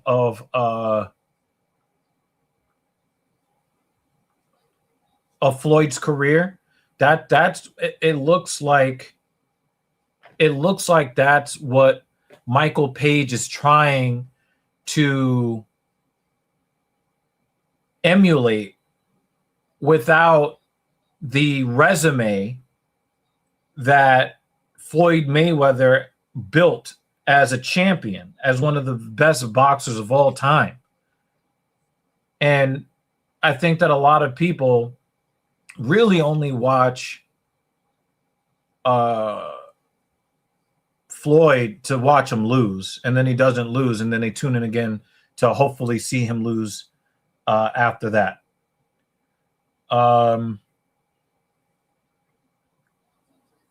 But Michael Venom Page does not have the kind of combat sports equity with fans of any type, hardcore, casual, and everybody in between.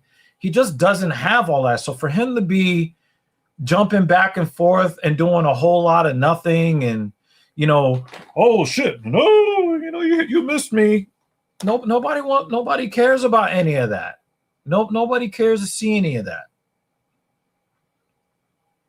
If you're Max Holloway, you can do that shit because you're going to levy anywhere between 170 and 450 strikes against your opponent in a 25-minute period. But Michael Venom Page will act like he's God's gift to combat sports, and he landed 4 strikes the whole round.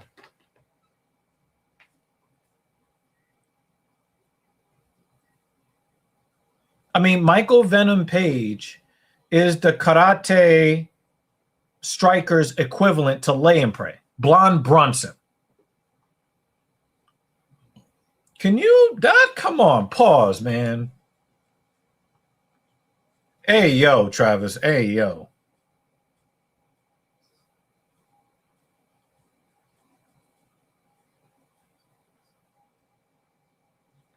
Holy crap. All right. Anything that you guys want to talk about in the comments, I will broach any topic that you guys want to talk about. For you lurkers out there, thank you for at least sampling what we do here on the Talking Shit podcast, the Filthy Casual MMA Watch Party, episode number 204.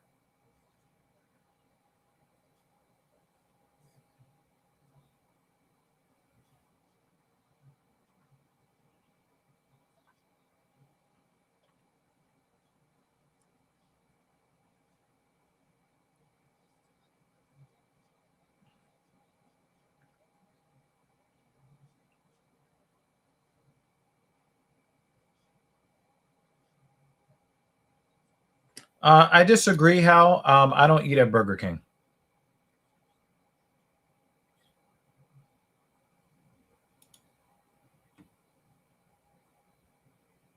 So yeah, bottom line is I'm really not interested in seeing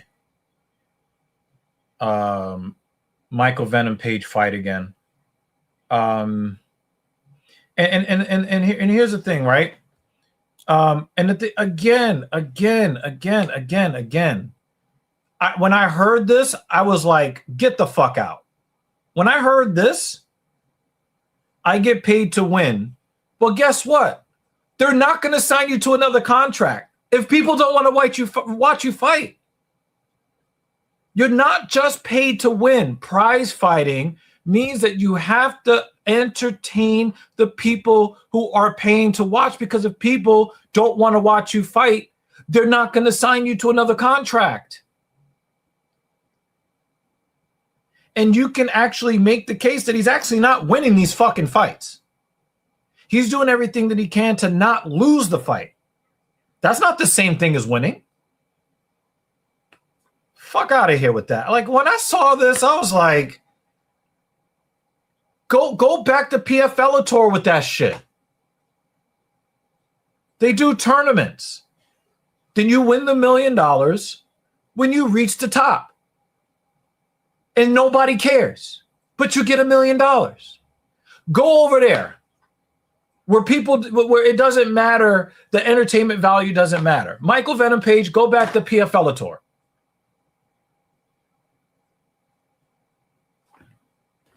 I don't care if the fans like it. Then get the fuck out.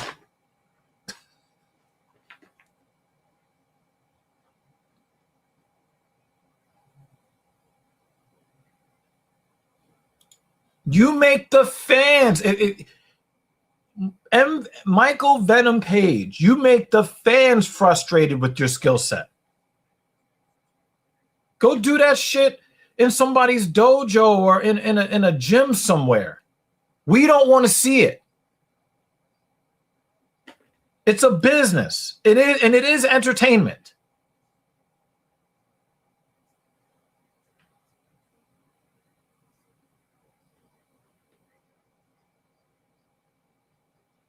Get him the fuck out of here, man.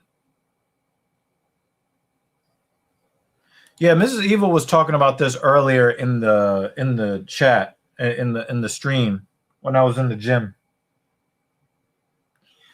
And I've been saying this to you guys for a long time when we are talking about professional wrestling. We've seen it all already. We've seen all the moves.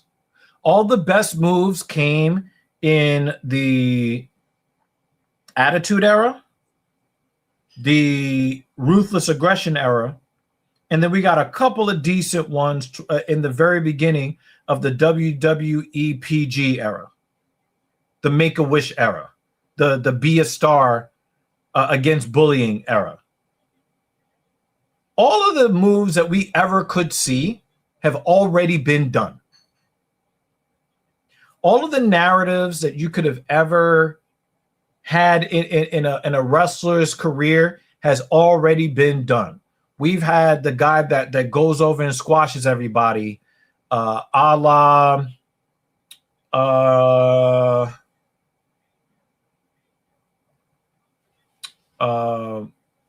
shit, fucking name, Brock Lesnar. We had the get beat up for 25 minutes and do, 2, 3, 4, 5 moves of doom, and then you win the match. We've seen that. We've seen everything in between. We've seen all of the triple threat matches, the fatal 4-ways. We've seen the Hell in a Cell. We've seen Steel Cage. We've seen Street Fight. We've seen Unsanctioned. We've seen all the different types, TLCs. We've seen all of the different matches that you could ever see. The only thing that matters in this era of wrestling, and AEW is finding this out the hard way, is that you need to have a telenovela-like continuity to your storyline, long-term booking, as JD from NY would say. You need to have storylines people care about because the wrestling action has already been seen before. You need to couple the action with the story to make people care. We've seen all the action. I can go on YouTube, go and go down the rabbit hole. There's a YouTube channel, One of the Millions. I can go through The Rock's whole fucking career in chronological order. There's another channel where I can go through Triple H's career in chronological order. Another one where I can go to Stone Cold Steve Austin's career in chronological order, and I can watch all the way back from the fucking Attitude Era, and I'll see better storylines. So we again, and this kind of goes back to Michael Venom Page. We've already seen people do the karate practitioner's stance, and we've seen it already in the UFC, and we've seen it done better by Stephen Wonderboy Thompson. Carlos Prates is right there right now. I know I saw one of you. Oh, yeah, AI Hal. Prates, he said Pirates. Prates versus Michael Venom Page.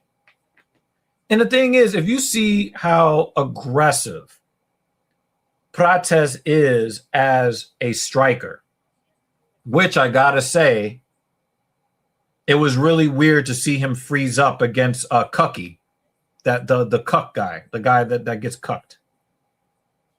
I'm trying very hard not to read your comments, Travis. 5.56 millimeter. I'm trying very hard to not read your comments, sir. Okay. I didn't like that Prates was completely frozen by Cucky. I forget that cuck's name. Ian Gary.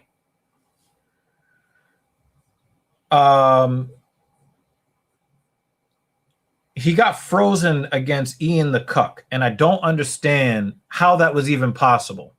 So that does scare me a little bit when you go to put him in a match with Michael Venom Page, and Michael Venom Page is basically going to hop back and forth, back and forth, back and forth, back and forth, and then like do nothing.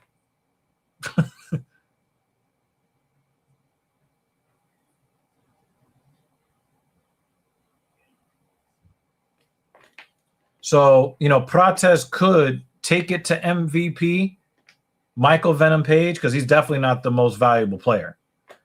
He could take it to Page, and then he can force Page to entertain the masses. If Carlos Prates cannot do that, and they put up a stinker, you got to get Michael Page out of the UFC. He's got to go. And like you said, he's not here for entertainment. So go back to PFL Tour. Go back there and fight in front of nobody. Go win their tournament. Go get that money. Go get paid. And get the fuck off my TV screen. JL says, what makes you cringe more? The pro wrestlers trying to do rear naked chokes in WWE, or where they make it seem like they're holding a belt or defending it is on par with a UFC or boxing strap? I think that the rear naked choke by far is the most, because like when you watch Gunther do the rear naked choke, he's just doing like a friendly hug from the back. Pause.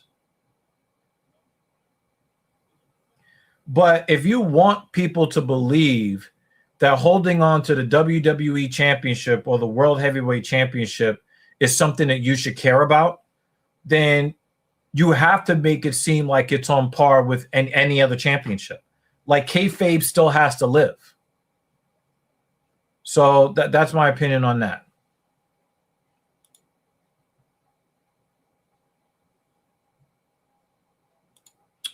As far as Roman Reigns getting the title again, The WWE is about as unpopular as it has ever been.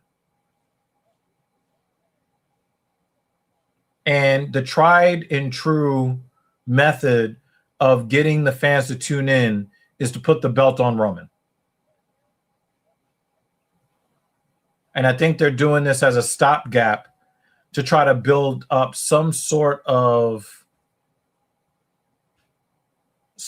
generate some sort of give a fuck from the fan base by leveraging Roman Reigns' current presence on WWE television, and then try to string something together to make WWE fans care about whoever is coming up. I mean, I see what they're trying to do with Fatu.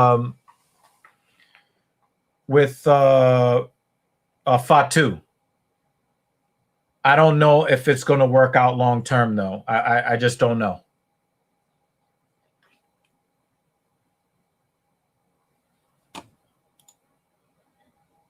I really do like Jacob Fatu's gimmick.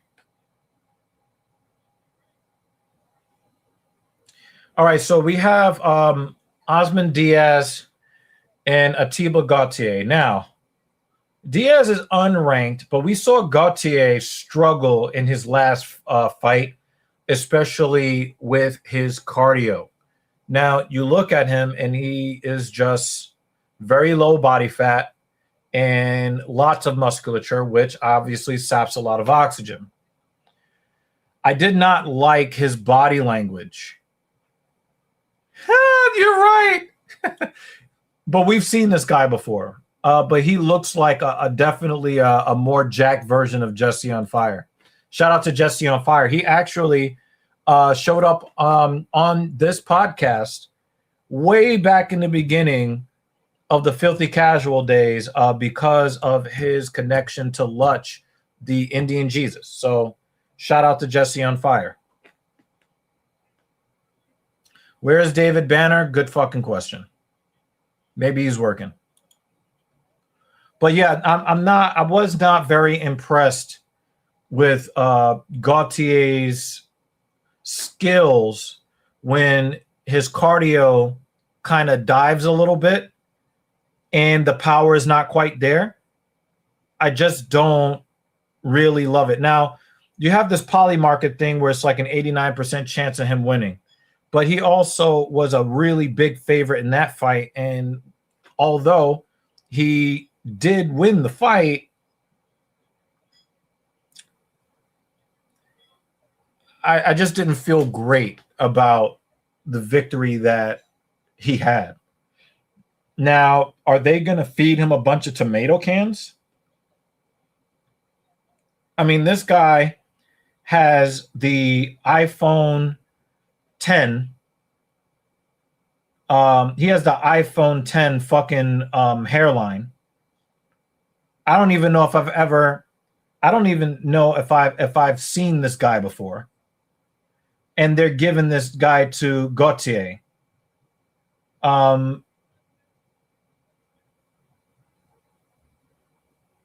He's got the fucking camera notch fucking hairline over here.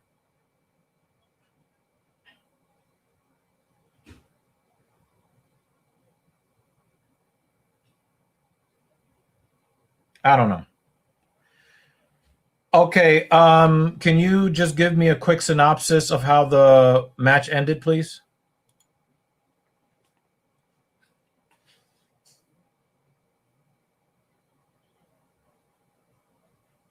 Oh, nice knee to the body, Gautier. He's got a nice front kick. A nice front leg high kick. That's actually pretty quick. He gets it up there pretty fast.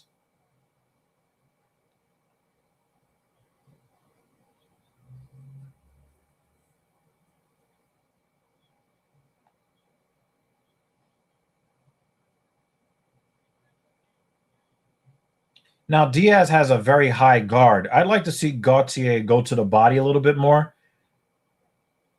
But Gautier is headhunting.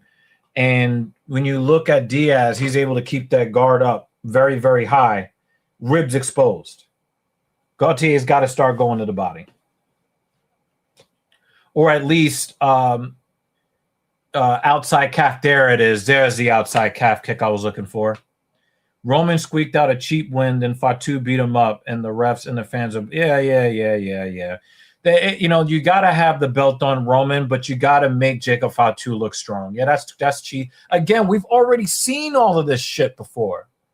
We could accept an ending like that if the storyline is good. It really isn't. All right, so it looks like Gautier is being taken to the second round with camera notch hairline guy.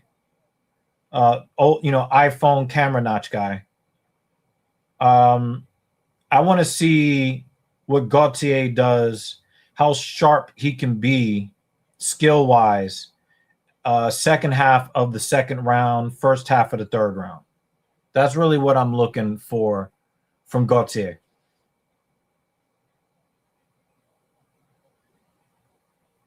Gautier is doing pretty decent with his wrestling defense, but again, it's not like he's going up against the creme de la creme of the middleweight division. Yeah, this is what I'm saying. This is what I'm saying, JL.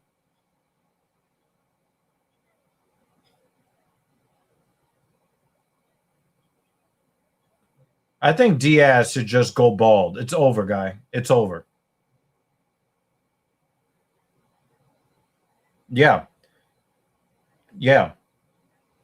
And the thing is, he's still trying to get past a high guard, and he's really not, he's throwing with a lot of power. So I can see why I can see why Gautier thinks that he can headhunt, because he's kind of drink his own Kool-Aid as far as everybody marveling at how much power he puts out. But not really feeling his approach. It's a lot of headhunting. He's headhunting a high guard. Like, what the fuck you gonna do with that?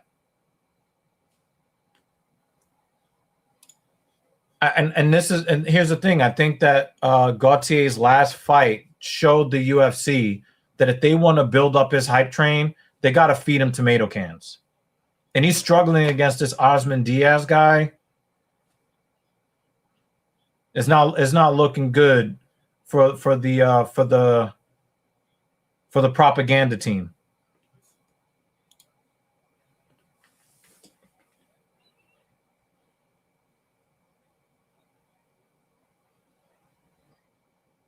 Diaz is not putting a whole hell of a lot of pressure on him.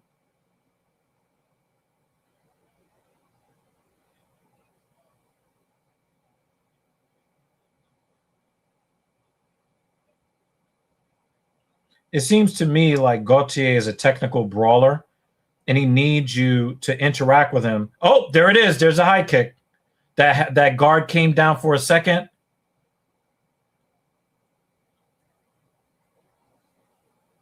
Diaz is not as sharp with his defense. See, I think Gautier's coach told him to stop headhunting. Now he's going to. Oh, he's dead.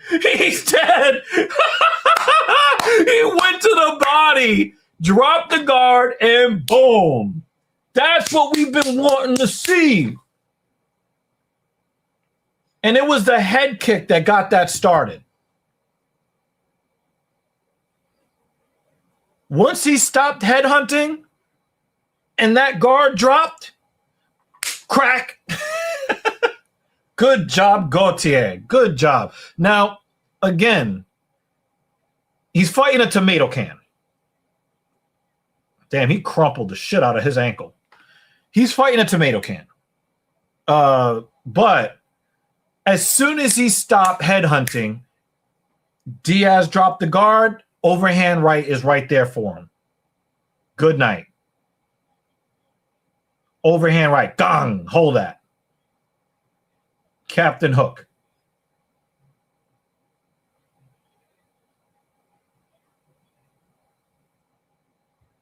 And Jack Jesse on fire steps in. He's like, I've seen enough.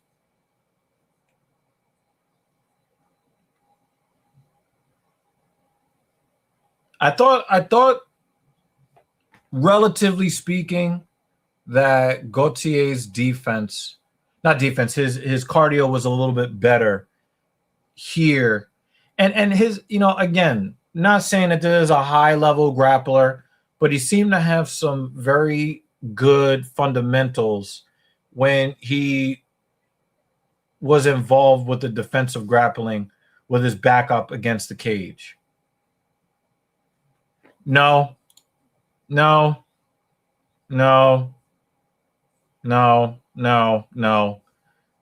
you're going to build this guy up, he needs a lot more time in the gym, and he needs to fight a couple more tomato cans. And I'm only saying this if the UFC wants to build a hype train worth believing in. He looked very unimpressive in a decision win last time against a nobody. So,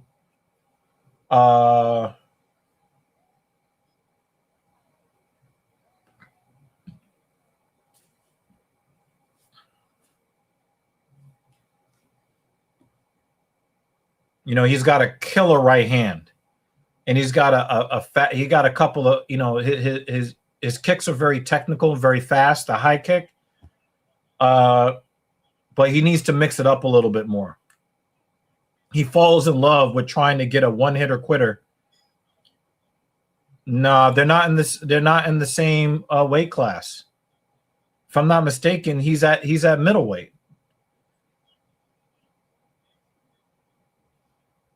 And Walker is at heavyweight.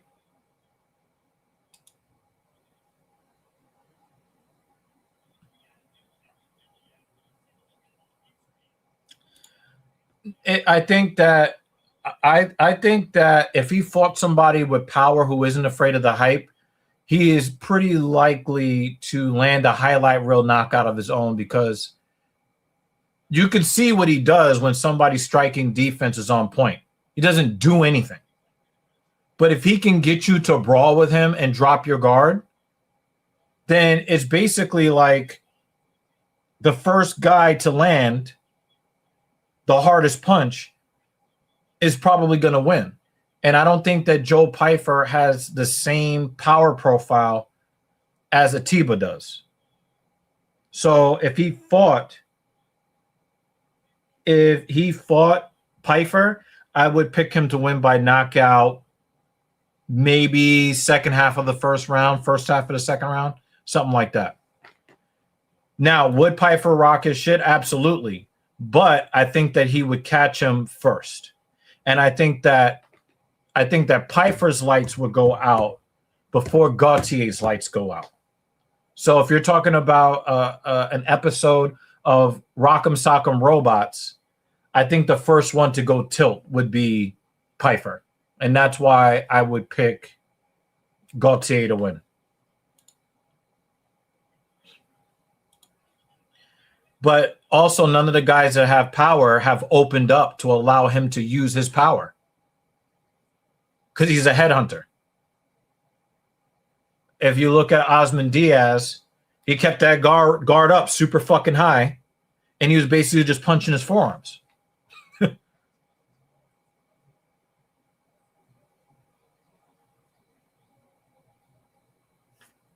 My issue with Joe Pyfer is that he is going to have a reach disadvantage against most high-level middleweights. You know that saying, your arms are too short to box with God? Pyfer, the lack of striking range, I think, is, oh, wow. Now, Gautier is going to win that by knockout only because RoboCop's chin has been damaged. He's taken too much damage, and his chin isn't what it used to be. But that would be entertaining as fuck.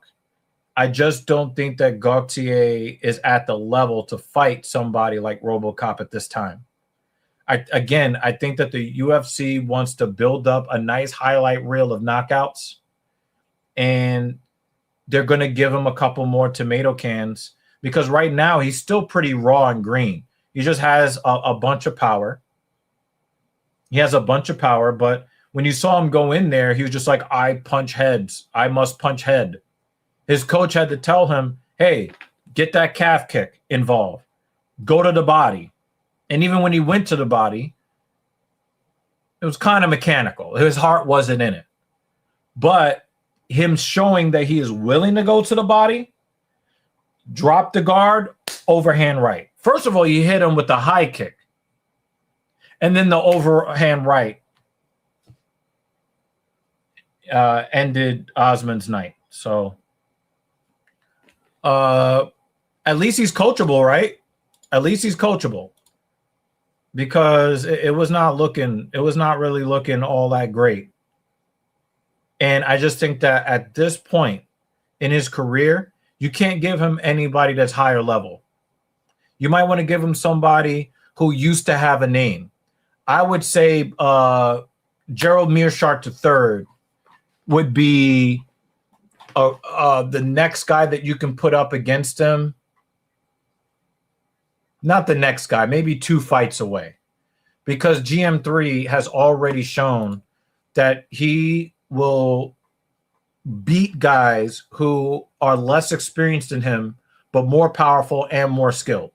He's going to beat you on guile and knowing how to manipulate the space in the cage.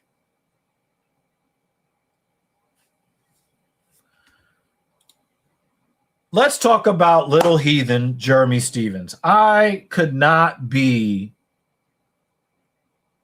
more disappointed in Jeremy Stephens. Jeremy Stephens was on a losing streak, which paved the way for him to be ousted from the UFC. He went to bare knuckle.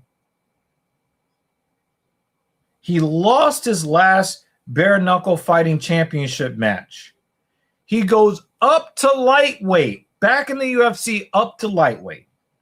And the first thing he does, going up a weight class, is to miss weight by 2 kilograms. That pisses me off. What the fuck? What the entire fucking fuck, Jeremy Stephens? You are supposed to be one of the professionals of the professionals of the professionals. You're up a weight class and you miss weight up a weight class? Nah, I don't like that at all. I don't like it at all. And now Bobby Green is getting 30% of his purse. So be it. So be it. And it's not like Jeremy Stephens' chin got any better from going to bare knuckle. He's gonna get styled on tonight.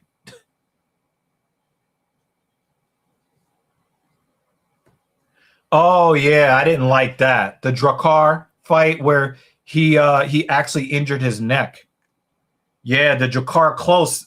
That was real douchey. That was a super douche move with the shove that caused the whiplash. And the thing is, Drakkar close has not been the same. I haven't seen Drakkar close fight in a long time. He did fight after the neck injury. But that cheap shot at the face-offs, like, fuck that. Thank you for reminding me about that, Hal. That was trash. That was fucking trash.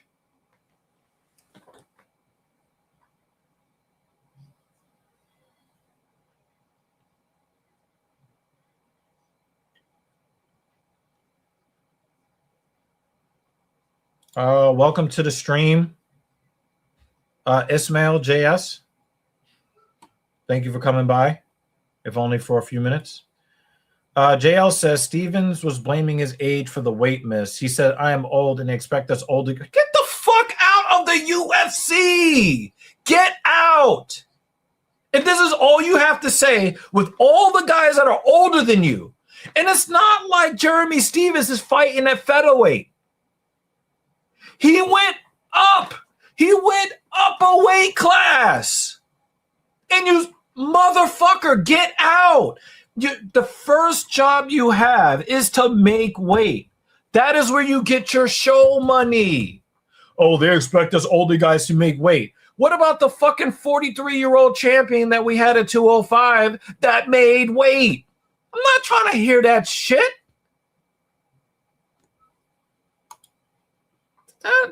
Man, get the fuck out of here. I'm not trying to hear that bullshit. Fuck off. I wouldn't be surprised after saying some bullshit like that, Jeremy Stevens gets cut after this fight, regardless of whether he wins or loses. Oh, they expect us other guys to do the job as we were contracted. Get the fuck out. If you can't do the job, leave.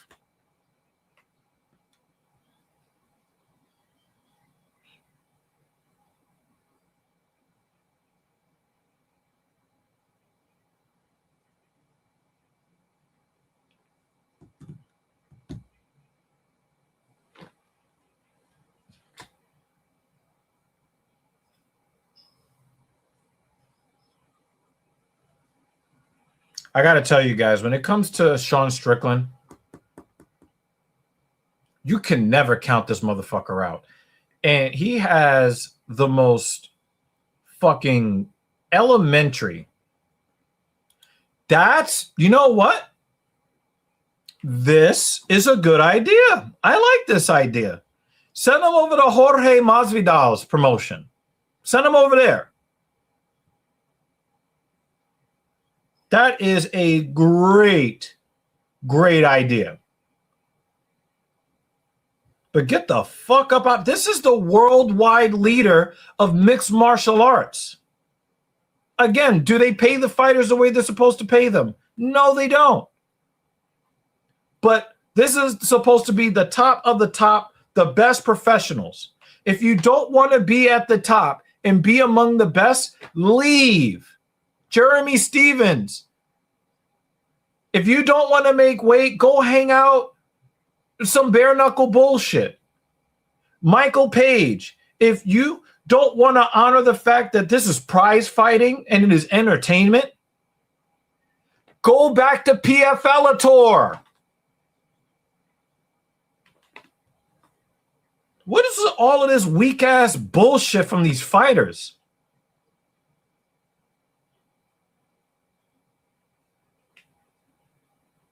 The UFC is nobody's retirement club. It's like when Messi, Lionel Messi leaves the Champions League. He leaves Europe and then he goes to play for Miami in some third-rate league where they're paying him way more money than you. The MLS is where the best soccer players in the world go to retire. The UFC is not where the old heads go to retire. The top fucking fighters are in the UFC. If you don't want to make weight, bye. If you want to dance around and land 2 strikes around and then claim I won, if you're Michael Venom Page, get the fuck out.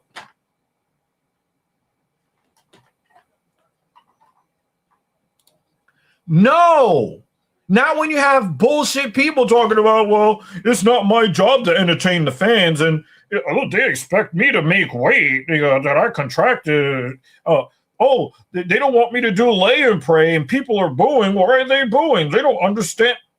No, you're not gonna do this when the MLB is working as hard as they can to make rule changes and to make custom changes so that it draws in more fans, shortening the games, limiting how many times that you can disengage from the mound. Now they've got the ABS going on. They're doing everything that they can to draw fans in. The UFC, like even fucking Dana White doesn't even care to watch this shit anymore. So no, it doesn't. No. Is there a path that the UFC could take to get there? Yes, but they won't.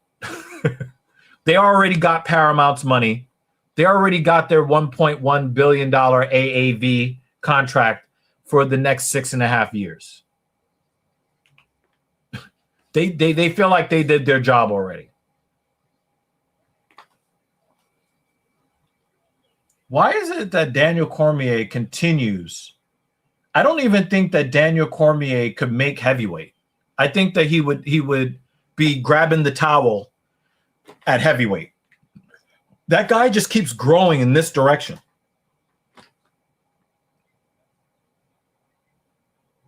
He's now 2 whole John Anik.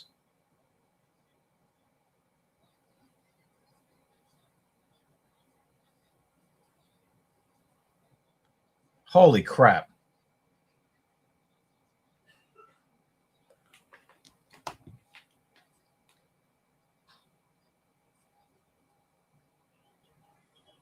Mets offense is trash.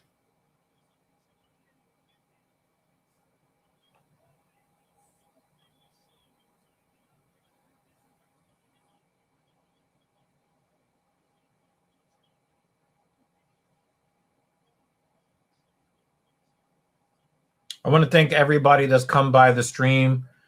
You know, if you like what we do here, hit the like button. If you don't like what we do here, hit the dislike button. Also, if you don't like what we're doing here on TSP for the Filthy Casual MMA Watch Party, you put in the comments what you think we could do better to make the show more interesting, make the conversations more interesting. Let us know. Now, if you come to me talking about I need to show the fights, well, you must want us to lose our YouTube channel. We won't be able to do anything at all.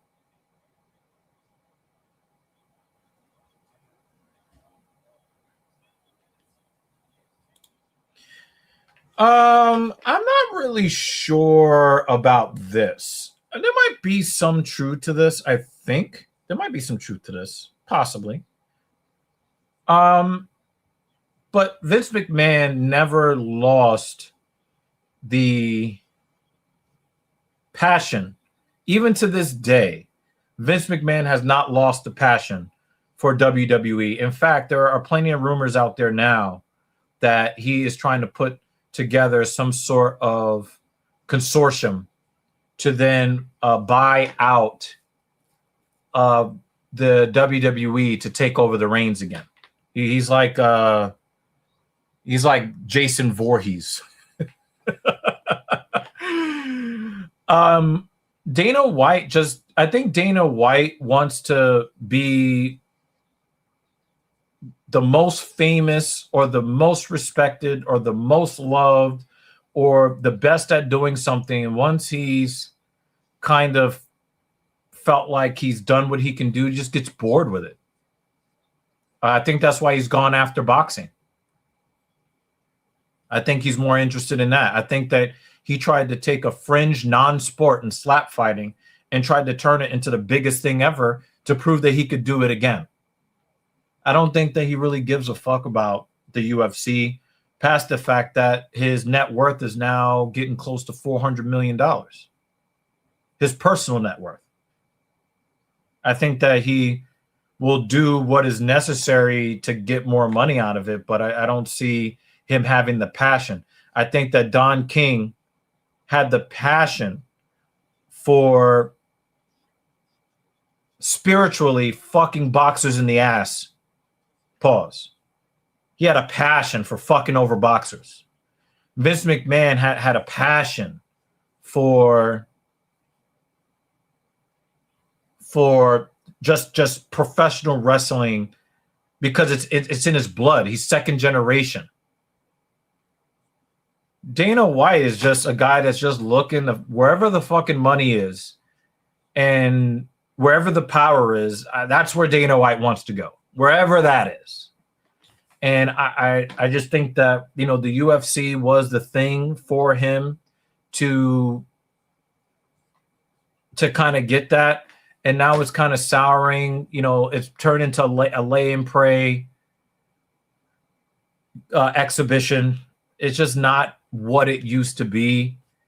And, you know, back in the day, you had specialists. You had a BJJ specialist. You had a striking specialist. You had a boxing specialist. You had a kickboxing specialist.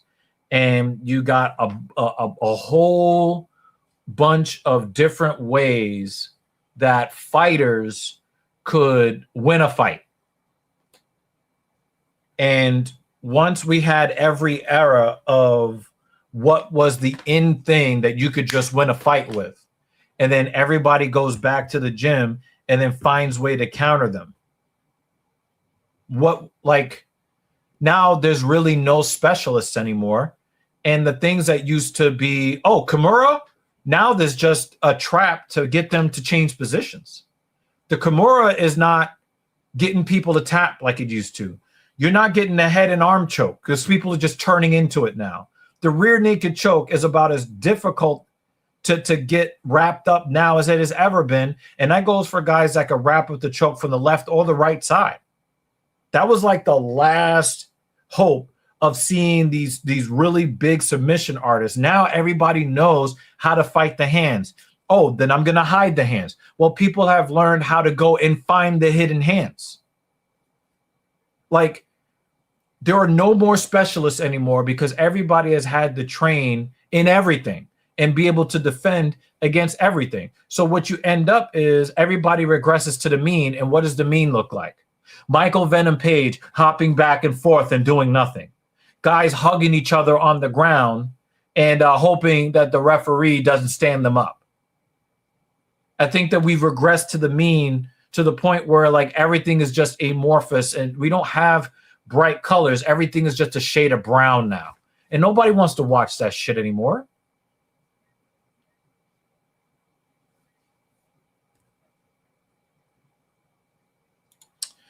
JL says, I think Khamzat will fight with emotion and will gas and get chinned. It is possible. Strickland has better striking and cardio. I'm not sure about the cardio. It's possible Strickland has better cardio. It's possible. Strickland has better fundamental striking. I think that's also true.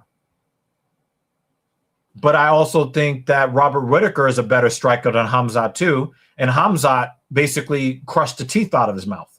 So you can't just say it's just going to go one way. Khamzat is going to have his say in this fight, right?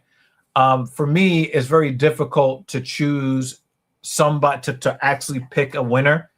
I had Chimaev before I saw him step on the scale and looking depleted and looking lightheaded. And I think that a bad weight cut plus the aforementioned emotion could either work in his favor where he can get a win in the first 40 seconds, or he could gas out and get chinned and systematically broken down. And then Strickland has him up against the side of the fence. 3, 4, 5, 6, 7 unanswered shots. Referee steps in, waves it off, and we have and new. I could definitely see that happening. Absolutely. But we've got Bobby Green going up against weight missing Jeremy Stevens. He doesn't believe that older fighters should have to be professional.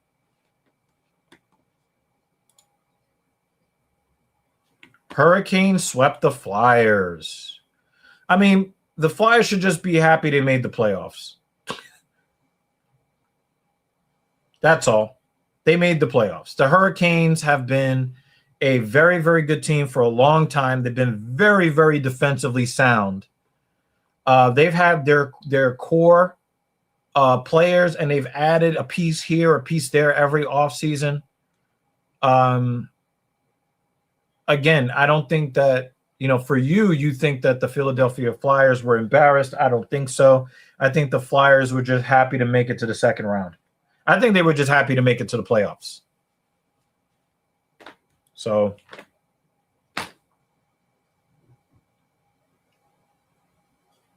well, the Hurricanes are in the Eastern Conference Finals now?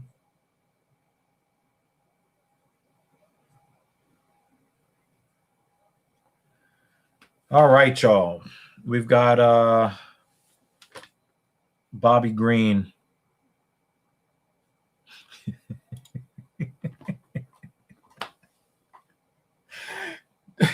That's got to be the saddest thing ever. Can you imagine Jeremy Stevens going out in public and telling people, you should care about me. I'm the fook guy.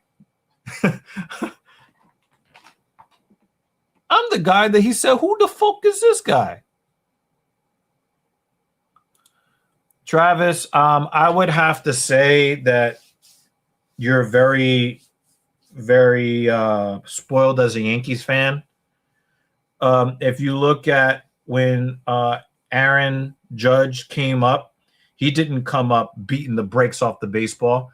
The pitching in the major leagues is so much more complicated, or hitting in the major leagues is so much more complicated because the pitcher's game plans and the pitching, the amount of pitches that they have in their game plans have so much nuance to it that you don't see at the minor league level. At the minor league level, pitchers are basically just trying to get their pitches up to major league level stuff.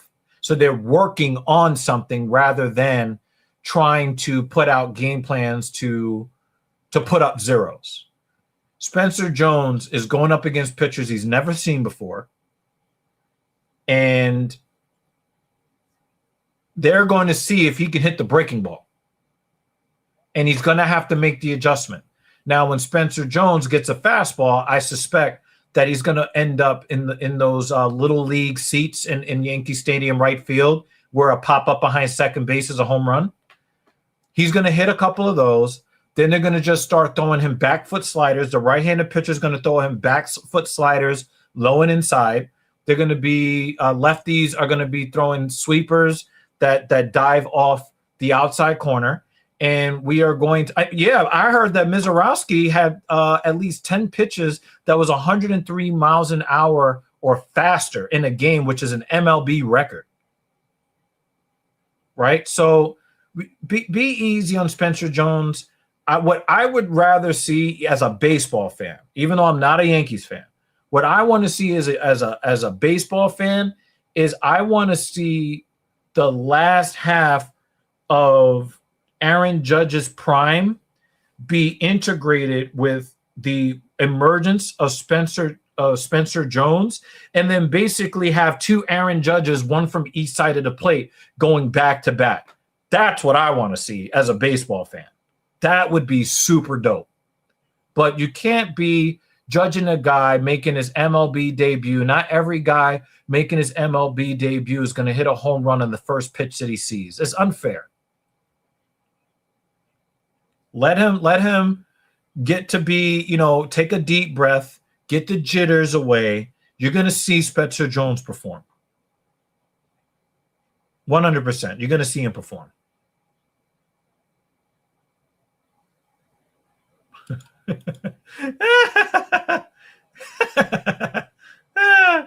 The reason why I say Spencer Jones is the left-handed Aaron Judge is because of his stature at 6'7".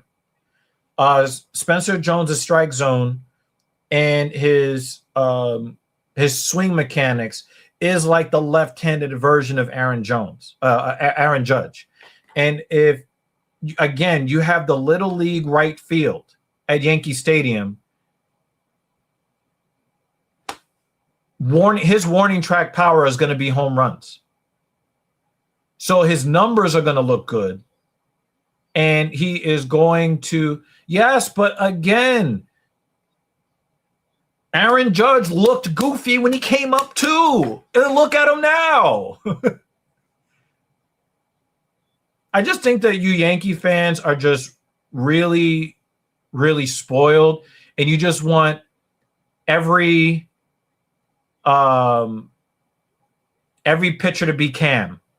You want every hitter to be Judge.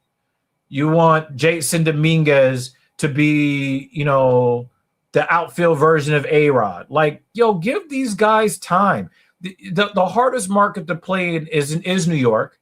And of the two baseball teams in New York, the hardest one to play for is the Yankees. These are young guys trying to withstand the most demanding fan base in the entire sport. Give them a chance.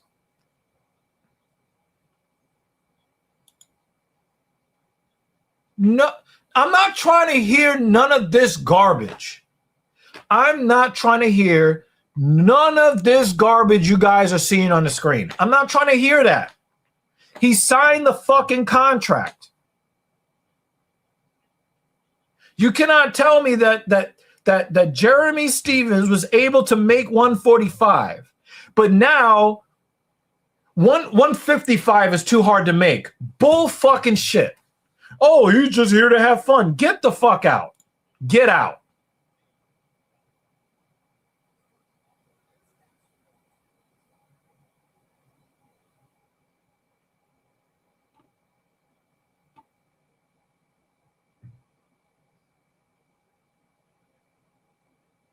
If you don't want to be a UFC level professional, don't sign a contract with the UFC. Oh, these are Yankee fans, folks, right here. Okay? Yankee fans, right here. There you go. See that right there? That's all Yankee fans.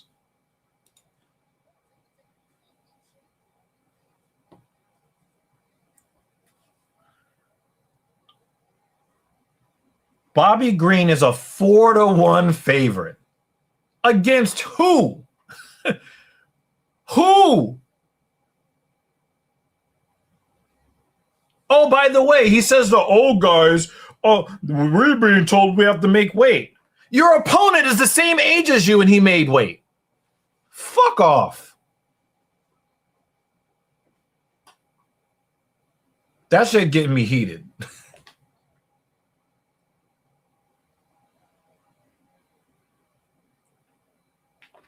Again, Yankee fan, right here.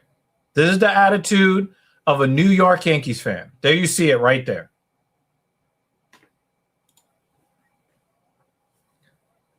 I'm scared of Jacob Mizorowski. I am scared of Mason Miller.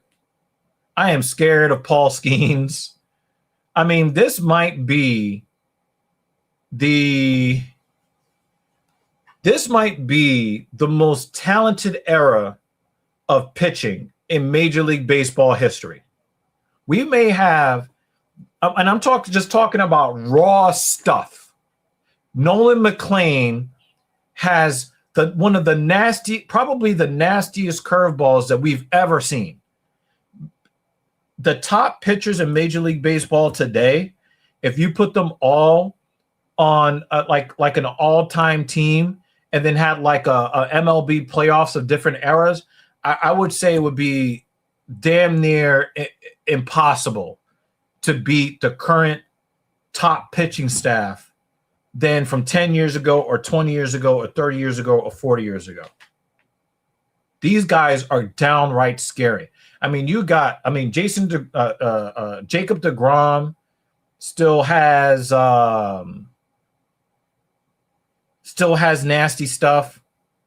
I mean, that's true. But Garrett Cole, we just had what's his name get elbow surgery, Tarek Skubal. But if I had to put these guys, the cream of the crop of today up against the top of yesteryear, very few of those pitchers could touch them. I would say John Smoltz could compete with them. I would say that Randy Johnson could compete with them. I would say a prime Greg Maddux before he became a guy that threw an 86-mile-an-hour fastball. But you're not touching 103, and then you have a fucking curveball that starts out of the strike zone high and finishes below the strike zone. Yeah.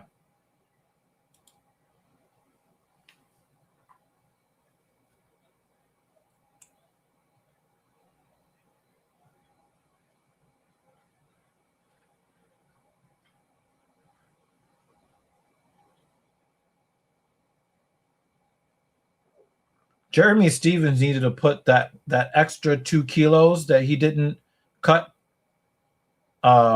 He needed to put that in into his arm length so he could have a better reach, because I think that he is going to be. Stevens is winning the timing battle in these last 2 exchanges.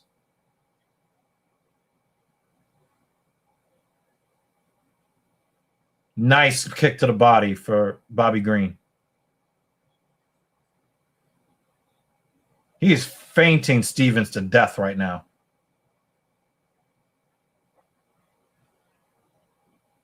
Oh, he stung him. He stung him. Is Bobby Green on steroids? Bobby Green is oh no, okay. It looked like it was a shot to the body, but the way that Green reacted, he felt the cup. Let's see. Yeah, he grazed the cup. It hit the body more than the cup, but you can't touch the cup at all right? No Victor Henry's here.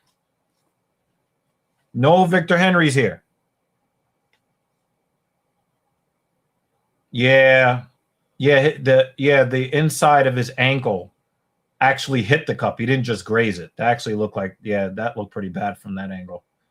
Yeah, that's a low kick. That's unfortunate.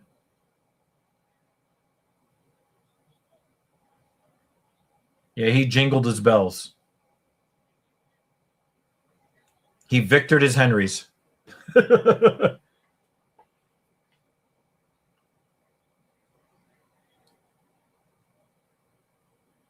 You guys are all welcome to join the conversation at any point. Yeah, give us your opinions on these fights. Yeah, Jeremy, that's a good point you make, Jay. Jeremy got stunned with Bobby Green's, I want to say it was a right hand. No, it was a left hand, and he got stunned. That was a very poorly timed nut shot from Bobby Green, because it allowed, I think that Stevens needed to recover. Yes, he needed to recover. I think he did need to recover from the nut shot, but he also needed to recover from the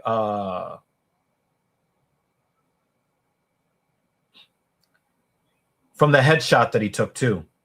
Bobby Green is GMPing somebody to death. Is Bobby Green becoming a better fighter right in front of us as he's about to retire? Because normally, Bobby Green is kind of like, you could take him or leave him, but he's looking like a really good fighter. He blasted that double when Stevens overcommitted. You don't really see that out of Bobby Green. And look at this ground and pound. See? The Kimura is basically just a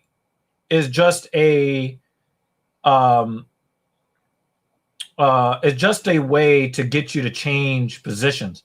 People don't finish fights with the Kimura. And the only thing Stevens did was move Bobby Green into side control. Oh, you want to talk about bare knuckle? He's getting bare elbowed. Holy crap. This is probably the best. And I've seen Bobby Green have some good performances recently. Oh, there he goes. Good night. Time to tap. Get out.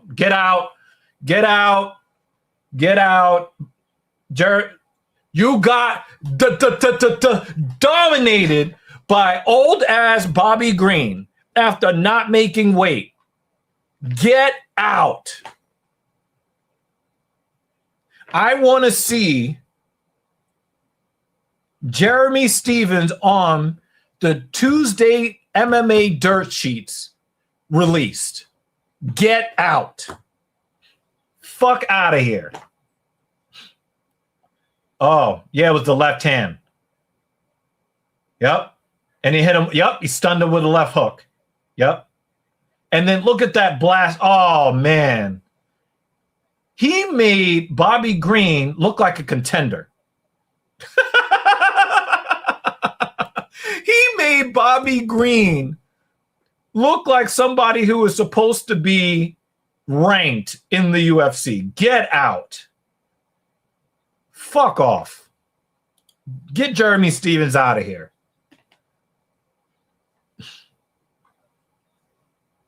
Get him out. Get him out. This motherfucker, Jeremy Stevens, lost 30% of his show money. Get out. Woo!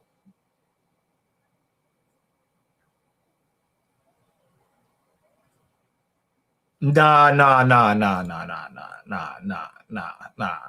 I don't think he's bitch ass enough to do that. Nah, not at all. Nope. Not at all.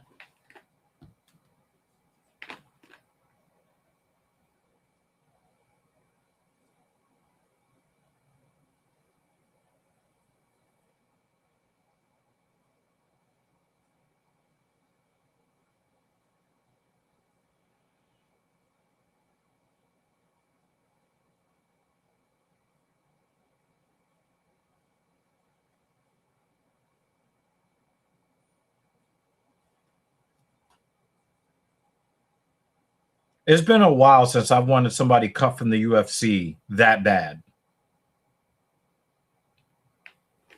Like, I need Jeremy Stevens gone yesterday. Get out. I don't give a fuck what his record is. I could respect him if he didn't make any. Oh, there he goes. He's cutting himself in the UFC. Thank you, Jeebus. Get him out of here.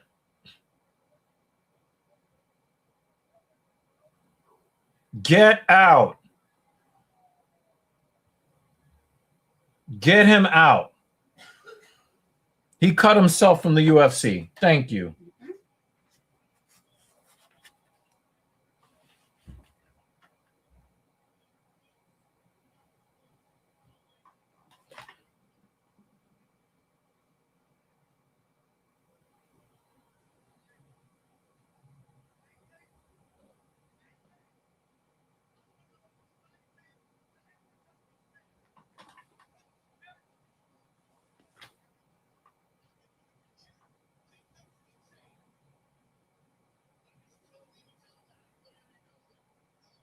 Dana White doesn't like the black fighters. That's why.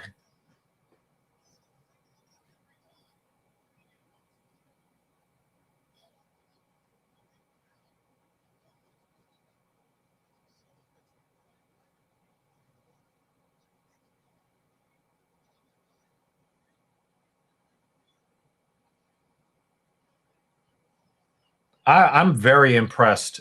Very, very impressed with Bobby Green. I am very impressed with Bobby Green.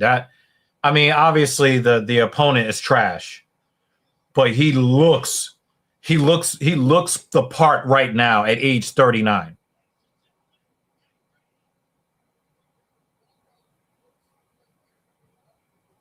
And he looks like he's in incredible shape.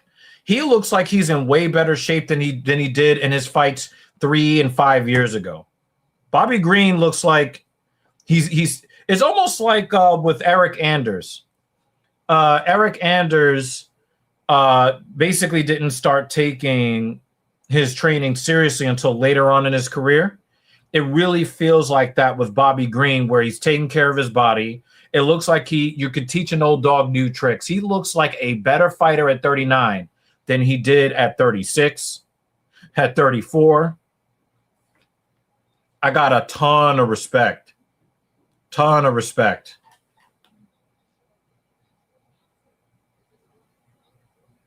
Oh, wow. Craig Kimbrell is just walking people. Great. No offense from the Mets. Another L.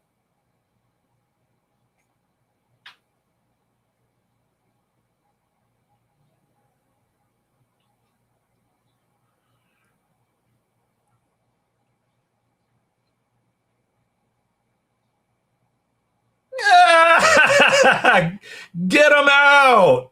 Get him. Nobody wants to hear anything you have to say. Oh man, I'm sorry to go all JD on New York for you on you guys, but fuck out of here.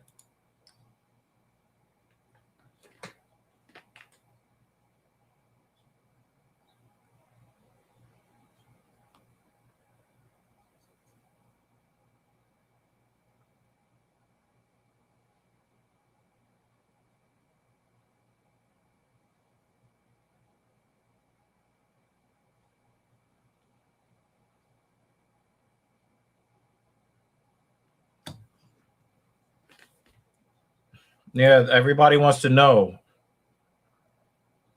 where.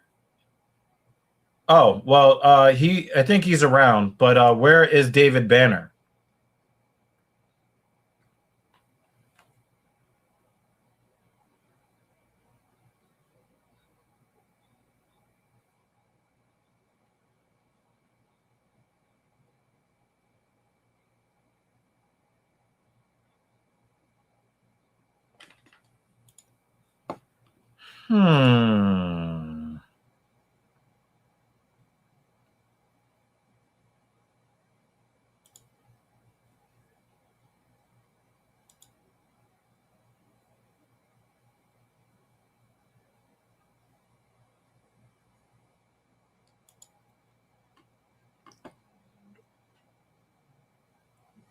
Was it Kyle Dawkins?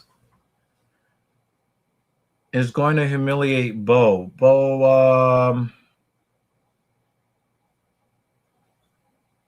that's Joe Pfeiffer.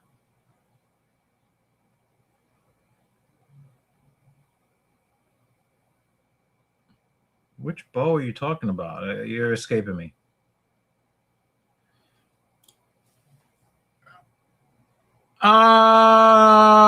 Good question.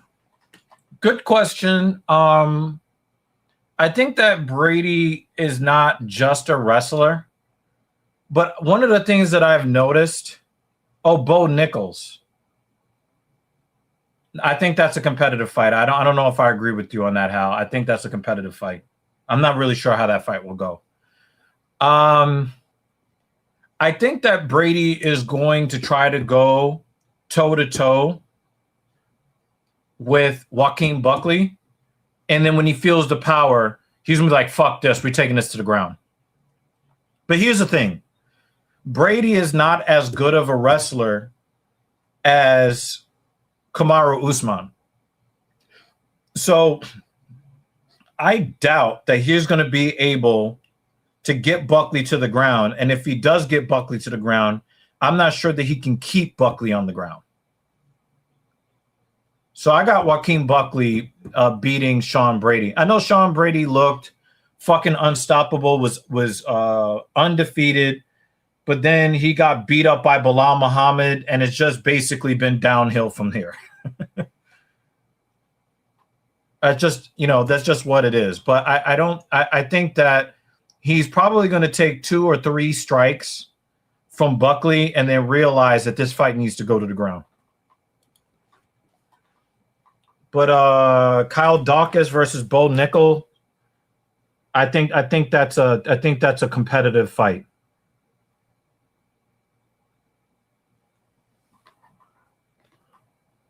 Yeah, because Buckley wants to know how not to get his crotch sniffed.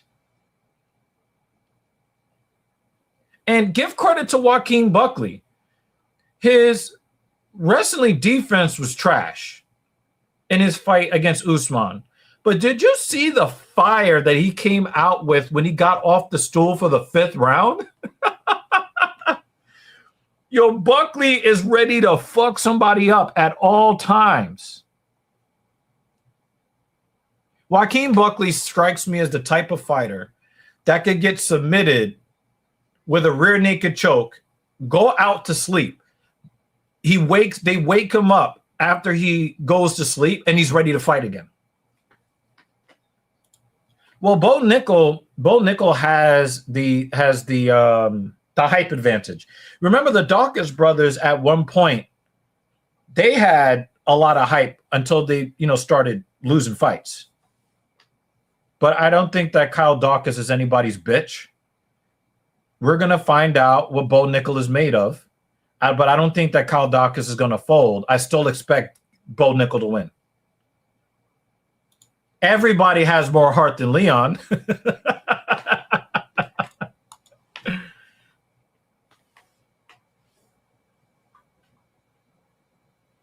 Oh, Weidman. Do you guys think that Weidman is going to go into the UFC for most wins by eye poke? I actually saw him get a TKO win when he was fighting with these knuckles, like yeah, eyes all fucked up. I can't fight. This guy poked me in my eyes. They raise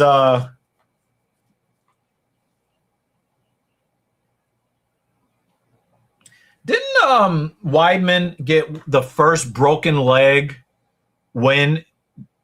I think that's the first broken leg win that I ever saw in the UFC. Against Anderson Silva. But I really didn't like that last era. I didn't like that last era where he was basically just like doing whatever he could to get a 29-28 and then just start poking motherfuckers in the eyes. I didn't love that.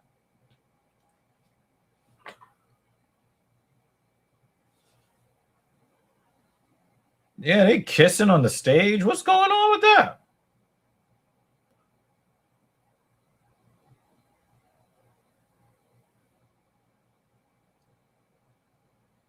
That's how I want to see Michael Venom Page get knocked out.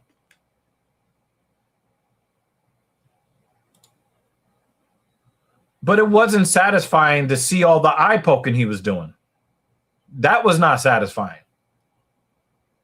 And I was hoping he would lose just so he wouldn't fight anymore because I didn't want to see any more eye pokes.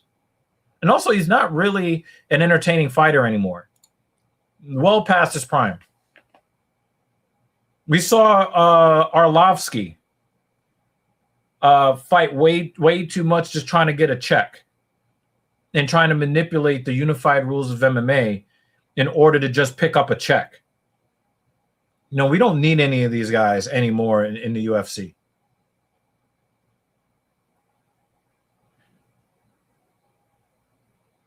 Oh, I don't want to see that again. Why did they show that? Why did they show that? Why did they? I did not need to hear that sound in my ear of Weidman's leg breaking.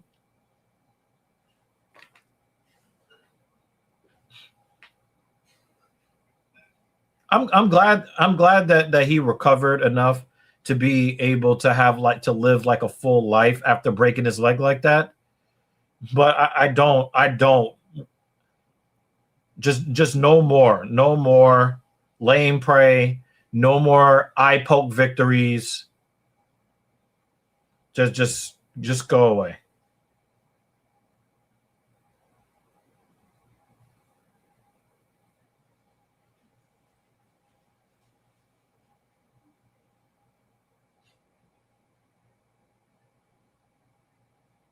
I respect Weidman in his career. I just didn't love him.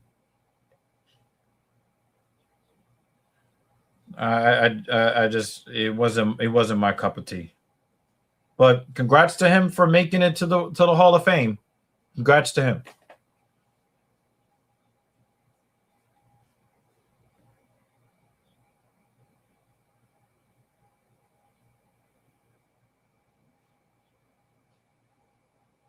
And nobody could take from him that he was the champion. Yeah, that's another thing. When we're seeing guys that we remember as young men, and now they've got gray hair, and they're out of the league, or their sons are now playing in whatever league. Like I'm marching towards the grave.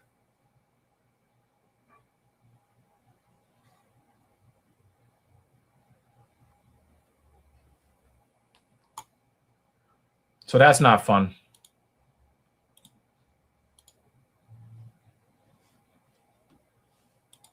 Do you think O'Malley can make it into the Hall of Fame? If O'Malley was to ever make it into the Hall of Fame, he would need to do three things. There's three things that I think that Sean O'Malley needs to do to make it to the Hall of Fame. Number one, he needs to work on his physical durability, especially at the hips, knees, and ankle joints. I think that if he worked on his durability in his lower body, that would be a good step. Number two, he is going to have to maintain the same level of striking IQ, but bring up his understanding of modern MMA grappling. Number three, he is going to have to develop a little bit of a Max Holloway-esque mindset when it comes to striking. I understand that he feels very comfortable doing a lot of sniping, so to speak. And I get it. It makes sense.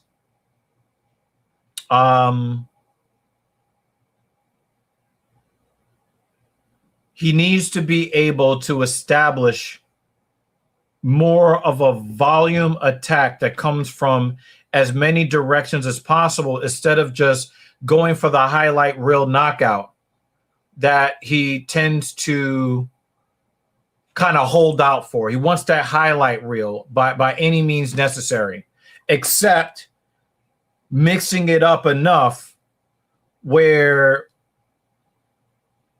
he can then get that highlight reel knockout that is set up by a varied offensive attack.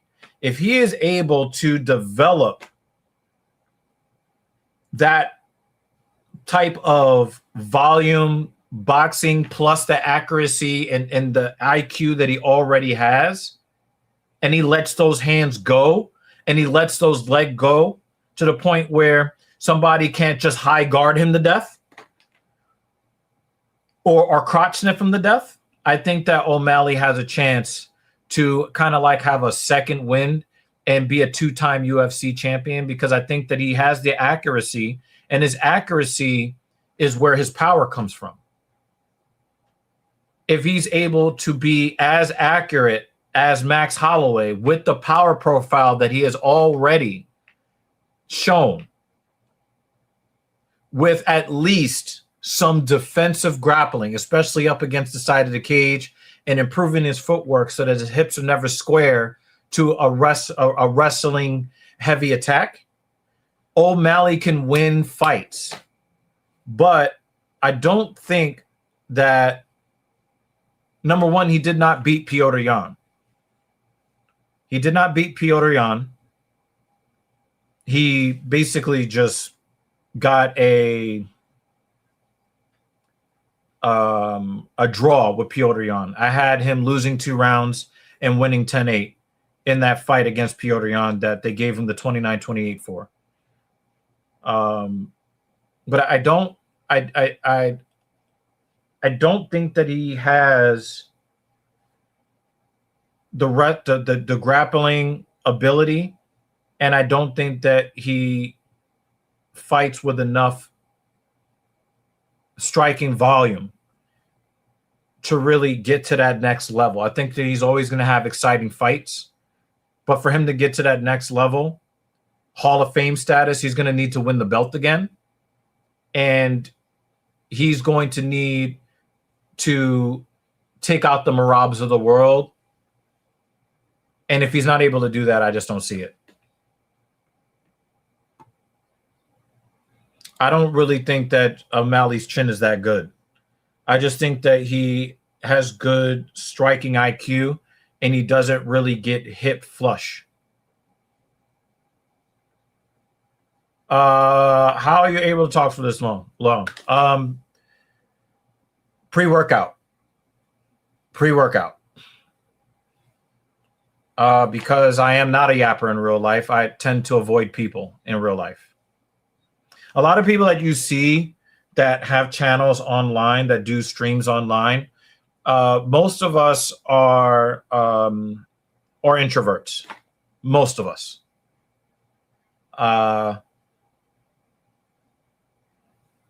But I am being boosted. My performance enhancing drug is Animal Pack Primal.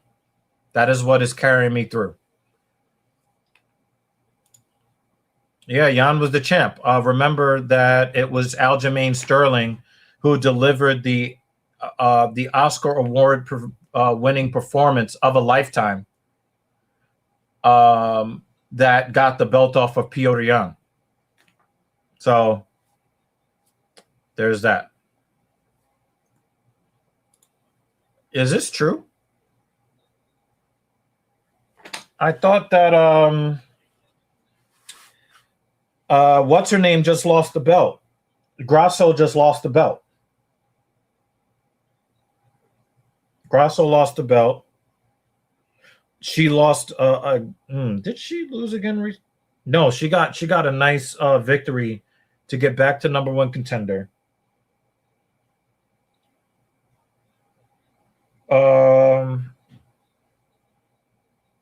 Is the last time Valentina fought was at the end of 2025 or was that in January? I really don't know when the last time there was a women's title fight, but we don't have a featherweight division anymore. Oh, what's her name just won? Mackenzie Dern just won the belt. There has been a women's title fight this year. Mackenzie Dern, Dan Jensen's favorite heavy titty chick. She won the belt recently. That was 2026. So you were wrong on that one, Jay. All right, here we go. We got Sean Brady and Joaquin Buckley coming up. Let me look.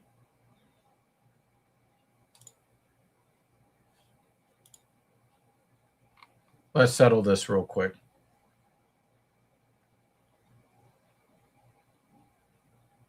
Has it been that long? Fucking October?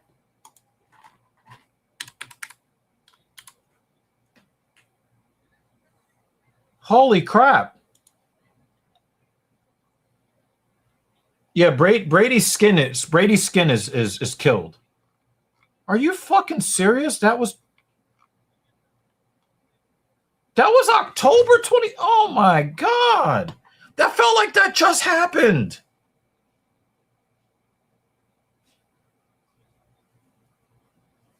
That was December, no, decision victory. October. Yo, I feel like I just got put in a fucking time machine blender. Holy crap, you're right. And Valentina fought before that.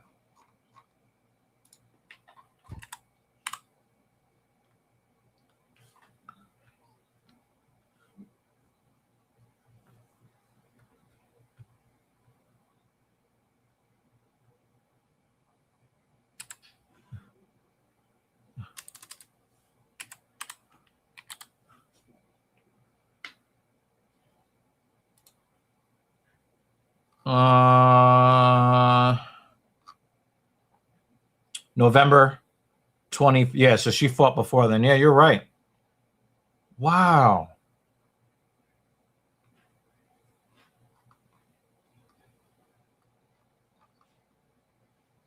Wow. Wow, you schooled me, man. You were right. You were right. My bad.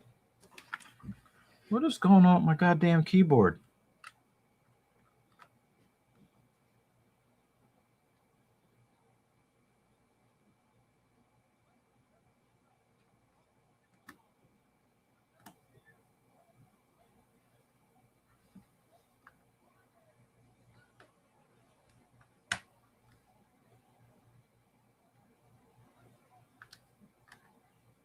Oh, I may need to get a new keyboard.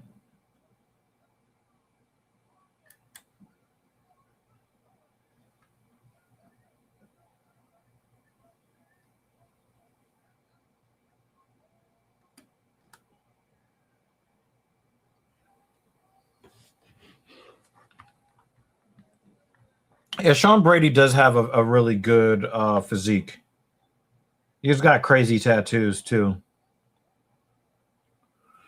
Well, looks like I got to get a new keyboard, or I got to see if there's a way that I can open it and replace the battery.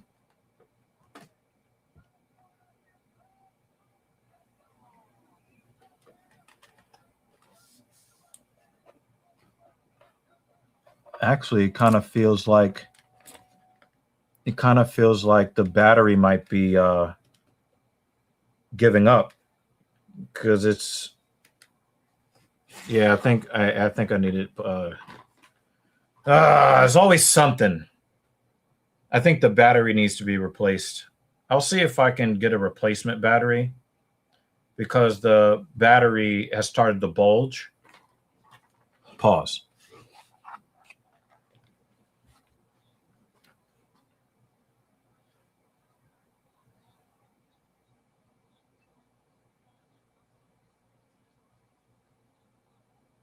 Let's see if I can get a replacement battery for this shit.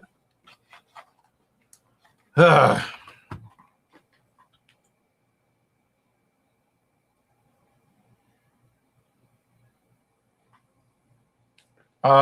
Edwards recently lost a fight, and he's supposed to be fighting again soon.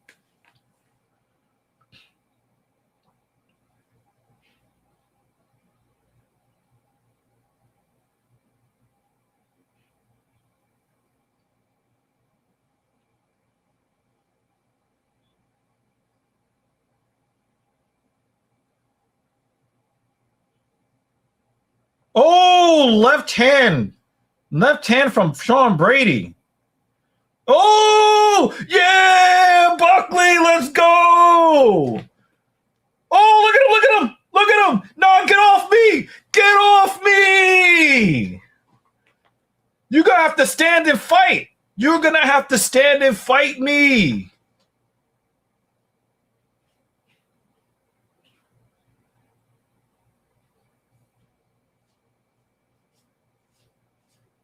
Yeah, you could tell.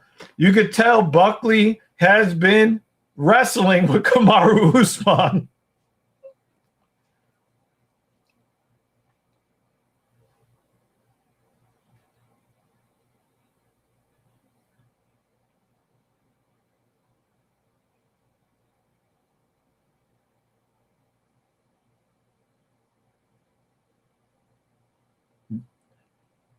Oh, he got him.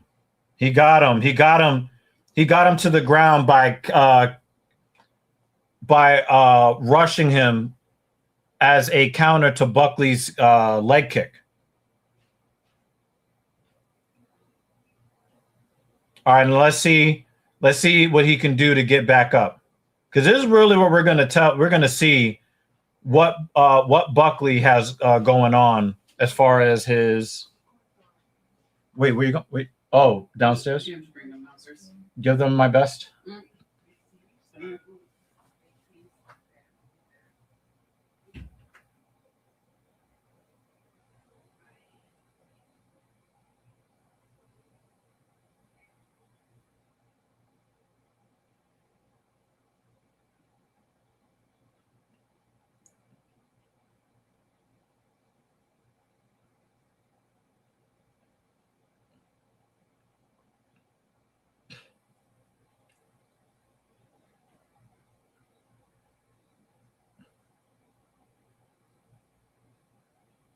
But these are shots that are just hitting the arm.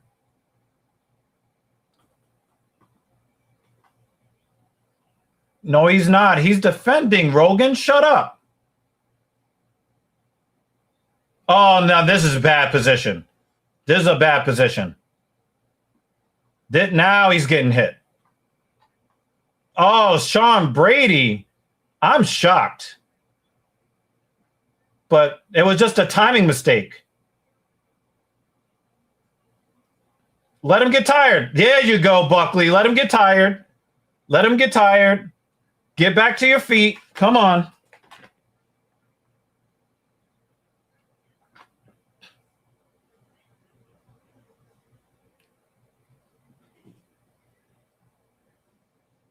Most of those shots was not getting through.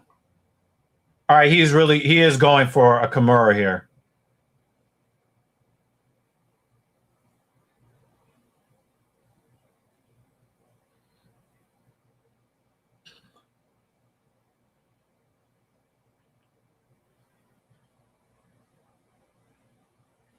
There it is. There it is. Oh, no, he stepped over.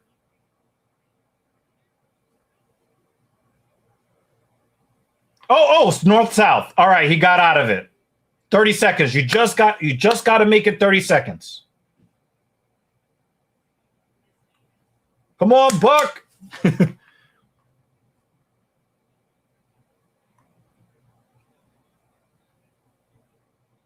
Buckley hopefully will not present hips again like he did. Hopefully he will not present.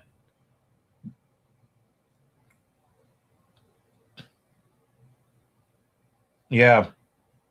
Now that was good survival under the circumstances. Look, his face ain't fucked up. He's not laboring back to his corner. He just got caught. Now, if he's going to win this fight on the points, he needs to take over the second round. Buckley, he's probably thinking, I need to get a. We got some. Oh, they're really doing it with the spam. Let me help you out with their spam. Let me help you out with your spam real quick.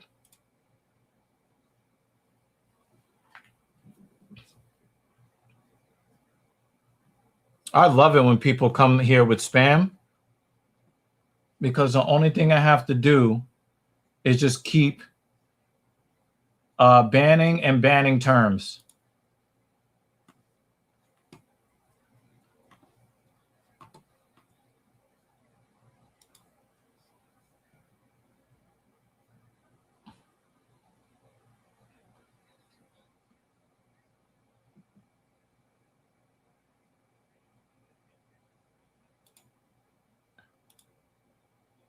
Shit.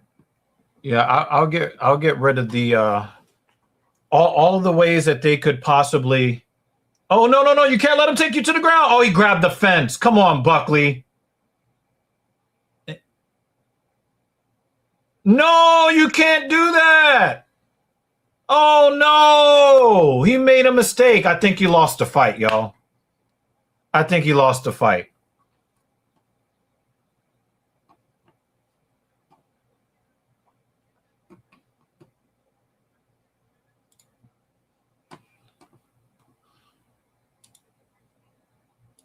Buckley really needed to not get caught with that.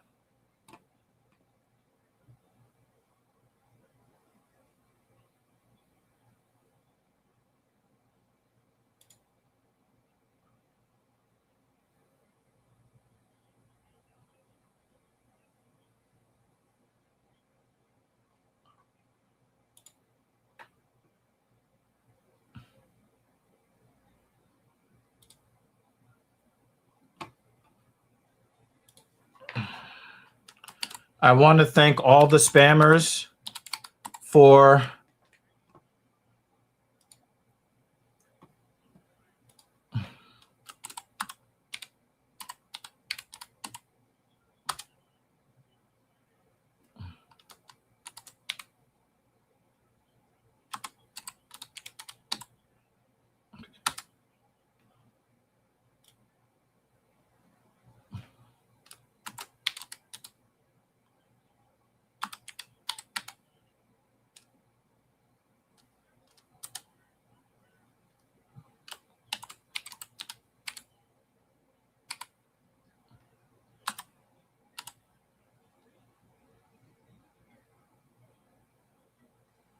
Oh.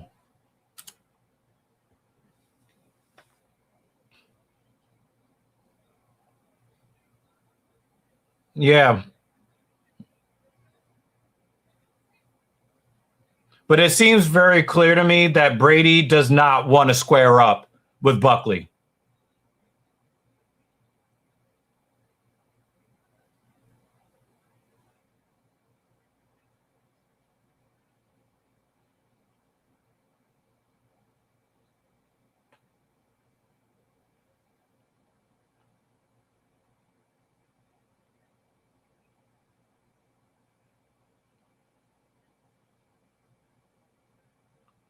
I want to thank all the spammers on Twitch for giving me the opportunity to basically keep you off my stream by continuing to create new terms that I can just block as soon as I see it.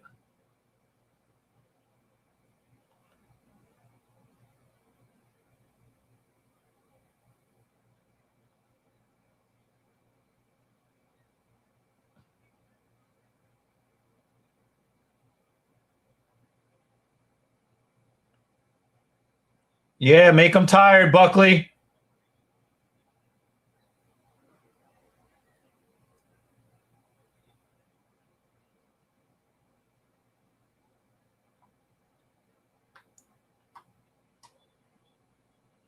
Yeah, he's going to stop the fight. I think he's going to fight this. I think he's going to stop the fight.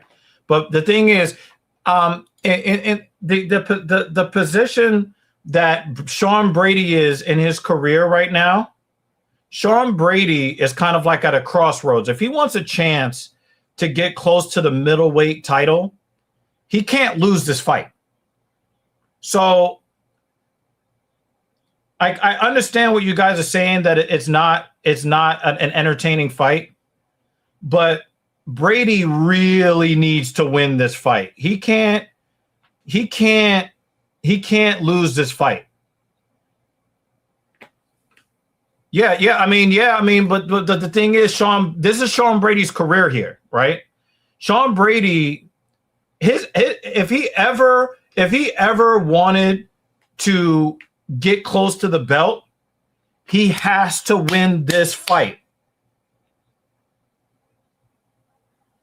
There's no ifs, ands, or buts about it.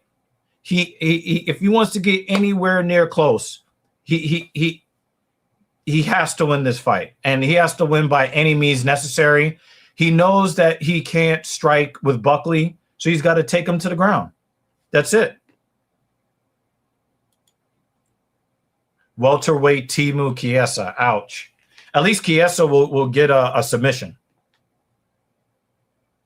He can't throw any more kicks. Joaquin, no.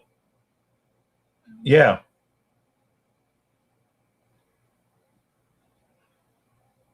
I mean, he did beat the shit out of Buckley's forearms, though. So Buckley might have some metabolites in his arm from all the bruising.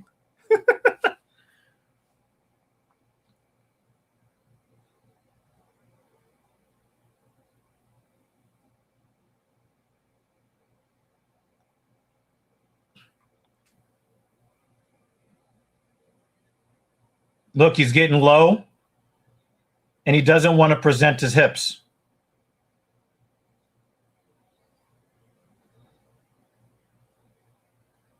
And it looks like Brady's just going to circle around for the next 5 minutes. I think Buckley is not going to let him get that blast double.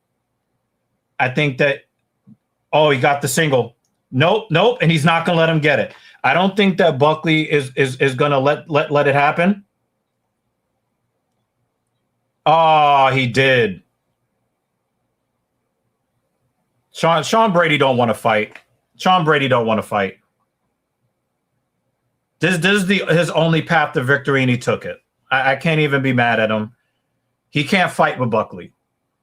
And I don't think that many of these fighters know. I think a lot of these fighters know that you have to lay and pray, ground and pound, because that's the only chance you have against Buckley. If it was the Ultimate Fighting Championship and not the Ultimate Humping Championship, Buckley would just be unstoppable.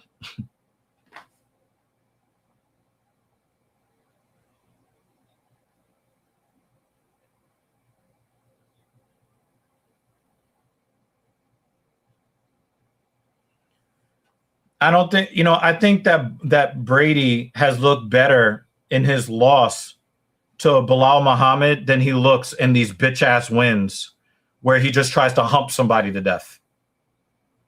I don't even feel like watching this shit anymore.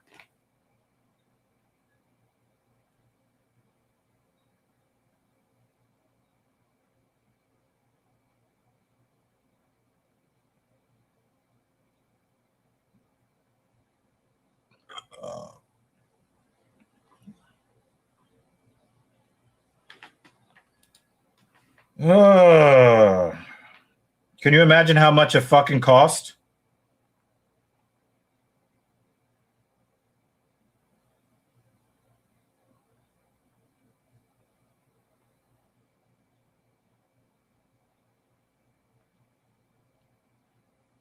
I do like what I've seen. I do like what I've seen out of Joaquin Buckley as far as the improvements that he's made to his wrestling defense. But Buckley is a fighter. He is not a combat athlete. Joaquin Buckley is not a combat athlete. He is a fighter. Brady is a combat athlete. He is not a fighter. Anytime Sean Brady has tried to fight somebody, he's gotten beat the fuck up. So the only way that Brady can have a career in mixed martial arts is to lay on somebody for 15 minutes and then hope that you can ground and pound them or something like that. So I just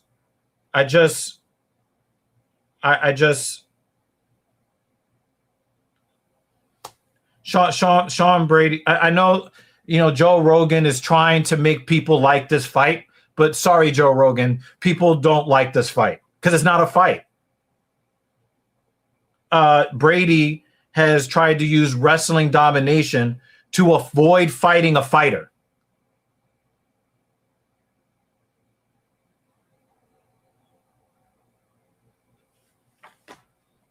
I cannot argue with you, Hell 9000. I can't argue with you.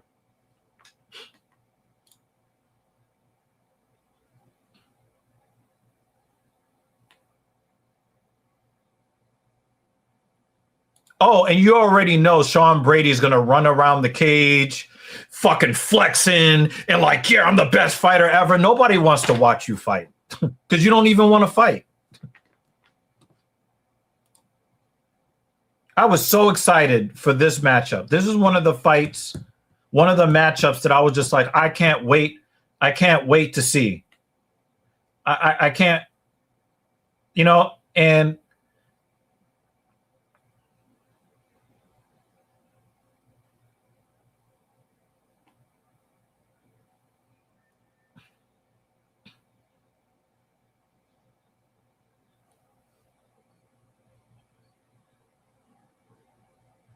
nah, don't celebrate. Nobody's impressed, Brady. I mean, Joe Rogan is impressed. Joe Rogan is impressed, but nobody else is.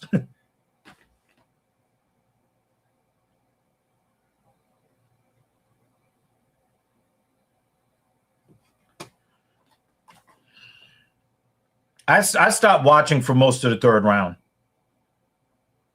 I'm paying attention to you guys because that was not worth watching. That was not entertaining. Sean Brady is not a fighter. He is a combat athlete. Oh, wow. We got Rick Allen, a.k.a. Bruce motherfucking Bob Trotter.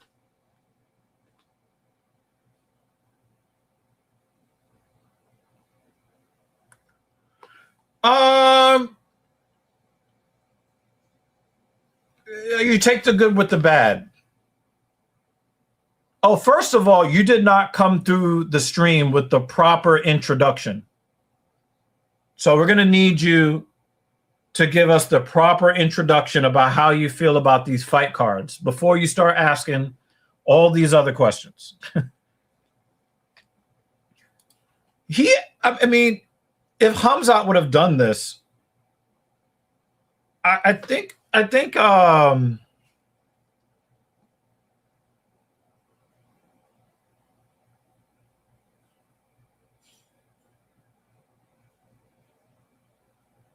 you're trash, Brady. You're trash.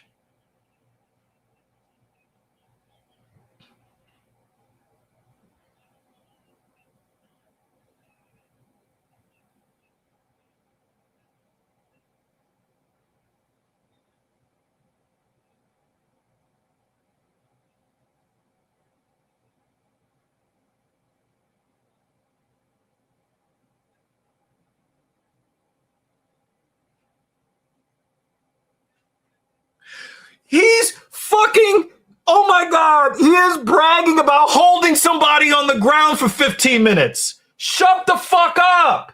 Shut the fuck up.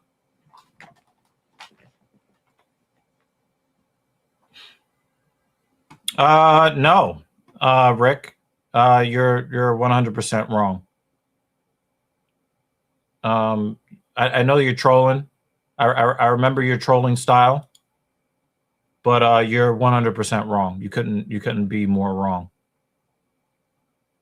You couldn't be more wrong.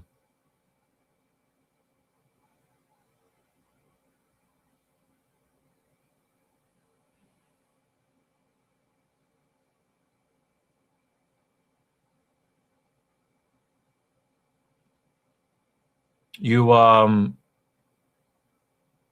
not been around here for a long time, so you didn't get to hear my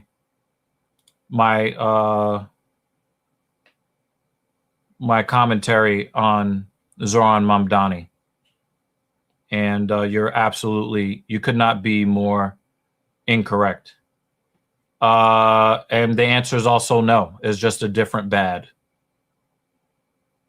I think that Zoran Mamdani has good intentions, but he's not practical, and he is going to destroy New York City with his democratic socialist agenda. And what he's going to do is he is going to take the base that actually pays the most numerical taxes, and he's going to make them go to Texas, and he's going to make them go to Florida. And he's still not going to get any of the taxes that he thinks that he's going to level on these people anyway. A lot of these people have been using these homes in New York City as tax havens. They'll just take that value to another municipality somewhere else. So the more they keep raising taxes, while the middle class continues to struggle, the more people of all demographics and of all tax brackets are leaving the city of New York. Some of them are going to upstate New York, where they don't have to deal with Mamdani's short-sighted hubris. And so the only thing that they're going to do is get rid of the base that is paying any kind of significant taxes at all. So instead of trying to get more taxes from these people, you're going to end up getting absolutely nothing when they move to Florida, or when they move to Long Island, or when they move to Westchester County. So Bruce Bobtrotter's back. Yeah, I was like, Rick Allen. Is that one of his aliases? Yep. So I think that I actually just had this debate with one of my clients, and she was asking me what I thought was the actual real way to to try to increase the quality of life here in New York City. And so I think, so this is what I think that should happen. Now, on the surface, it might seem like it makes sense. Oh, by the way, Sean Brady acted like a flaming homosexual for 15 minutes and then bragged about it. Who was you fighting against? Joaquin Buckley. Well, he wasn't fighting. He did everything to not fight. Mm. And then he bragged about it. Okay, the 2 fights left. Because that was a co-co, right? Hmm? That was a co-main event? No. Co-main Oh, event? you said Coco. Yeah. No, the Coco is is next. that the- Is yeah. Volkov versus the Well done. curveballer. Cool. All right. So in a perfect world, if this wasn't real life, taxing people more to protect their own interests, because I believe if you taxed the billionaire class more in New York, you're only taxing them more so that you can increase the quality of life, so that you can successfully protect their property interests here in New York. For example, if you have a $5 billion tax gap now, a revenue gap now, or budget gap, excuse me. You have a $5 billion budget gap. This is ignoring the fact that I think that they're stealing the money, and the $5 billion gap was because, as you said, corrupt ass Eric Adams. But let's just say that you have a $5 billion budget gap that is not caused by waste or corruption, theft, and the whole bit. Let's just say that, right? It would make sense to tax the people who have the most to lose, because if the quality of the city goes down, then the property values go down. And then when the property, starts to get messed over by the people who are mad because they're not able to participate in the economy, then it doesn't matter how much you paid for your building in the middle of Madison Square Park. You're not even going to get the benefit of having that, because you're just going to have a bunch of poor, homeless, fucking drug addicts walking the fucking streets. Now, if you just tax them, they're just going to take their money elsewhere, and then you're not going to get any taxes from them anywhere. Anyway, so I can see why they think taxing is the answer, but taxing is not the answer. I think the better option, and I've had a little bit of time to brainstorm this, is allow more privatization of the public areas or the public interests of New York City.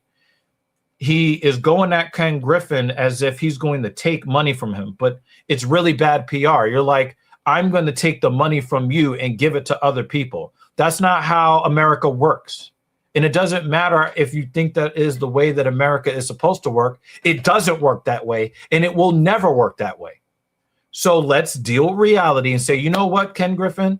How about we make a deal where you get to take the money that you have, and then you get to decide where it goes. You get some say-so and some agency over what you would like to see improved upon, at least in the areas where you run your business.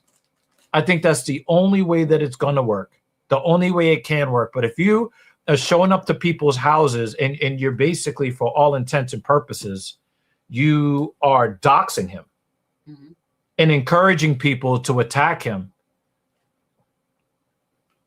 it just, you're basically, you're dumb. You're dumb. And it doesn't matter if you have the greatest intentions, you want people to have more kids, so you want to make childcare more accessible. All of those things are admirable. These are admirable. I would probably say that's one of the reasons why, from a budget standpoint, we haven't crossed over, because so much of our money would be tied up in childcare that we would just all drown and then go back to being fucking poor again, like we were 15 years ago. Right? So I understand. I'm not going to respond to that, Hal, because she and I have had certain types of discussions that we are just having just between the two of us. But let's just say how you're not too far off in your idea. I just don't think that Mom Donnie, I think that Mom Donnie is who you get when people have been reasonably asking for you to bring down the cost of living and you refuse to do so. You let the landlords profiteer. You let all the corporations profiteer to the point where they're breaking the labor machine, where they are actually starting to cause seismic cracks in the fabric of society, in the foundation of society. I believe in capitalism, but I believe that greed is good if it's self-regulated greed. We've had this discussion. Mm-hmm. I think that if I was, and I am a businessman because I work for myself. Mm-hmm. You're a businessman. You do know that I am worth twice what I charge. Mm-hmm. Everybody knows this. Mm-hmm. But I don't charge that because if I charge twice what I charge for my services, then I'm going to get less than half the business that I have. Mm-hmm. So I'm going to end up, I would actually break my value to my client base, especially because the economy for everybody who is not a multimillionaire is not good. Mm-hmm. So I have to make strategic moves on how I deal with late cancellations, when I choose to, in my methodology for raising prices, or anybody that I would choose to give a discount to, right? I have to think long term. Mm-hmm. Now, you and I were homeless together. Mm-hmm. Now you get to choose which, right? Mm-hmm. That is because I had long-term thinking. Mm-hmm. Now, Rick Allen is correct here when he says dudes like Kelvin Griffin are not going to self-regulate in the public interest. They just do more for themselves. And that is the mindset that people who only care about their fiduciary responsibility to current shareholder value, they don't care about the long-term health of these companies, which is why Toys R Us no longer exists, why nobody eats at Red Lobster anymore. So, just Ken Griffin is willing to torpedo all of society because Ken Griffin believes that when the civil unrest reaches a certain level, all he'll have to do is take a private plane to New Zealand, go in his underground luxury bunker, and then he's just going to wait for us to kill each other. But here's the thing, and I think that I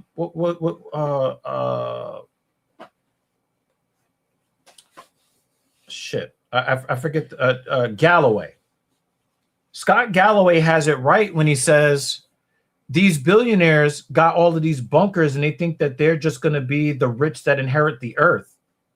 They think they're just going to get on a private plane, fly to their bunker, and just wait it out with armed guards, guarding them until the radioactive nuclear clouds go away. Mm-hmm. The first thing that's going to happen is the mercenaries that you hire are going to Mozambique drill you. Do you know what the Mozambique drill is? Mm-mm. It is a practice that Special Forces uses to do 2 taps to the chest and 1 to the head to ensure death. Quick. I didn't know that. I mean, I've heard the phrase and I know them separately. Right. But I didn't know that one meant the other. Right. So we're talking about 2 to the chest, 1 to the head. Mm-hmm. And then they're going to take over your bunker. Once we go to post society, once society is over and gone and done with, mm-hmm. the strongest will survive. Mm-hmm. If you're a Zuckerberg and your whole claim to fame is that you stole your friend's idea for a social media website for college students, Do you think that the mercenary has any use for you anymore? Mm. No. He's going to 2 to the chest, 1 to the head, and he's going to be banging your wife, and then he is going to be the last man standing. Mm. So a lot of these billionaires everything is short-term thinking because they only think about what is the price of the stock today. I don't have any responsibility to society, even though I got rich because of society. Mm-hmm. Now, if they did it my way, which is controlled greed, instead of trying to take the whole pie, they would just try to take 70% of the pie.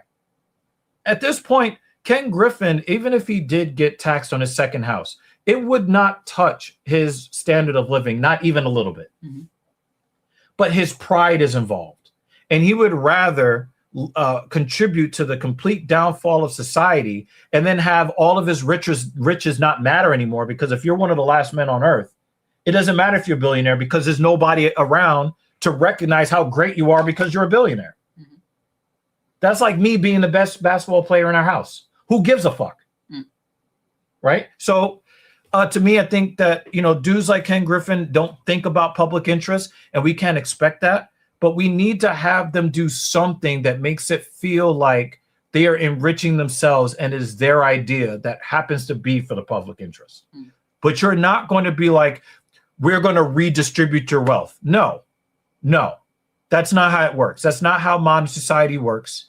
And Zoran Mamdani is a fucking idiot for believing he can be the first one. Nobody else has been able to do it. How the fuck are you going to be able to do it in the financial capital of the world? Oh, I know what you're going to do. You're going to turn the city into a cesspool and make Austin, Texas, and San Antonio, Texas, the new financial capital of the world.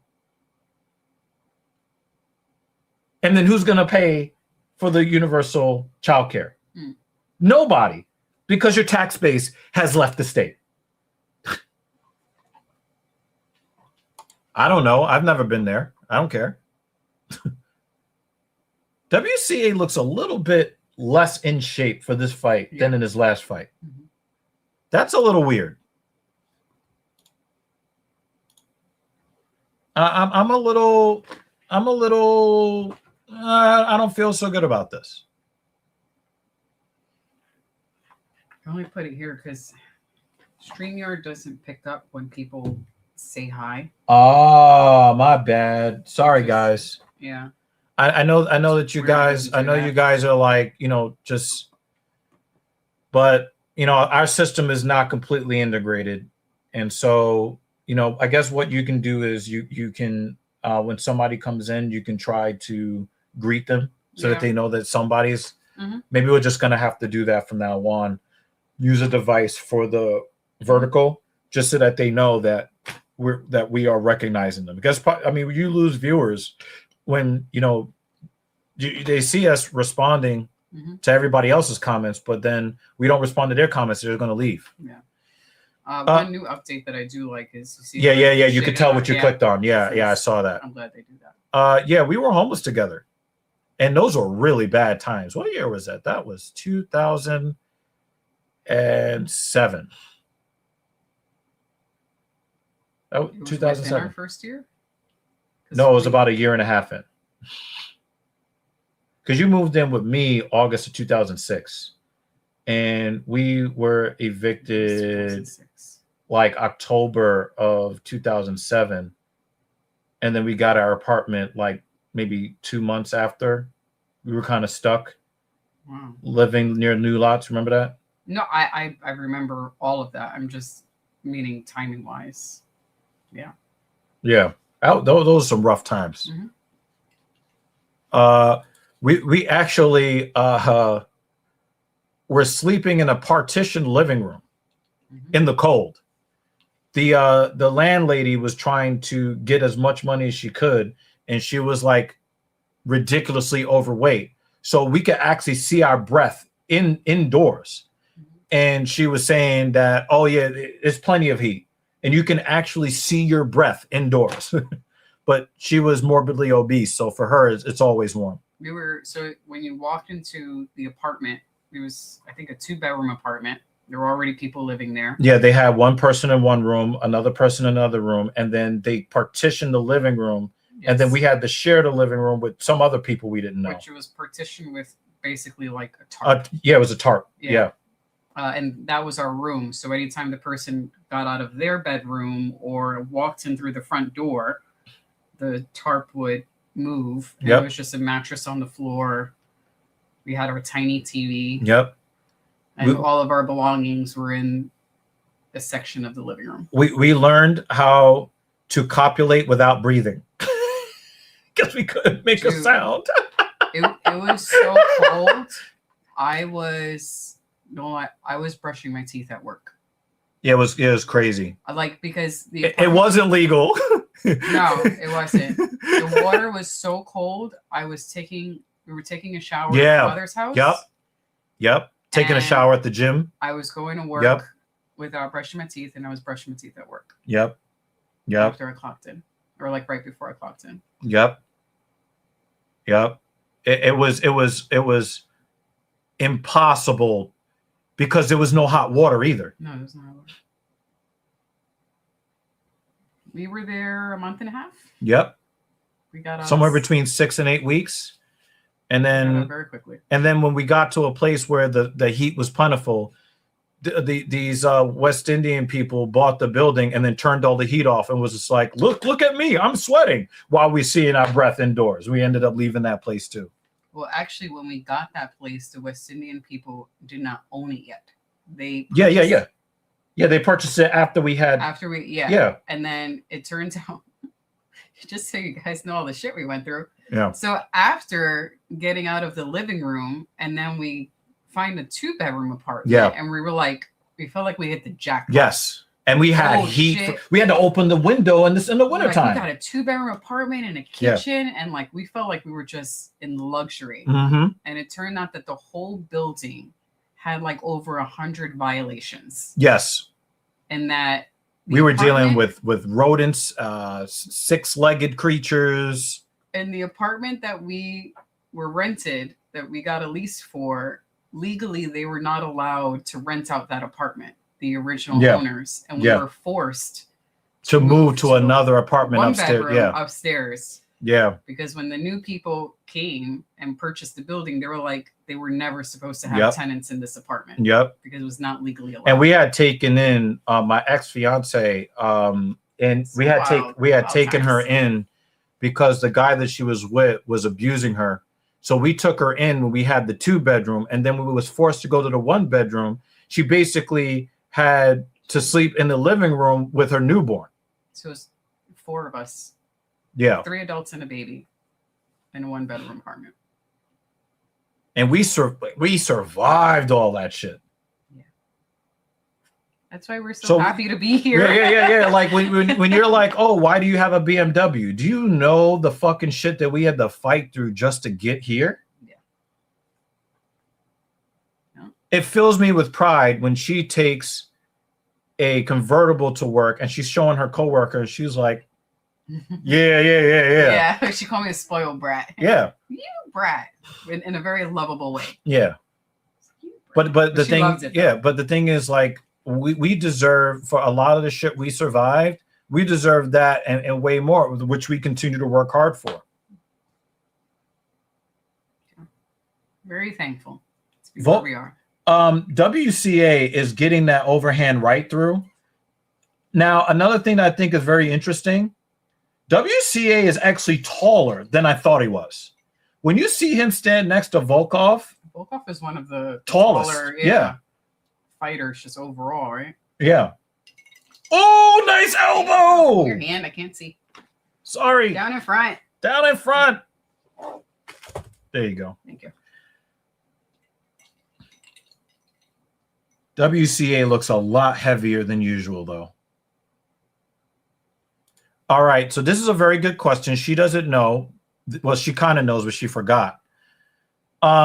Mandatory next fall, we're going to go back on the Coheed cruise. However, we need to go to that BMW driving school in California. We need to make that happen. Oh, so then there's 3 planned locations because I also got at the top of my list, or our next international trip. Oh, I wasn't thinking about international. Oh, we got to go see Dan Jensen. Dan Jensen. Yeah, we got to go to where the Danishes are. So international will be where the Danishes are. Our next cruise will be the next SS Neverender, which should be November 2027. But the next United States one, we got to do that BMW trip. I mean, that's part of the reason why I've been so aggressive, because I'm like, Yeah, we got to. I feel like if I just grind without killing my joints, Yeah. have been killing me, the carpal tunnel. Yeah. But if I just grind out this summer and just grin and bear it, then maybe next year, planning for Denmark and California and something else is doable without setting us back, undoing all the hard work we just did. Yeah, I'm always been a long-term thinker, and that's the only reason why I'm alive today. I was born to a crack-addicted father and a mother who was a victim of child sexual abuse, and I made it out of the crack epidemic, and I'm still alive at age 40. The only way you make it to where I've made it is long-term thinking. We've never been to California, but we really do want to do that BMW driving school. I really want to do that. Now, oh no, WCA, no, he's about to get knocked out. No. Or will Volkov get knocked out the way the other dude, Derek Lewis, knocked him out?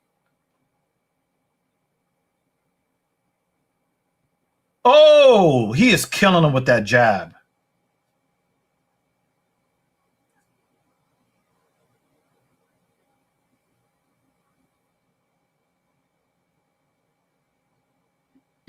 Volkov is so much better a fighter than he used to be skill-wise.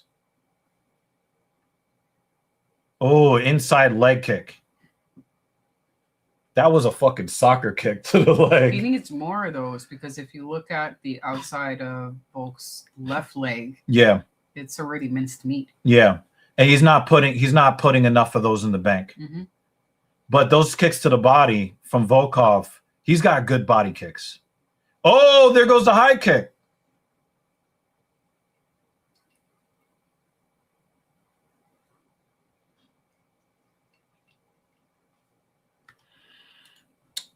Let me get back to you on this. I watched something today that was really, really interesting. Let me get back to you on this. Yeah, that's that nasty leg kick again. Well, it looks like mincemeat, but he's a Russian white male. Remember, they're going to bruise more easily. Still look nasty. Yeah. We're going to get to that, Rick. We're going to get there. Oh, that inside leg kick was nasty. So they're beating up each other's legs. This is a good fight. I do think that Donald Trump will find a way to a third term.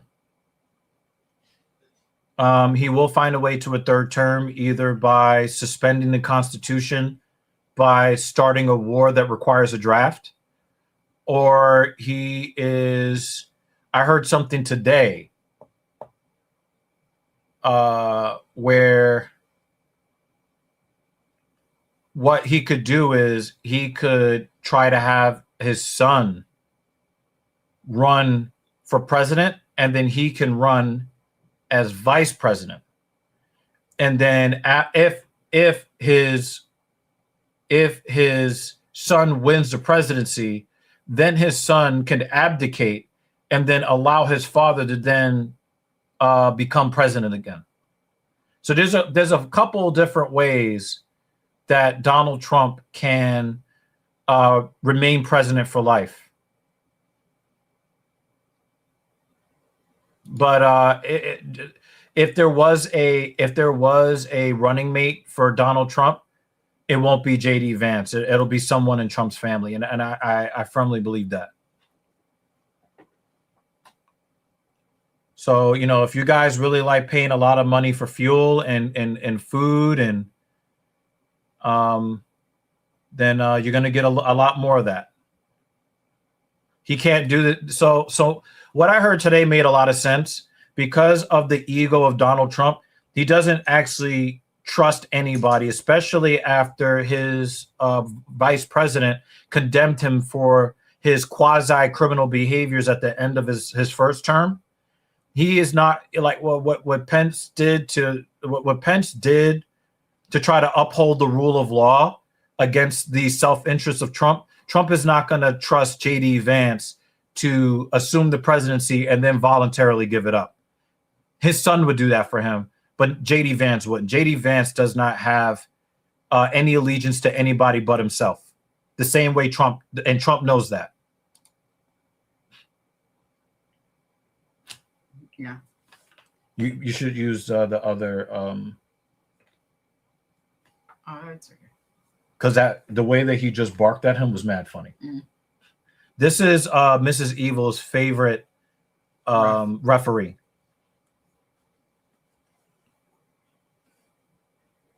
Yeah, I'm really glad they have him today. In the first match that he repped tonight, Oh no! yeah, he did. Yeah, he scraped the shit out of his eyes. Dude, Oh, he's throwing fastballs and sliders and the dude was grabbing the fence and he was literally slapping his hand. pow. Yeah. Volkov is killing him with the leg kicks.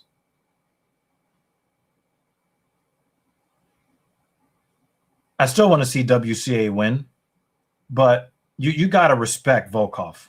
You have to respect him. He is so much a better tact. His fight IQ is way better than it was 5 years ago. He's using that leg kick as a jab.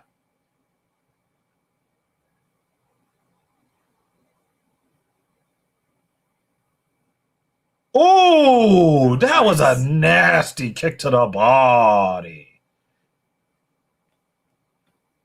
But remember that WCA has unconventional striking mechanics. So he can catch Volkov even though Volkov has the reach advantage. He can still catch him. Just because he's not throwing from the traditional shovel uppercut. The pain tolerance of Cortez Acosta is just astonishing. I still got Volkov winning, but I want WCA to win. Stop grabbing his cheeks, Cortez. Chill with that. Nah, Cortez, you can't do this. Oh, nice knee. But he got countered with the left.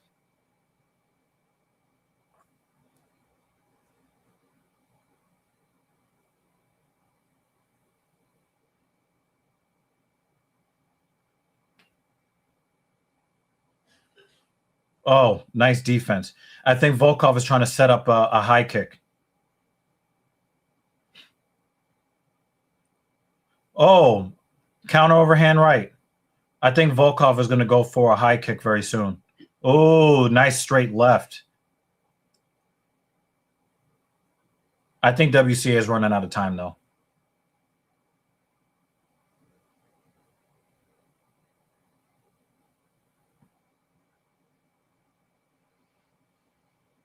Damn, Beltran is in there coughing. Close your fingers. Oh, nice jab, Volkov. WCA is trying to take his head off, but he's not really setting it up properly. He's not setting up that overhand. Wow, Joe Rogan got it right for once. He said he's got to set it up better. He finally got it right for once. Ah, that leg is cooked. See, you know he's very Dominican, but his skin is not showing it. but his lead leg is cooked. Mm.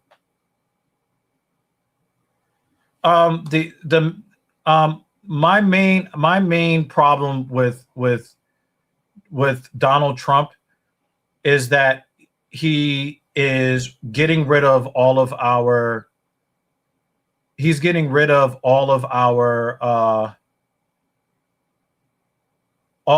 military and economic allies. He is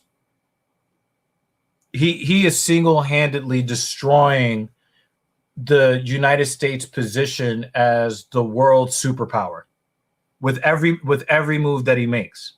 And sometimes the move seems sensible on the surface, but Trump is not a long-term thinker, and it shows in the fact that there is some logic on the surface for what he's doing, but then there's just so much shit that he doesn't take into account. He's so short-sighted. You know, if he wanted to put up a bunch of tariffs, we'll just stop buying shit. It's not a big deal. It's not a big deal. We were going to get a Porsche Macan electric, and because of Trump, we ended up with an E350 sedan. I wouldn't go so far as to say it's not a big deal. It's a big deal in all the other things that we need to purchase. That's true. But what I'm saying is we can absorb heart palpitations. We can absorb some of it by just consuming less. I can't absorb anymore. Yeah. I can barely consume any less than I'm already consuming. Well, I know that MAGA is happy with things being more expensive. They're really happy with it. So I would say, no. Yeah. No. Now, Trump did say one really true thing. He said in the lead up to the 2024 election that we're going to win so much that we're going to get tired of winning. Are you tired of winning? I mean, I'm tired of winning.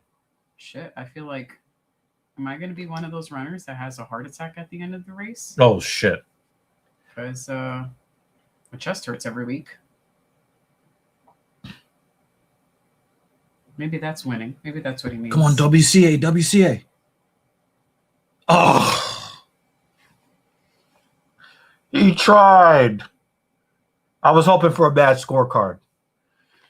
So here's the thing. Kamala Harris would have at least let the status quo go with the foreign policy, but she would have destroyed the country from the inside.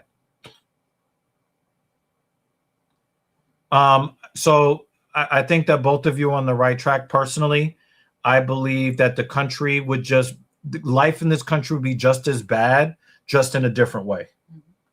I did not think that Donald Trump would destroy the effective hegemony of the United States and its position as the #1 world power. I didn't think he was going to do that. I thought he was going to do a lot of tweeting and a lot of truth social bullshit. I didn't think he was going to be going out there committing war crimes and fighting other countries' wars. He said America first, and then gave $20 billion to Argentina, and then started fighting that country's war and threatened to take over that other person's country. I'm still waiting for the America first. Mm-hmm. And I wish that he would stop getting rid of the only allies, because the United States has such a bad public image since the imperialism days of the late 1800s. Mm-hmm. That we have a lot of bad karma coming our way. Mm-hmm. But at least with the military might and the economic and military partners that we've had around the world, we've been able to stave off the karma that we've deserved as a country in the 250 years that, the 200 years that they've been a world power. Trump is like, well, let me create more enemies and get rid of all of our friends. And that's how we're going to win. All the other stuff, people talk about racism and sex. I don't care about none of that stuff. Racism is always going to live. Sexism is always going to live. Life is always going to get more expensive. The rich is always going to get richer. My thing is, do I want to get drafted into the military at age 50? Because Donald Trump just will sacrifice everybody's life in the country to start some bullshit war so that he can make some more money. You know what I'm saying? Like I just don't. That's good English.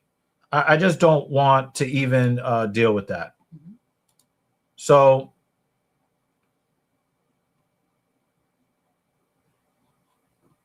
hold on a second. I gotta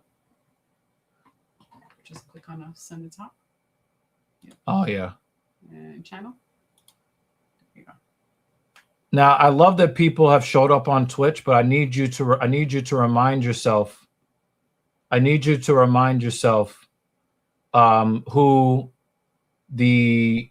I need to remind you guys who this channel belongs to, and there is one really good way that I can show you guys who runs this channel. Okay, so we're gonna do that. We're going to do that. And we're going to do that. Just do all of them. Deny that one and then block the one after. No, I want to make sure that I want to get that going. Yeah. And now nobody can see your comments.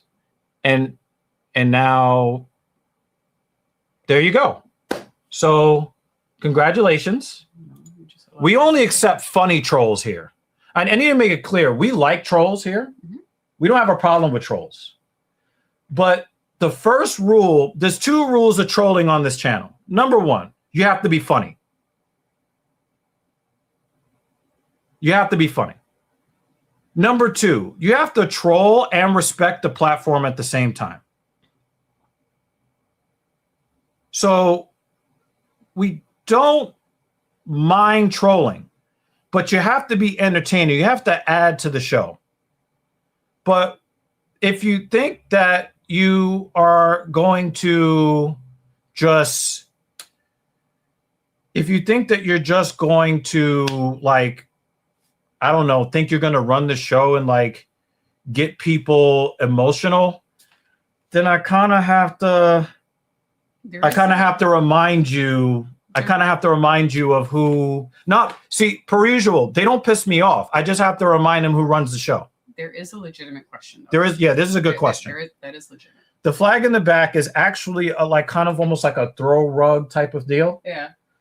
It is merch from. It's actually a blanket. It's like a blanket with tassels.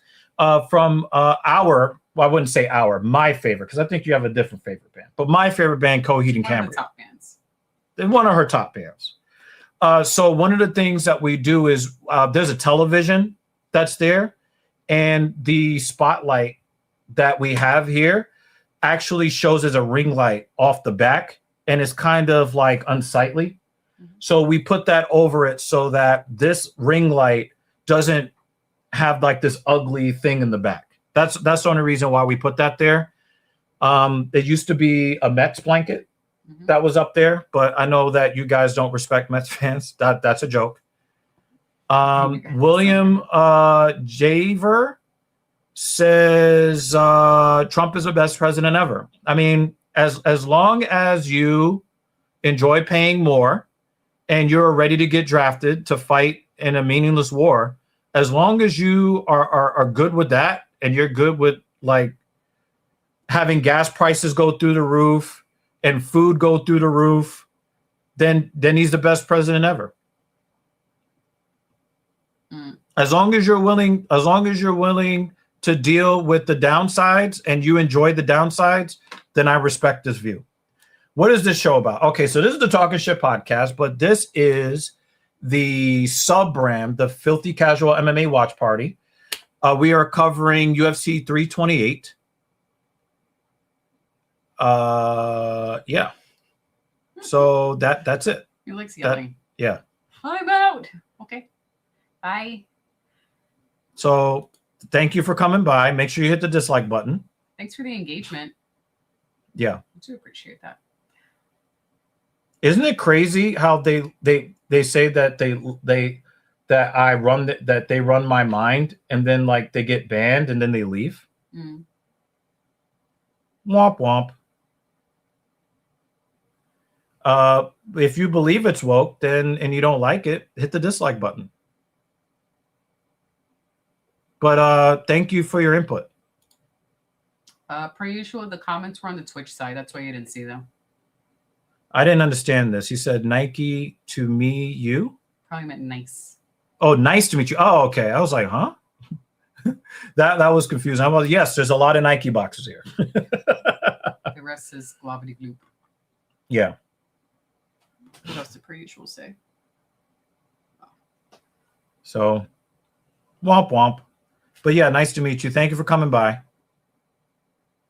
I appreciate at least people sampling the podcast. If you don't like it, hit the dislike button or leave to find another stream. But if you are going to troll on this channel, you have to be entertaining. You have to at least make us laugh or make the other people watching the stream laugh.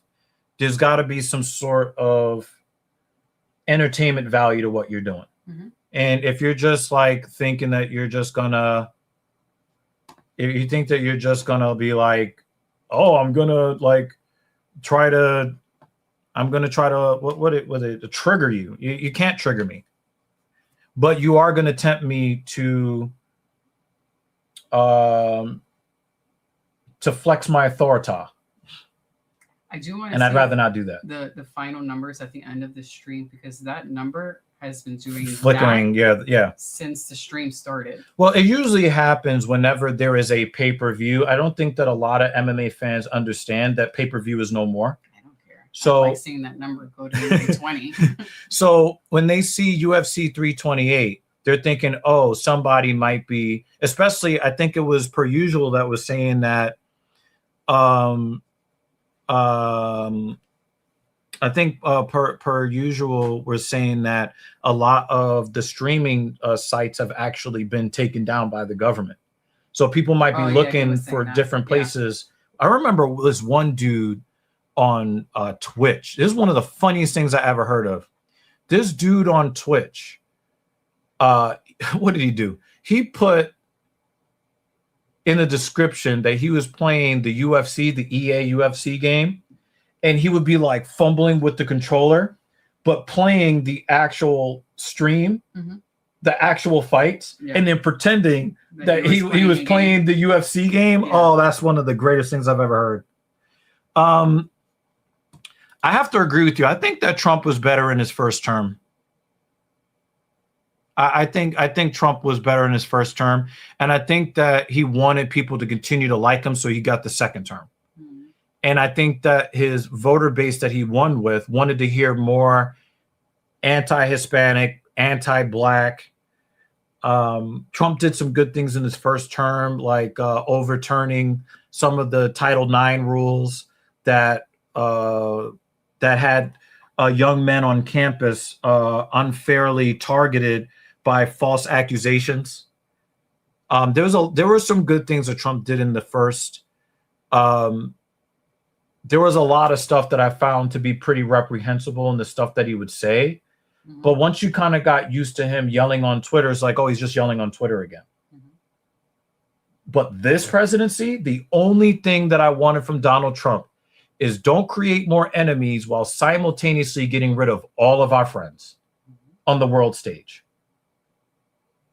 And when I mean by friends, I mean that loosely. I'm just talking about people that have a shared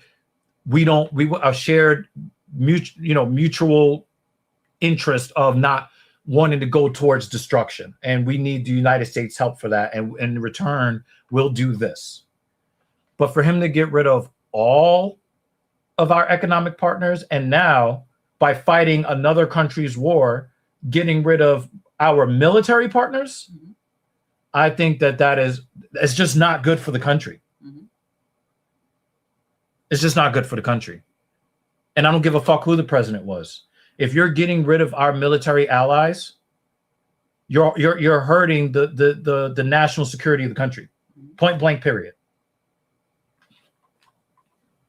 Now, would Kamala Harris destroy the country from the inside? Yeah. She would destroy the country from the inside. And we wouldn't like that. We wouldn't like that. In fact, I was happy Kamala lost. I wasn't necessarily happy that Donald Trump won, but I was happy Kamala lost.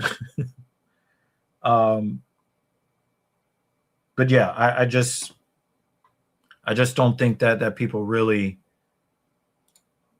they're not really paying attention. They got their favorite politicians, and it doesn't matter what that politician does, as long as that politician says the things that they want to hear.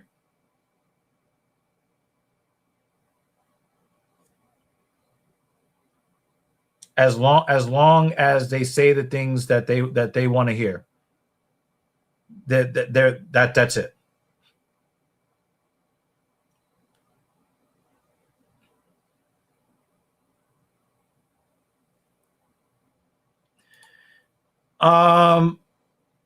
I 100% agree with this comment. I think that at least 2 of the assassination attempts were false flags. And I think that the assassination of Charlie Kirk was very, very iffy. He had some questionable public statements, but I saw him as a guy that just wanted to return back to the nuclear traditional family for the most part, and I respected Charlie Kirk for that. But I think that it's very, very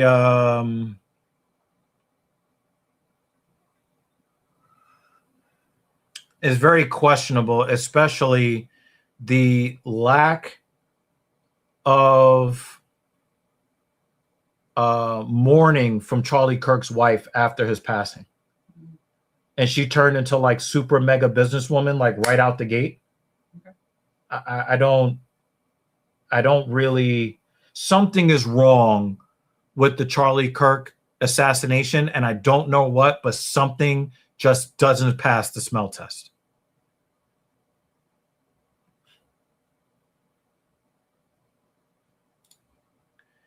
And this is exactly my thought process, Vex. And this is a Trump supporter saying this. But it's almost like whenever like certain rappers can't sell albums, they have like somebody go to the radio station and shoot at them. Oh, I got shot at the radio station, and people go and buy their records again. That's what it feels like.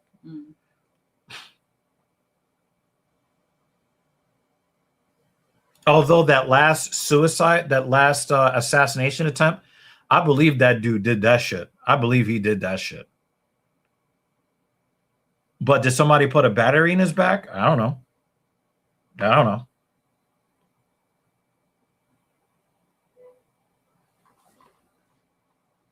Tatsuro Taira, let's talk about him. I'm shocked that he is getting there's a lot of weird championship opportunities being given in 2 divisions. Men's flyweight and men's light heavyweight. Okay. Really weird, nonsensical. Even some of our favorite fighters got championship opportunities, and we're like, what? I don't see Tatsuro Taira as I don't see him as a person that should be fighting for the title right now. This is his second title attempt, right?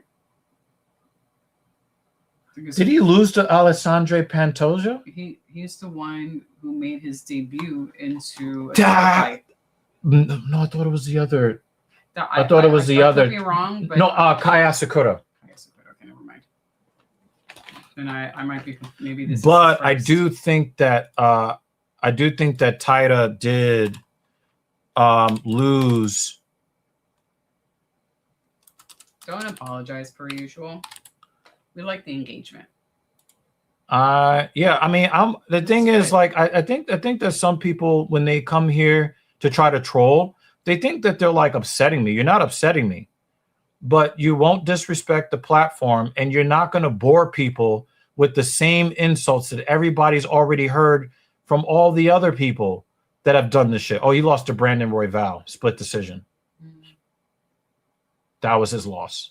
They're just hanging out in the background per usual. Yeah, they're hanging out in the back. It's not a big deal.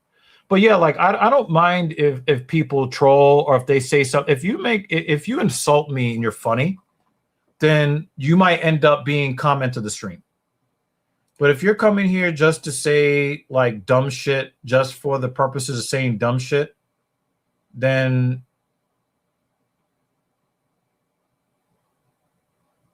like womp womp.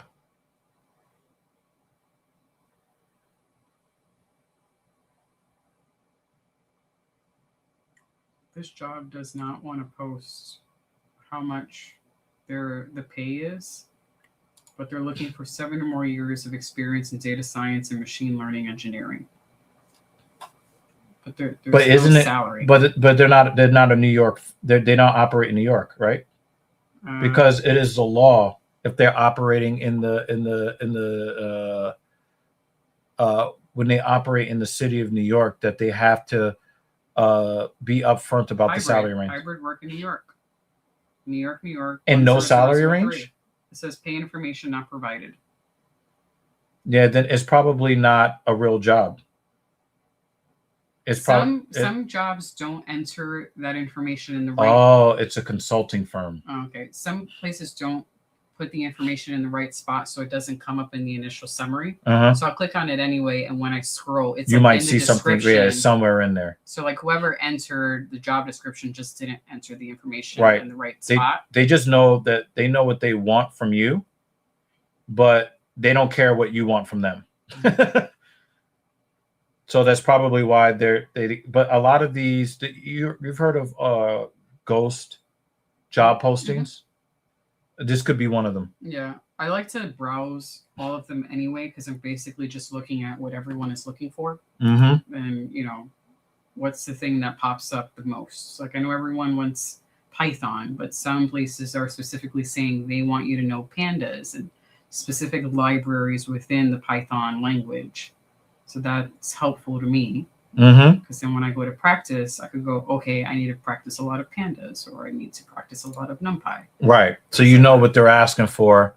But also, I just think that a lot of times they're looking for somebody entry level with 30 years of experience and a doctorate degree. That's what a lot of these look like. And the thing is, I think that they are running a scam. I don't know what the scam is or what benefit they think they're going to get, but I have seen where they have had people do mock projects, but it turned out to not be a mock project, and they took the work that was produced in the mock project and then took that work and then used it without paying them for it. I've heard about that too. And people don't want to work. People want to work. They don't want to get raped. Yeah, I do follow some like work subreddits, data science specific subreddits, and there are people who have been working in the industry for so many years, who give a lot of good advice. But then there are a lot of posts of, I just got finished in my 5th interview and did a project and did all of these things and didn't get the job. Okay. What am I applying to? Yep. Oh well.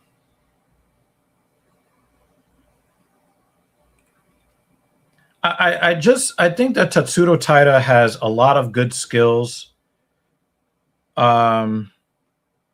I think Tatsuro Taira has a lot of good skills. I think his striking is decent. I just think that Joshua Van has that dog in him. Pause. I just think that Joshua Van has that dog in him. And I don't think that Tatsuro Taira is going to do anything that is so high level, like Demetrius Johnson, that he is going to be able to get Joshua Van to the ground and hold him there. Now, if he does get him to the ground, the win chances go up considerably for Taira, because he is a wizard on the ground once you get him on the ground. I just don't think that Joshua Van is just going to allow him to just drag him to the ground. I don't think he's going to just let him take his back. I just don't think he's just going to let him do that. And I think if you force Tatsuro Taira to kickbox, Van is just going to start picking him apart. That's how I see the fight going. Now, if Taira won, I would be very happy for him. Mhm. If Van defends, I'll be very happy for him. I actually like both of these fighters. Mhm. I just don't know. I just don't know.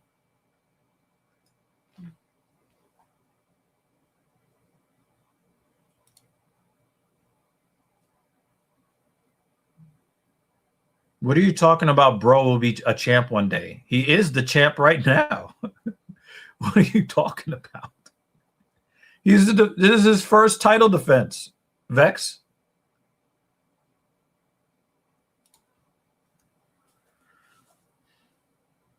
It won't be Herb Dean. Damn. I haven't seen the chick, though. When the fighters come out, she's been doing the Yeah, helping out with the check-ins. checks. Yeah, okay. But she was the ref in the very first fight. Okay. The very first fight was actually it was a great fight. Maybe somebody was late or otherwise indisposed, and she stepped in, possibly. Possibly. But I was saying, You said she didn't do much during the fight. she also didn't need to do much. I was saying from a Filthy Casuals perspective, it seemed like a relatively easy fight to call. He's or a not minus call, 160 favorite. Yeah. Ref. Because there were no fouls or, it was pretty straightforward. You've missed a lot of events, Vex. Mm-hmm. But we do appreciate you being a channel member. Sorry. Mm-hmm.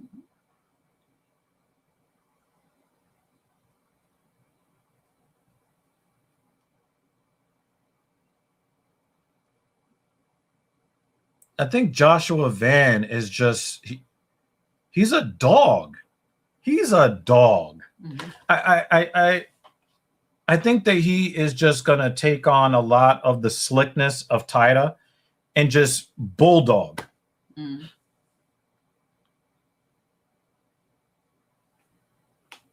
Yeah. He did a trip on Alexandre Pantoja, and Pantoja dislocated his elbow. We thought his arm was broken. Yeah. I remember that. We thought his arm was broken, but it turns out that he did not suffer a fracture, but he suffered a pretty gnarly dislocation. And that's how, but people were saying, oh, Van's not the real champion due to injury. He's the one that caused the injury. Yeah. Yeah, he's definitely been pretty beastly. All right, y'all. Let's see. First title fight of the night. I'm actually pretty excited for this fight. Mm.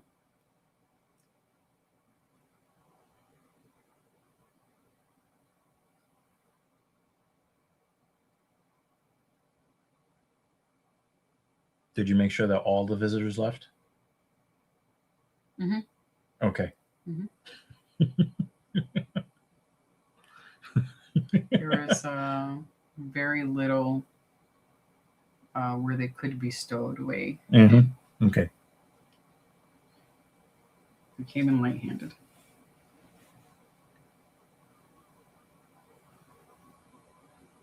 Yeah, Pantoja was he fought like a little bitch though. Pantoja did a lot of lay and pray. He had a couple of fights where I was like, oh, okay, I gotta respect this guy. Oh wow, Van is on the ground, and Tatsuro Taira is in mount. I'm shut. Well, tell me to shut the fuck up. Oh, I was showing you this because most of the box is broken. The crackers. Is that supposed to be like a racist thing you just said? It's a lot of broken crackers in here. People want to see them stand and fight. And this looks like lay and pray, but I think that Taira is going to go for a submission pretty quickly. If he doesn't, and he lays on here for another 3.5 minutes, I'm going to be pissed. But Tatsuro Taira has never been a lay and pray guy. He's always been a submission guy. So I'm going to not go crazy on him and say that he's doing the whole crotch sniffing thing. Oh, wow. Down in front. Sorry. Mm-hmm. There was one fight. Oh, you probably heard me complaining about it. The standing blanket Oh yeah, up against the side of the cage. Yeah. did nothing with it. Don't let him get your back. Don't let him get your back. Yeah, Taira can submit people from anywhere. If he ends up becoming the fucking flyweight champion, holy crap. And you know who's going to be the first person to call for a title shot? Brandon Royval. Mm-hmm. Because Brandon Royval is the only one to beat Tatsuro Taira at this point in his UFC career. Uh-oh.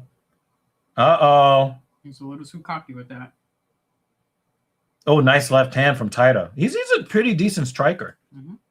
You can also see how short Joshua Van is.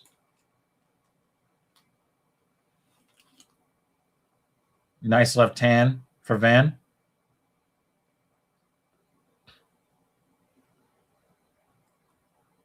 Imagine if Joaquin Buckley was able to get it back to standing like this. Mm.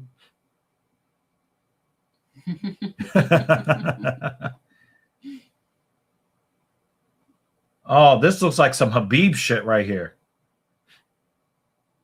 This looks like some Dagestani shit. Well, I am going to be the first to admit I was wrong. I was wrong.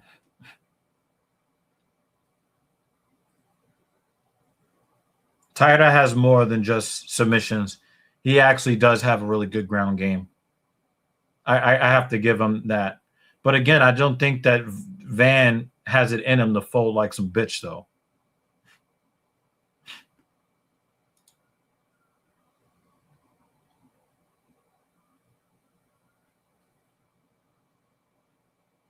Back to his feet.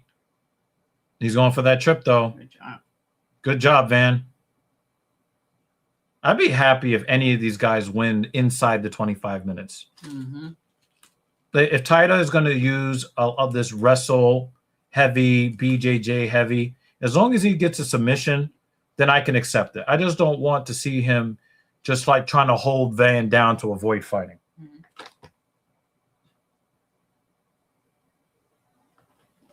These are surprisingly really good. Hmm? They're actually really good. But they're broken. Yeah. We're all a little broken. Oh, we got that mount again. But Van has been able to get out of these bad positions. Look at him, look at him, look at him, look at him. Look at that scramble. Yeah, that's great. Look at that scramble. Now, obviously, Taira won the round. Mm-hmm. But Taira has, I already liked him, but now I really respect. Mm-hmm. I really respect his wrestling. Mm-hmm.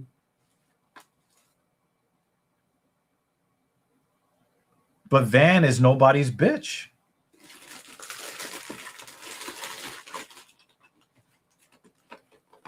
So tomorrow, I will buy you cake. No, I was just giving you shit. There's like this. I just need your cake, and it's all good.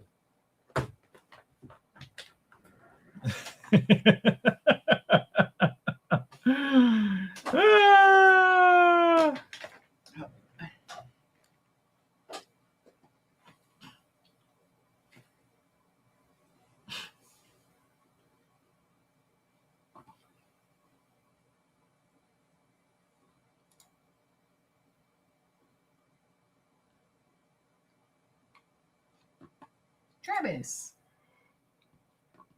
Yeah, I think all of us are kind of like wanting Van to win, but also I wouldn't mind if Tatsuro Taira got a win if he What you looking for? I'm looking to edit this. Yeah, I think you have to go actually into. Yeah. So just duplicate this page. Right click, duplicate. Okay. And then do what you need to do there.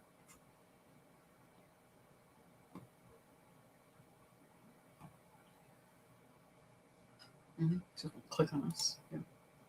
And I think settings. I think it's creator dashboard, isn't Maybe it? that.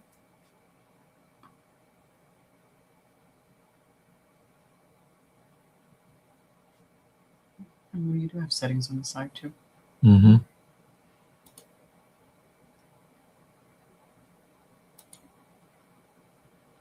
There you go. There you go.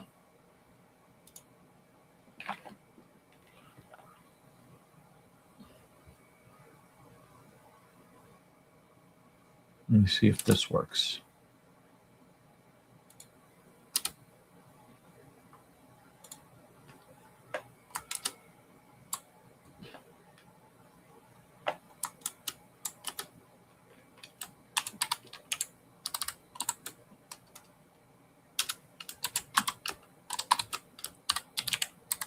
You know, trolls are not going to read the bio, right? Nobody reads No, the no, bio. no, no, no. But I want it to just be on record. Okay. Non-trolls don't read the bio.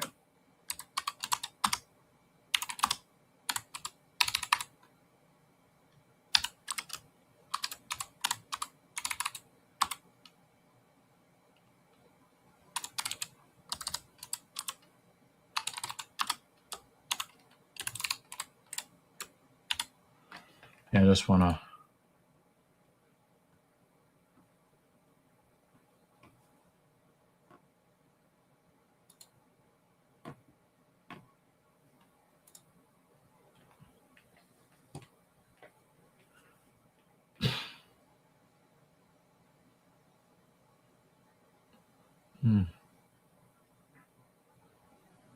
I wish that they would separate this a little bit, but whatever. Mm-hmm.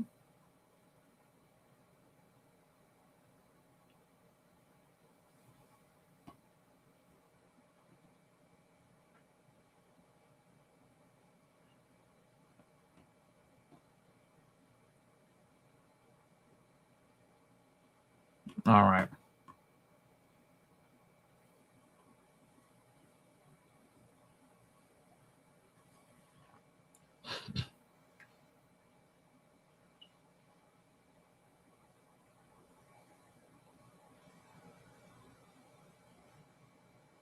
Yeah, it's starting to look like Taira is trying to avoid the fight, and I'm not really loving it.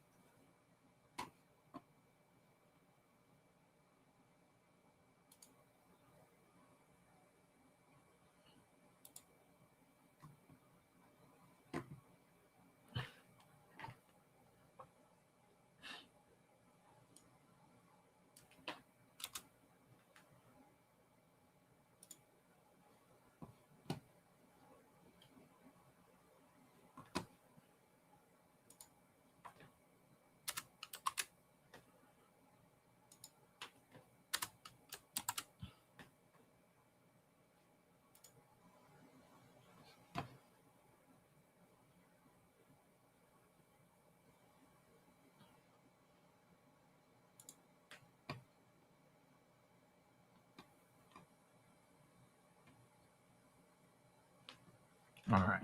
Oh. Whoa.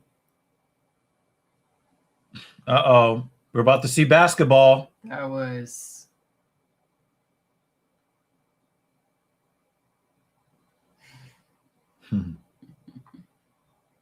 Oh, he's got him. Van you know, gets for round dear two. life. Yeah. Oh man, they need to replay that. That was Was that saved by the bell? Yes, it was Saved by the Bell. He stumbled trying to get up. Look, they're trying to help him. I mean, he got to his feet on his own, but they did have to guide him to his corner. Yep. Look at his face. Damn. That was a nice shot.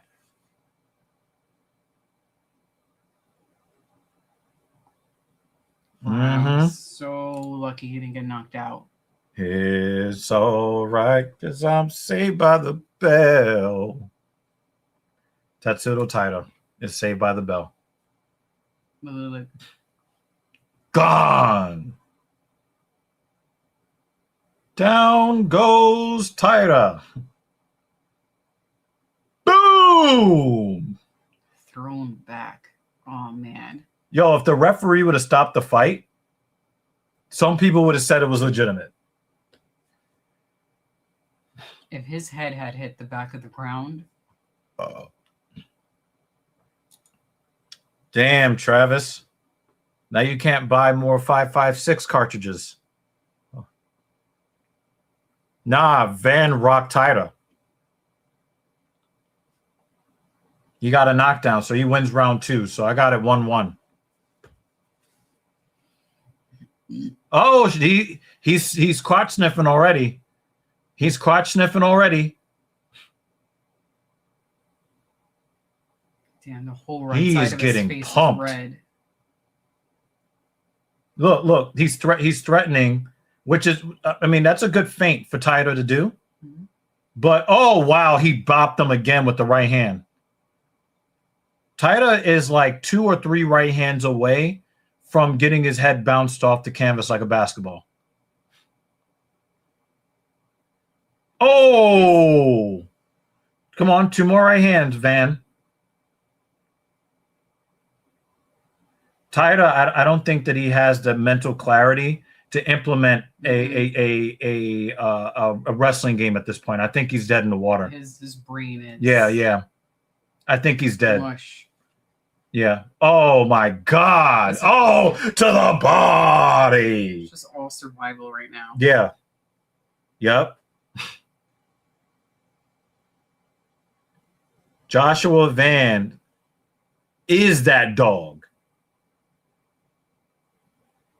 And he's getting boxed. He's getting pieced up. Nope. Nope. And this is the end of the fight right here. This is the end of the fight. This is the end of the fight right here. That's the beginning of the end.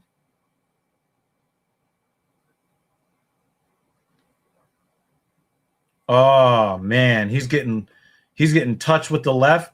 I'm telling you, that overhand right is coming, and then he's gonna go to the ground, and it's gonna be ground and pound. Oh, shovel uppercut. Nope. Yeah, Taira's toast. Sorry I said it like that.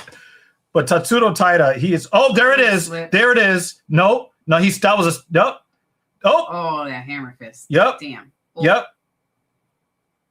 Yep. Van. He's trying. Oh!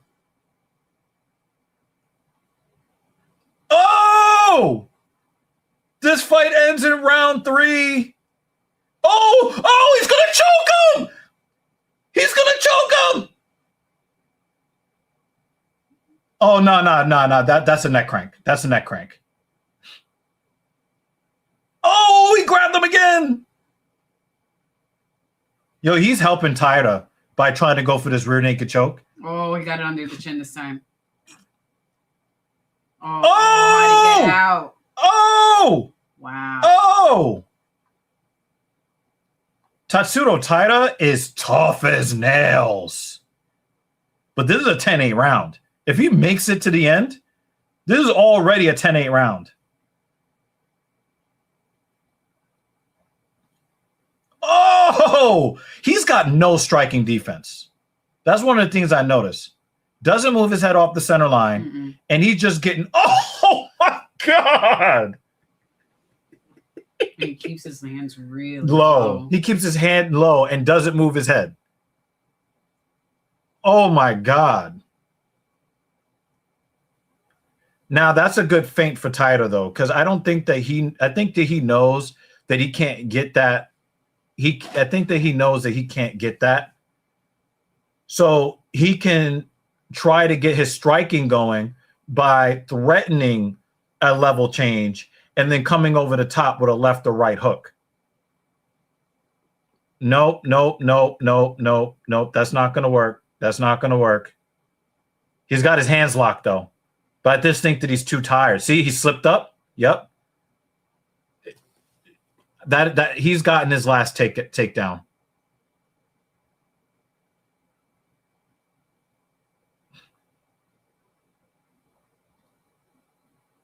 Got the underhook.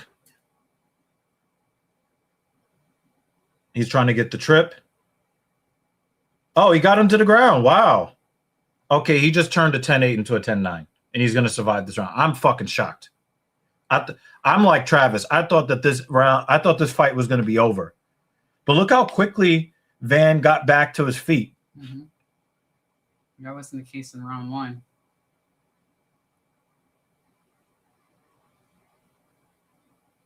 Yo, Taira is Wow. I got a lot of respect for him. Damn. You could see he got hands if he wants to fight. Mm-hmm.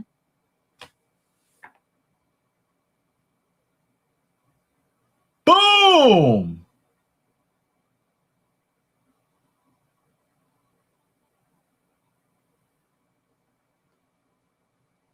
Yep. I think that Joshua Vance saved Taira in this match by trying to go for because you know how everybody, you know how in wrestling the most disrespectful thing you can do is finish them with the other person's finisher. Mm-hmm. Knowing that Taira has been trying to get a submission the whole time, he wanted that rear naked choke. Mm-hmm. You know what I mean? Mm-hmm. He could have won by G&P by now. Oh man, his face It's is lumpy. fucked up. Yeah. Like he's growing new eyelids that he wasn't born with. Oh man, the cut earlier was nice. Just went over the Mhm. eyelid. Yeah. And Like then I said, they opened it up to put No. Chill. just Chill. petroleum jelly right there. Chill. It was they zoomed in. Totally agree, Travis. Completely agree.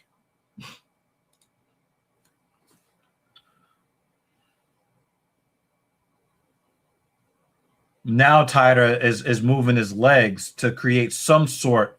Oh, that was a nasty calf kick from Taira. Oh, Caught him in the chin. Van. Oh, now he's doing that fucking crotch sniffing shit again. Oh, he's going for the trip and got it. He got the trip. I mean, I don't really love this type of performance from Taira, but you got to give him a lot of fucking credit. He could have folded by now. Mm-hmm. Joshua Van makes motherfuckers fold. Mm. And Taira's not folding. The fans are booing hardcore. But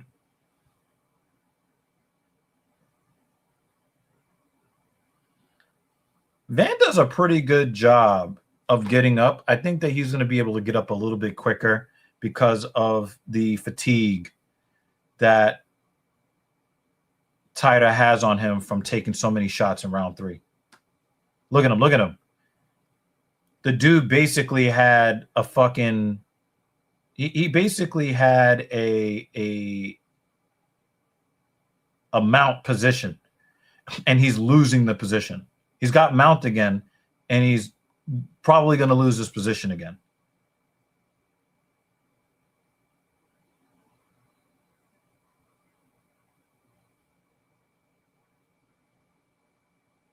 Yeah, people are not happy. Mm.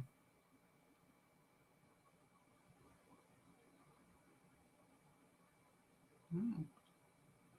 There's a lot of thumbs up, even with people making their way out. 17 on one side. Oh, that's nice. That's dope. And Honda vertical 9. Hey, people hitting the like button, hit the dislike button. Hey, it's all the same to us. Appreciate that.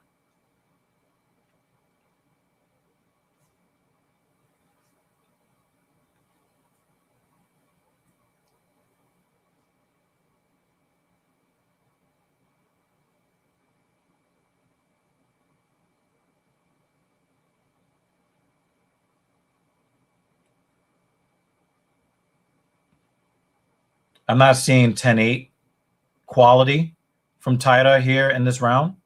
Oh, look at Joshua Van. Oh, he's in a triangle. Oh, he got his hand in. Yeah, he got his hand in. Elbow's a little awkward, but he's okay. He's okay. He got out. Kick his ass. Let him stand up. But Taira is starting to throw his hands.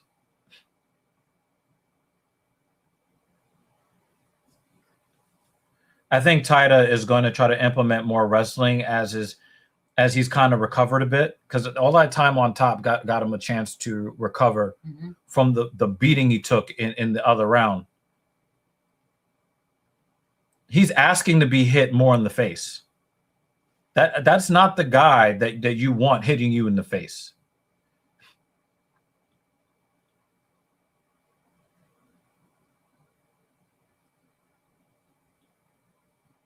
I think Taira's already won the round, but we'll see.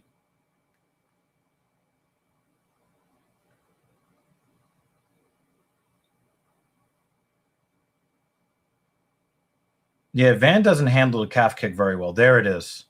That was more of a leg kick than a calf kick, but Van really does react to the destabilizing force of a good calf kick. Oh, here we go. Sprawl him. Oh, nice knee.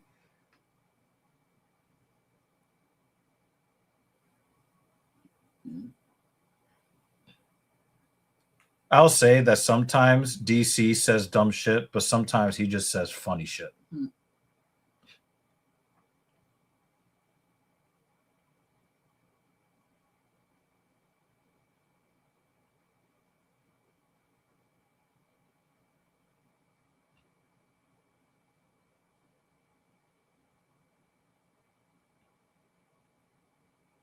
This is definitely fight of the night.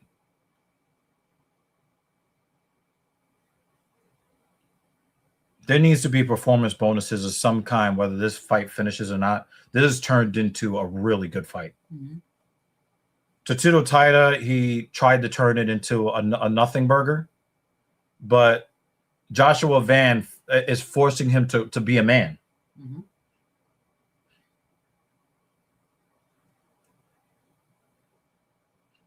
His nose is busted.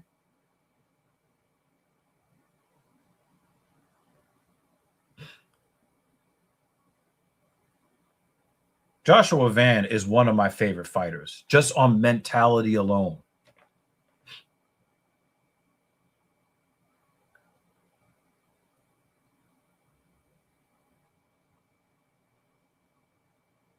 I want to get that fucking belt. Let's go. Let's go.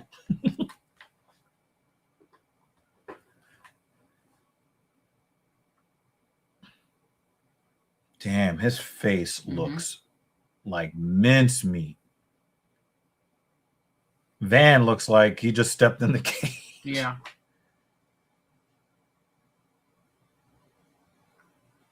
I think it might be 2-2.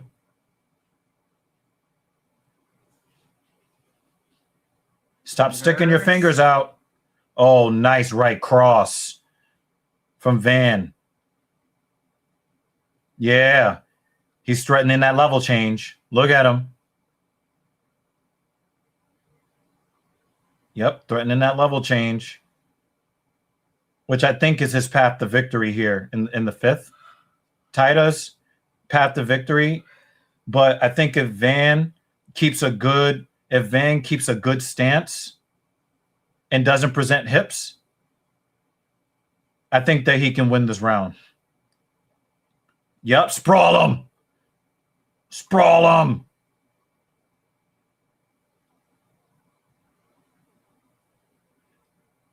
Nice job, Van, and then throws the left in his face. Nope, get off me.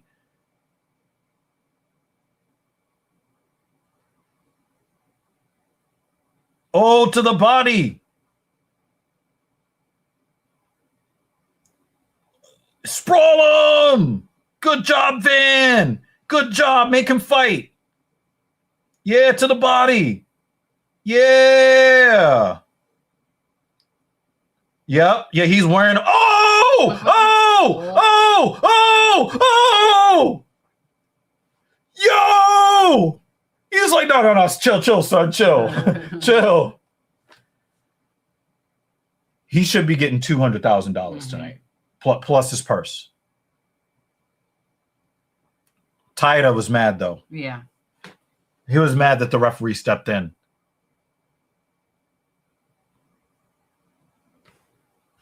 Well, maybe you should not have hit the eject button so quickly.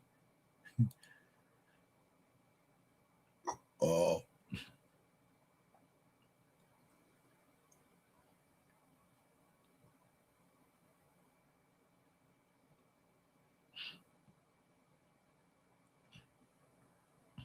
Shut the fuck up, yo. He's so dumb. Oh, I can't even put that shit on the screen, man. We already have per usual where we can't play his stuff That's on the screen. Crazy. That was fucking crazy. I think that was a good stoppage. Yeah, he was collapsing from that shot to the body. He goes for the deep breath. Oh, kicked him in the chest. Left hand. Right to the. Oh, yeah. The body shot. Oh, man. Look, he was going down to the ground, too. Mm-hmm. Yeah, you were out on your feet. Yo, Taira was going to take more. I mean, those were a lot of unanswered shots. Yeah, a lot. Look, he took a knee. He took a knee. There's a lot of unanswered shots in the 5th round. If this were the first round, then I'd be like 9. Maybe, because the way he went to a knee, mm-hmm. I think the referee was exactly on time. Mm-hmm.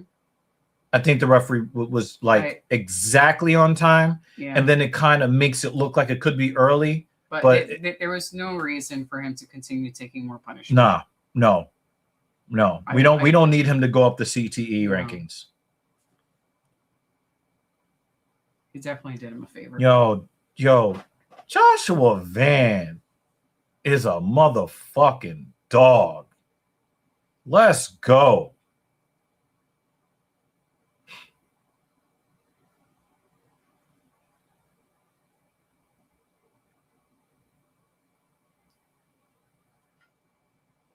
I really like that part. Just in the phone. Like a little kid, he does one more.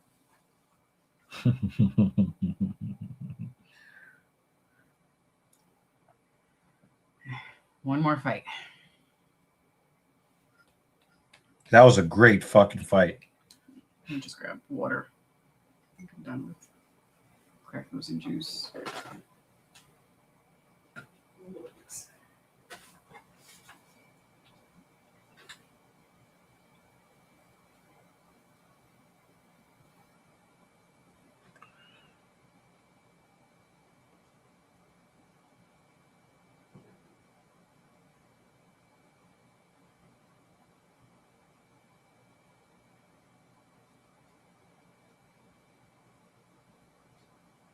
I thought Arman Sharukian was supposed to be in Chimaev's corner.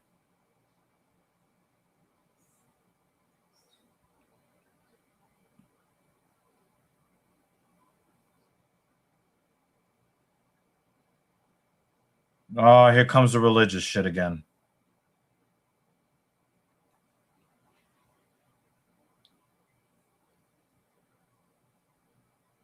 Oh my God. Come on, Josh, you fucking it up.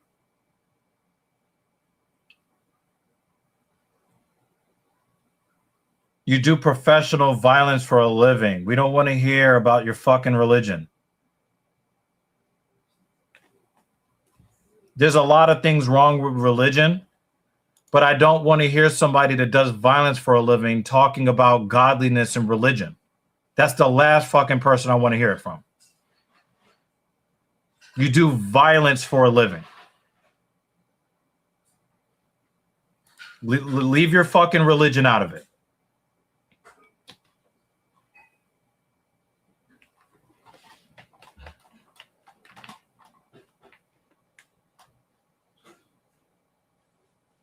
Yeah, I don't have a problem with people being religious.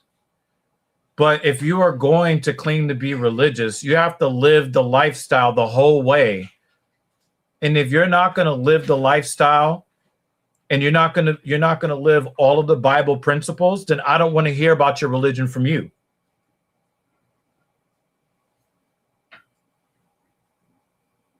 I just don't want to hear about religion from people who do violence for a living.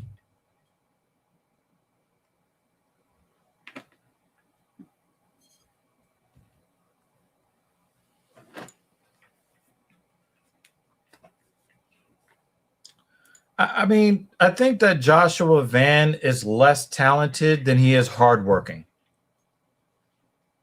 I think no, sports is not a sin, but violence for entertainment is a sin. There's nothing godly about violence for entertainment.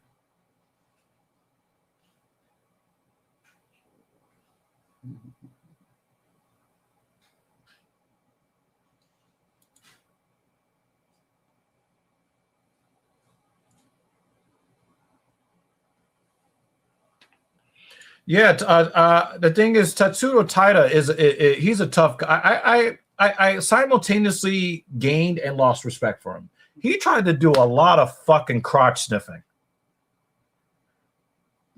but it's kind of crazy because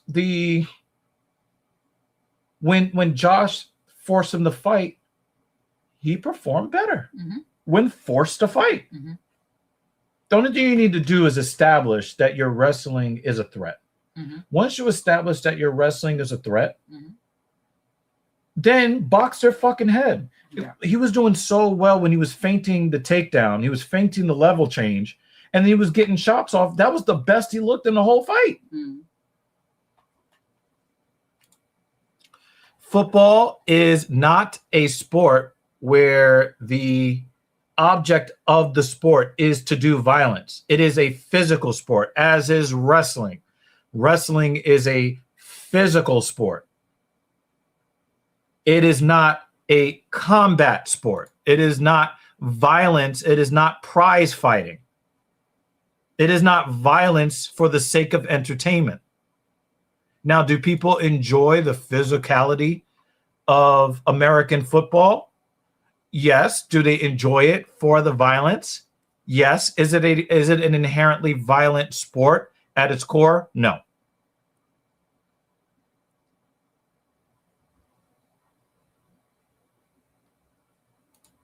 Wrestling has combat applications, but wrestling is not a combat sport because it doesn't require that you do harm to your opponent. The only thing you need to do in wrestling is to gain positioning over your opponent. But the number one thing in the unified rules of MMA is how effective was your striking? How much damage are you doing? How close are you to ending the fight? Choking someone out, punching or kicking someone. That's the violence of it. So wrestling itself is not about violence. It's more about domination. Now, you may say that it's splitting hairs, but wrestling is not inherently about how much violence you can inflict on somebody else. Pro wrestling,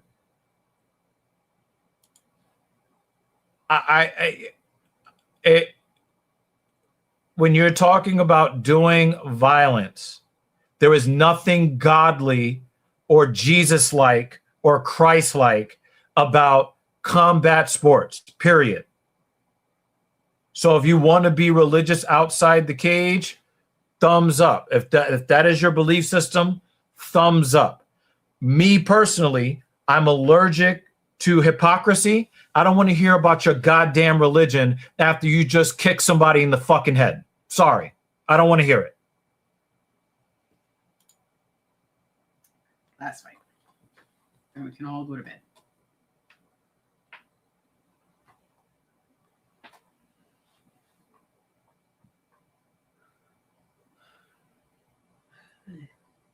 You know, I respect Joshua Van's interpretation of his spirituality because he believes that he would have self-terminated if he didn't go the religious route. Fine. If religion kept you from self-terminating, I'm all for it. but I do not want to hear you proselytizing in public after punching somebody in the face and kicking them and kneeing them in the face. Leave the religion outside of that, please.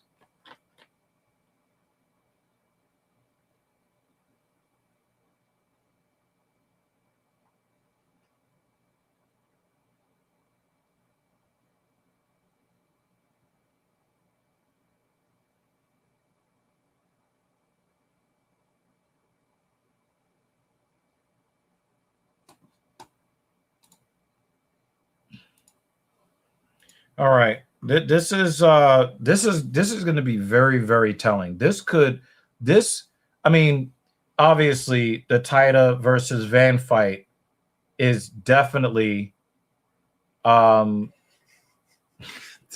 is the comment to the stream. This is the comment to the stream.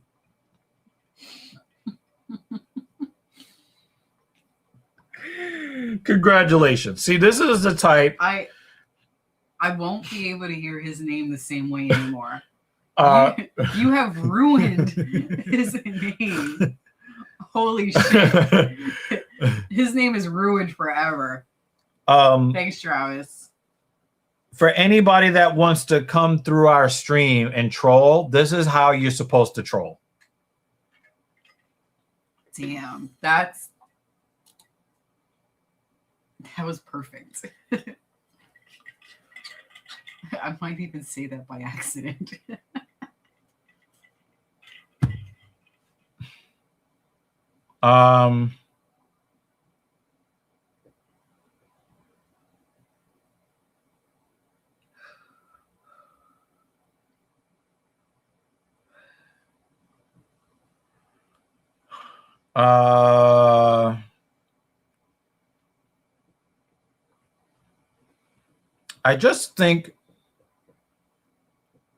I think that Sean Strickland is better than I think he is. I know that sounds like a very strange sentence, but I looked at him as the second least talented UFC champion that I could remember.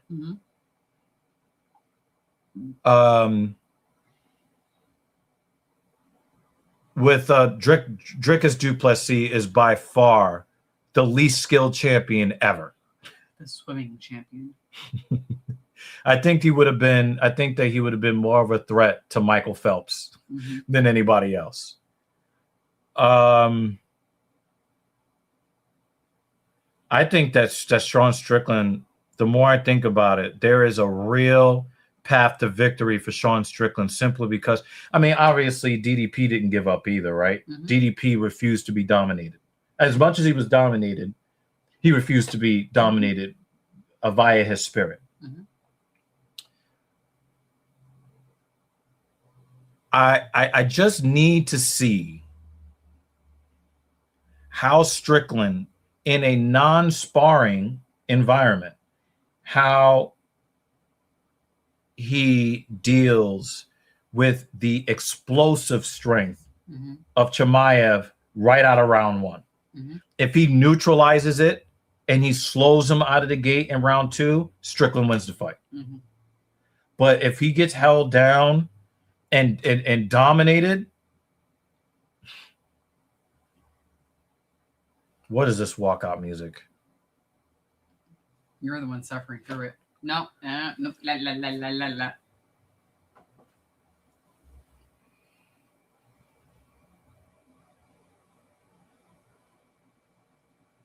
It's so hokey. You know, it's all hurrah, hurrah. Listen, sharing is not always caring. It was like a song from like the fucking childhood. I'm okay not hearing. You can have the headphones all to yourself. Go marching down. Some shit like that. I just think it's fucking strange.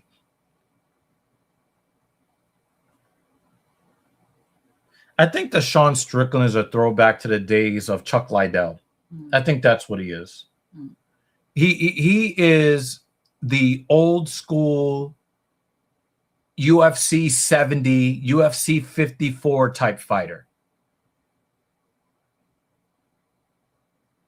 He might be the last. Mm. He might be the last. In the way that he treated Israel Adesanya, I can never count him out. Also, what he did to Fluffy Hernandez, I thought that was crazy. I thought he was going to get dominated on the ground. It never happened. So it's very, very possible that Strickland wins this fight.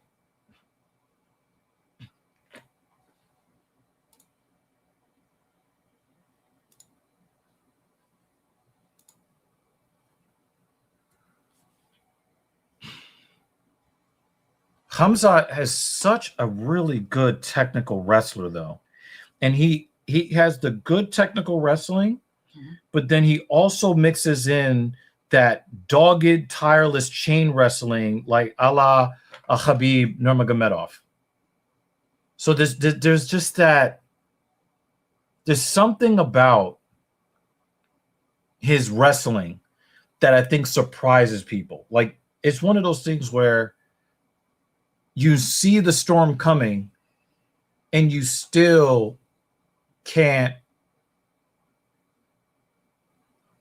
stop it.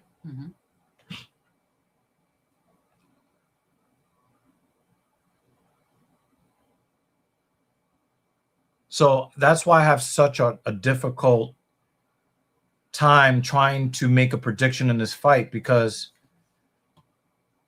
to me, it just seems obvious it's going to be Chimaev.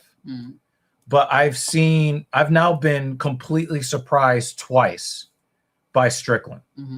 Now I have been surprised in bad ways. Like, I thought he was going to perform better against Dreykus, and he didn't.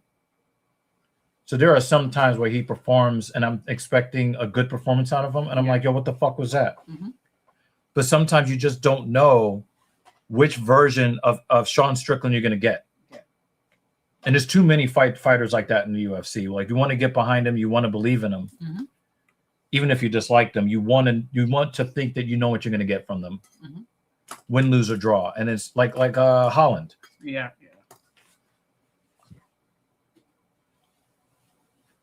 They're booing Chimaev.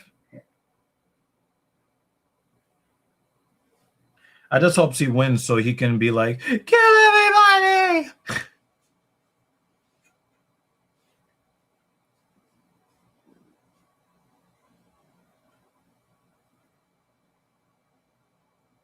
Now, I've already said this earlier in the stream, but I'm going to revisit this. I believe that if Chimaev defends his title here at middleweight, his next fight is going to be for the light heavyweight championship. If he loses this fight, I believe his next fight is going to be against a contender in the light heavyweight division ranked 6 through 13. Somewhere in there.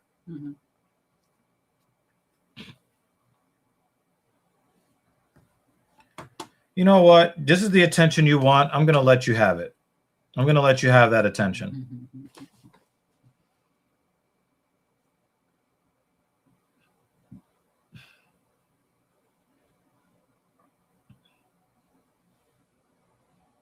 We're 7 hours in, so.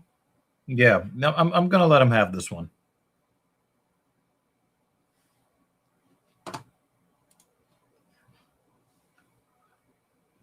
They're going to have every police officer in Newark in the cage. Oh, boy. Remember the last time we saw, they were like, oh my God, hold me back. And then the fight started and they just circled around each other. Yeah. That was crazy. That was so fucking crazy. That was crazy. I'm like, there's a 6-letter F word that they use in the UK to describe cigarettes that I want to call you, but I can't call you that because they would get rid of our channel. Y'all did all that fucking wolf ticket shit, and then as soon as the bell rung, they circled each other. Like, man, listen.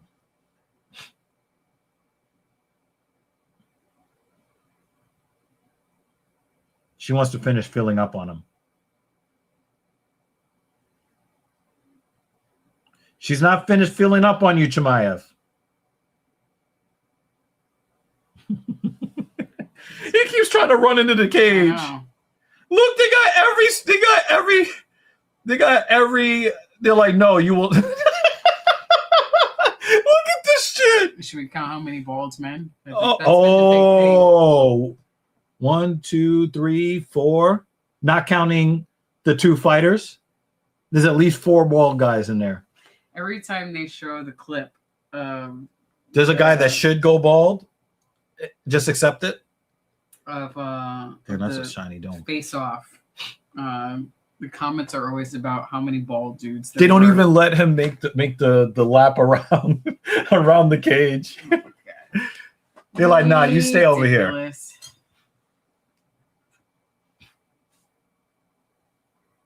That's a nice fight kick. That's a nice fight kick they gave Chimaev. This better be a fucking entertaining fight. It's gonna be, because both of these guys don't know how to be boring. All those fucking people in there.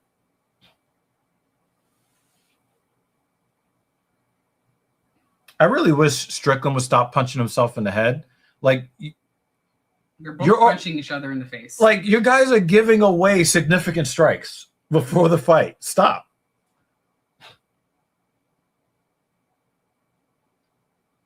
I think something that goes against Strickland winning this fight is that he knows how to lose. He's got 7 of those. Mm-hmm. Chimaev, at best, has a draw with the dude that just retired. Herb Dean is in there. Yeah. Look at this shiny. Damn. We can't have Herb Dean today. We need actual Herb Dean. Herb Dean. Mm-hmm. I had to do that for you. Okay.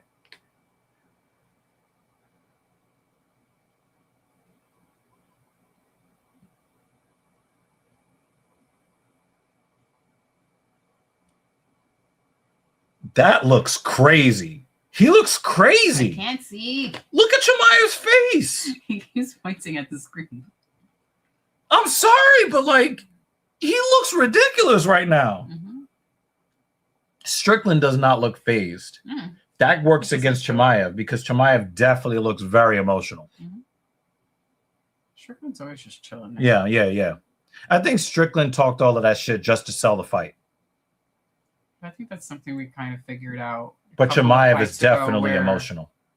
Because then after the fight, like, you know, he's shaking hands. And he's like, everything's cool. Yep. I think he WWE's it. I think, I think that JL might have it right. I think that Chimaev may end up gassing out because he's having an emotional adrenaline dump before the fight. I don't think that he's afraid of Strickland by any means, but I think that he is so riled up. Yeah. He's so riled up that he could gas out by the middle of the second round. Mm-hmm.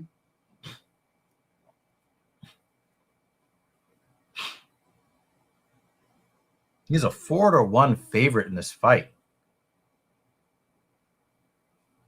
I don't know. I think that it should be closer to a pick'em.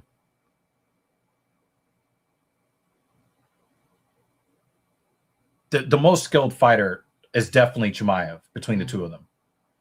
But Strickland is the most disciplined fighter in the cage. Mm-hmm.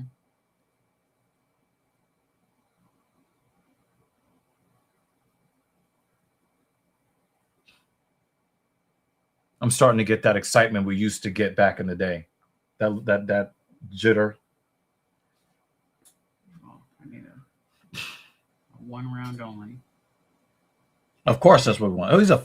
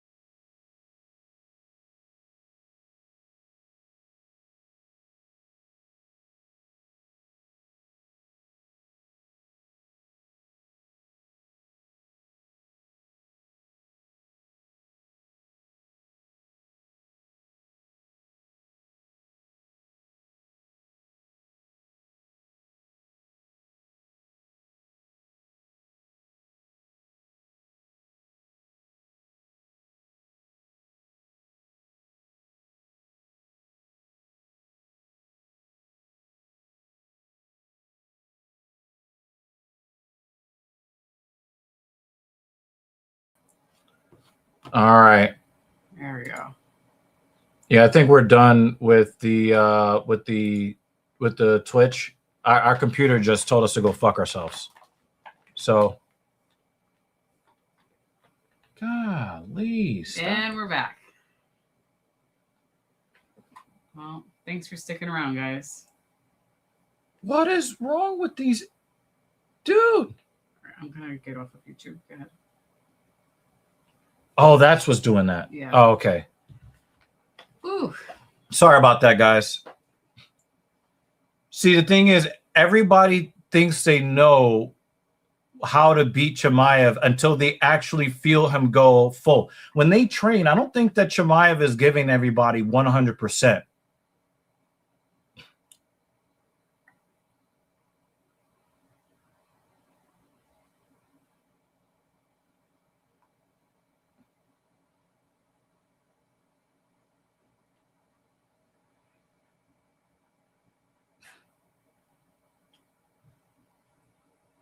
Strickland is not doing too bad.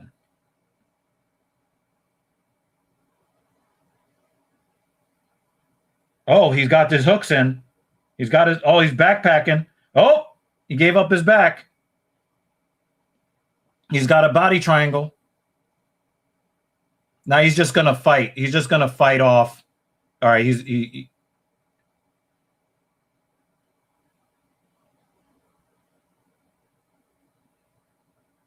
Strickland is just going to fight his arms. Yeah, he's just going to fight his arms this entire way.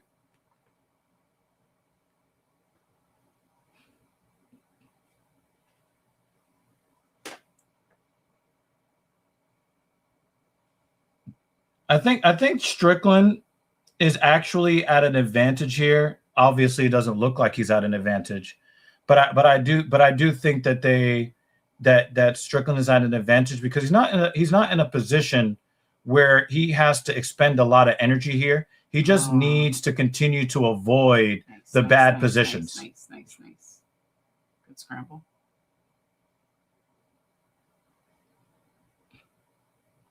Strickland is also very calm. Yeah. He's always calm in his fights. Yeah. I have to give him that credit. 100%.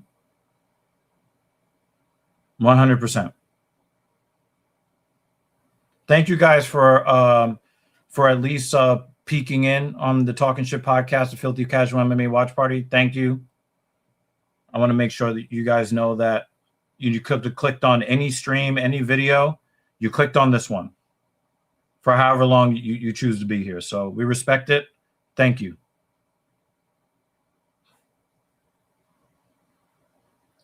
Strickland is doing all the right things. But this is just the ridiculous strength of Khamzat Chimaev. Oh, he was about to go for it. He was going to try to put him in a triangle.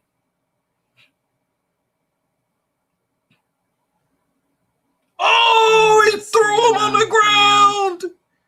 Back to putting this. There's no offense for Strickland at all.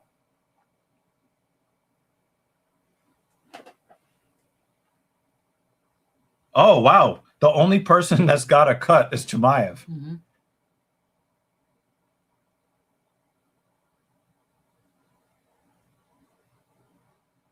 Strickland complaining about something? No. Okay.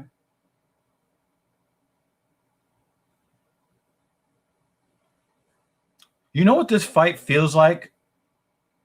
Do you know what this fight feels like right now? Mm. When Khabib fought Conor McGregor. Mm. This feels a lot like that.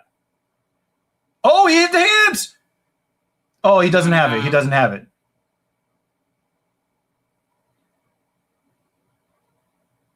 Yeah, Strickland, that was a nothing burger for Strickland. He might get a 10-8 called against him. But I still think that Strickland has a good chance to win this fight just simply because he did not expend a lot of energy trying to defend against Chimaev while on the ground. Mm-hmm.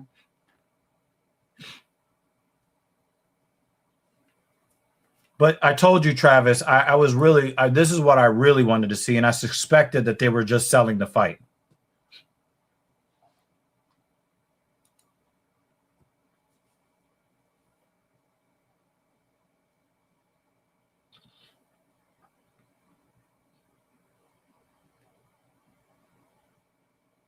Now, if Chimaev can keep this up for 4 more rounds, the fight's already over. Mm-hmm. I hope not 4 more rounds. Obviously. Yeah. But I'm just saying.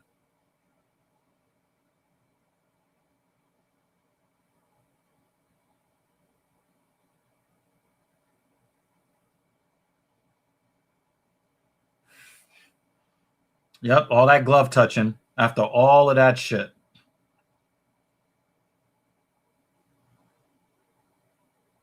Now Strickland is throwing those hands.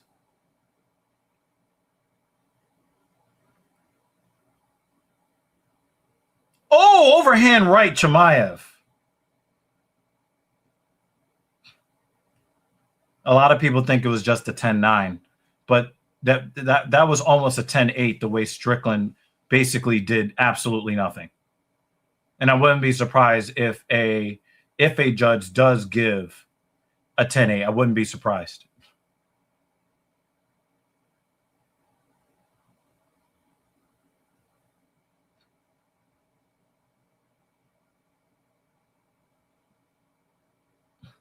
Yep, look at him. You can see he's feinting the level change. Mm-hmm.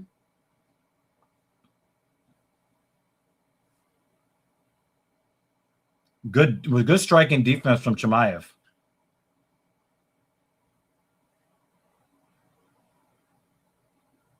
Chimaev's striking defense, at least to this point, is way better than I've seen it in the past. Maybe the Gilbert Burns fight, he kind of overlooked him, so he just stood there and took the shots. But it always kind of gave me like a bad impression of his striking defense.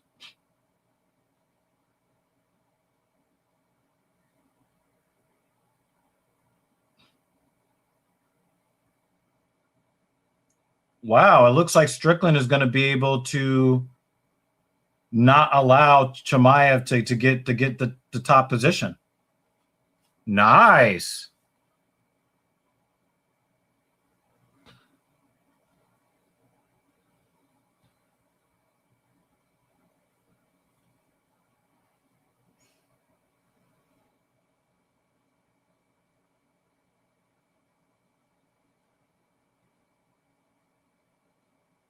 He's about to get he's going to try to put those heels on the hip.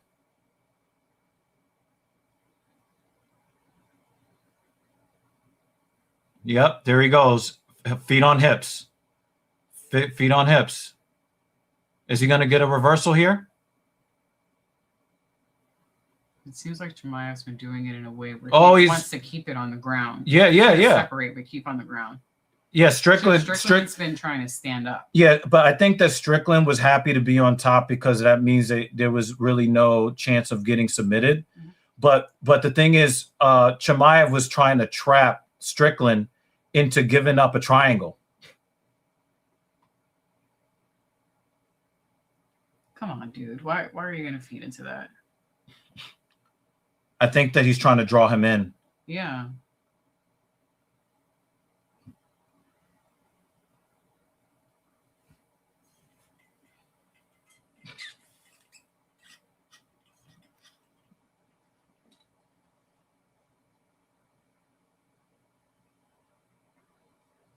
See, he's trying to throw up that triangle.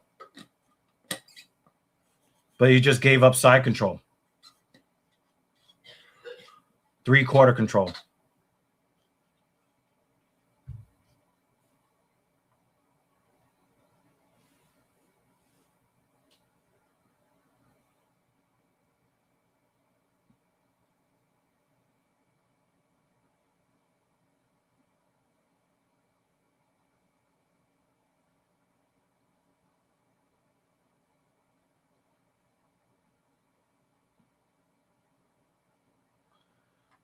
So I think Strickland wins this round. So that's 1-1. Boys, don't have to go to decision. No, I think Sean has the momentum definitely, but as far as like scoring is concerned, I think it's just 19-19 after 2. I mean, it's 30 seconds here. Strickland could finish the fight here if he gets some good ground and pound in the next 25 seconds. But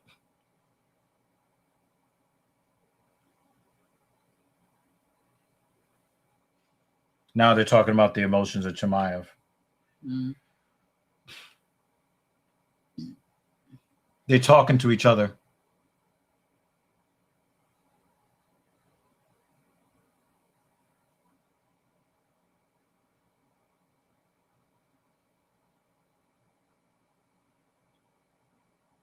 Now they're sparring friends again. Very weird. It kind of takes some of the luster off this fight. Sparring friends in there. Sparring friends don't want to fuck each other up. No, I'm saying like all the like the friendly talk and the patting each other on the back.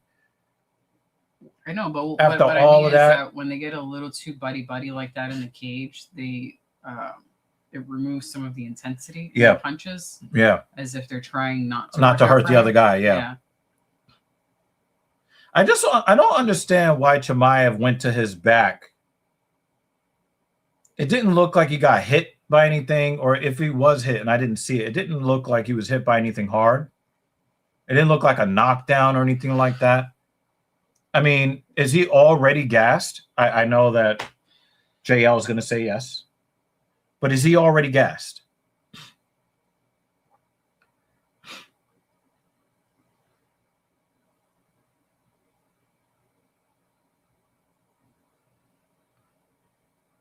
I think that Strickland is doing a good job of moving his feet. See, look, he didn't even hit him. He just went straight to his back. I think because he wanted it to be on the ground. It looked like he got a little tired. And Strickland should have let him stand up.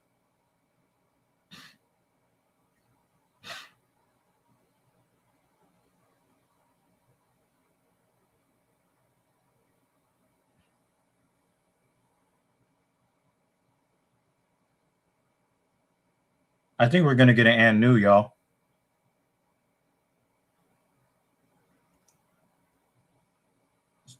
Sean Strickland is in control of this fight right now. He's going to be a 2-time middleweight champion. And then what does he do? Lose the belt to Dricus again? And then Dricus loses the belt to Chimaev? And then Chimaev loses the belt. They just go. If they start doing that, I am not watching those main events. I'm going to bed. Styles makes fights, you know?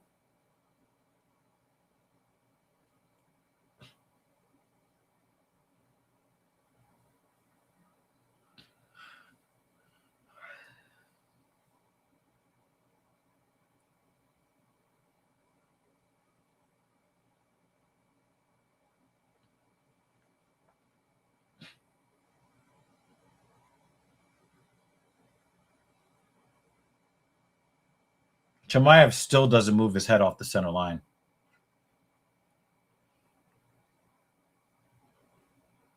Wow, he might get TKO'd in this round. He's just getting picked apart now.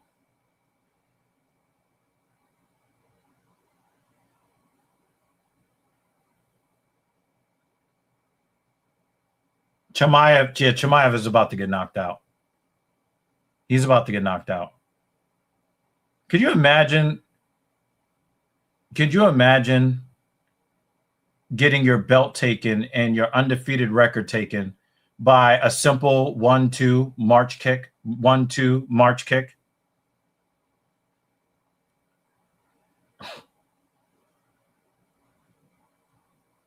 Wow, the timing of Sean Strickland is disgusting.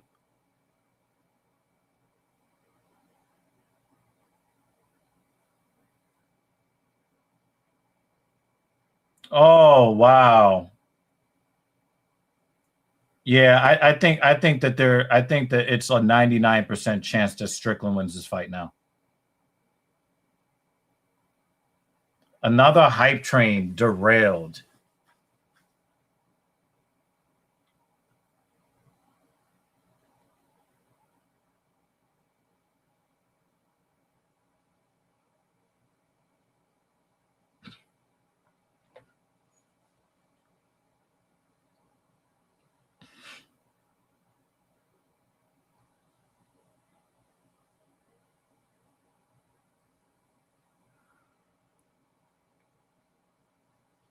I mean, Chimaev has done it before.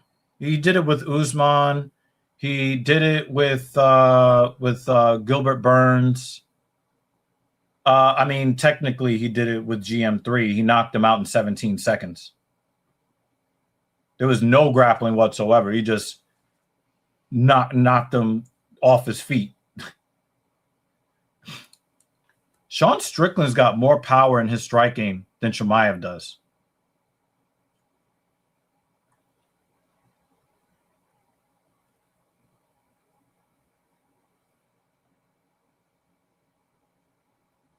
Oh, he did the Strickland kick.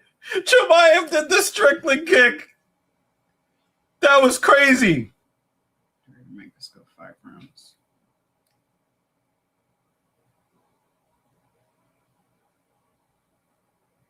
Oh, good defense. He threw his arm up just before he got clocked.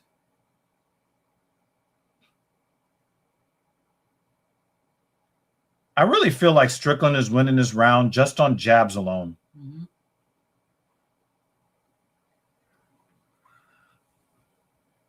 Chimaev has gotten in a couple of nice shots, but this is Strickland's round. No, he just tripped. Yeah, he just kind of tripped against the fence. Chimaev's left hand is not that bad.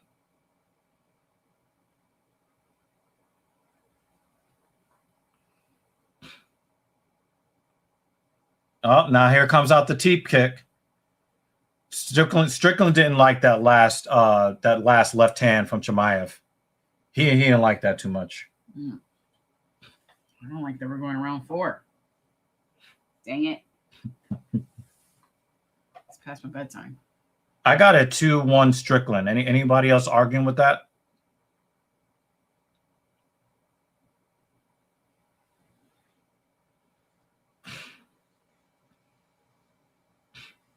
Yep, the teeps are coming out now.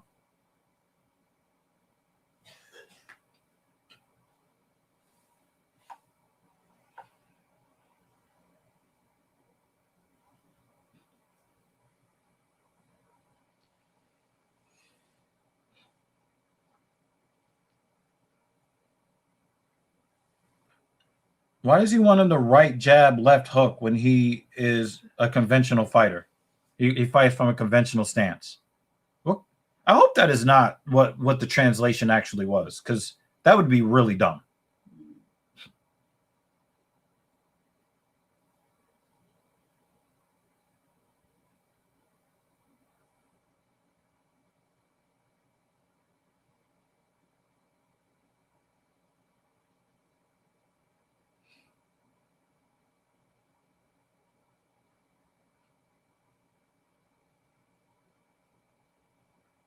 Now, Strickland needs the judges to not have awarded a 10-8 in round 1. Because I think we're going to the scorecard, y'all.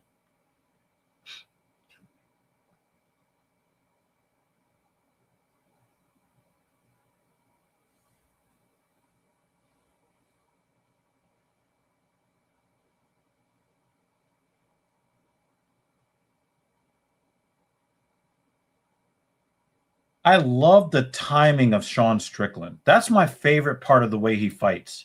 Again, he is not the most skilled guy, but the timing is, I wouldn't say impeccable, but his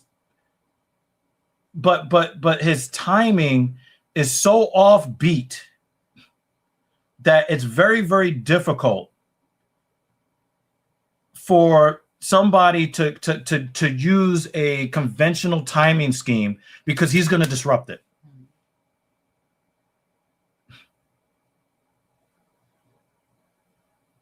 Strickland is really bothered by that last jab in the 3rd round. He keeps pawing at his nose.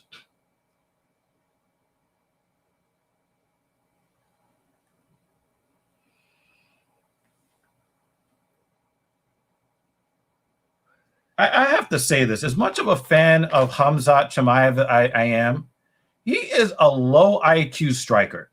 I have to say it. If he's not low IQ, it's like mediocre IQ striker.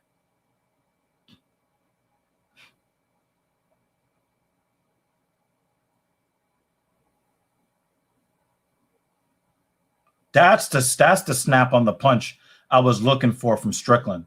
Because his strikes wasn't looking as crisp right there. Oh, nice hook to the body from Strickland. That overhand right from Chimaev kind of grazed him, but Strickland did a really nice job bringing that hook.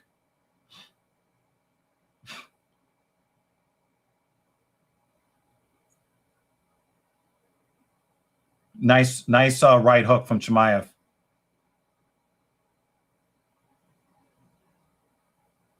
Chimaev looks like he's not, even when he is getting hit, he's not freezing. Strickland normally freezes his opponents every time they get their timing reset with the jab, because Strickland probably has one of the best jabs in all of UFC. He may not have the best jab, but he's up there. Mm-hmm. And his jab is so good that it can fuck up your timing. And Chimaev doesn't seem, it's almost like Chimaev had to kind of feel the violence, so to speak, to like say, okay, I know what's coming at me. And he's going to take one to give two, take two to give one that's harder. And I don't think that Strickland fights as well off his back foot. And I don't understand why Strickland is not listening to the instruction from the corner. They told him to unleash the teep kick. He has not thrown one of them in this round. And I wonder if part of it is that his nose is really bothering him. And every time he gets hit, it disrupts his timing. Mm-hmm. And a lot of that offense that we saw in round 3 is just really not there. Oh, he switched. Oh, and he won this round. Sorry. I'm sorry. Ow. I'm sorry. Oh my God. Oh my God. Yeah, Chimaev won round 4, and the championship round is gonna call it. Now, again, that utter complete fucking domination from Chimaev in round 1. Strickland better hope that 2 of the judges didn't look at the fact that he threw a complete fucking 0 offensively and award a 10-8.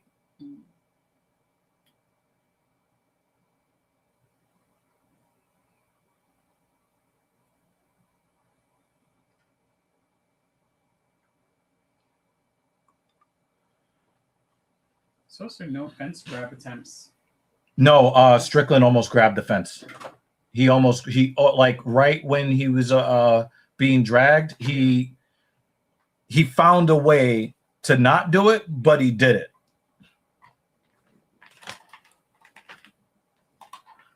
Guys, I need your scores after 4 rounds. I've got it 2-2, but there's that wild card of It's that wild card of what will the judges say about round 1 if Chimaev does not win round 5.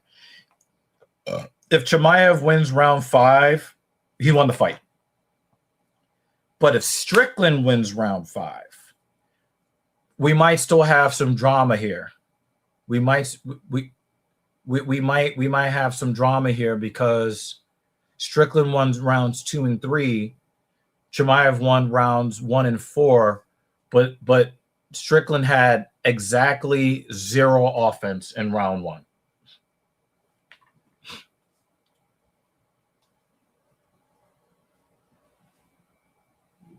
I had someone else say hi, but I don't know what time that was. I can't see timestamps on this. Chimaev, I think, is just going for the win here. I think Chimaev is just going to go for the win here. I think he's just going to go for the win here. I think Strickland's gas tank has finally been.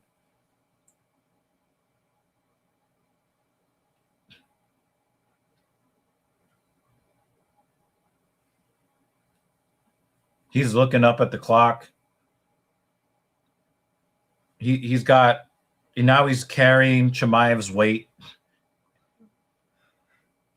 Oh, whizzer. And he's going back to the ground. Stay on your feet, Strickland.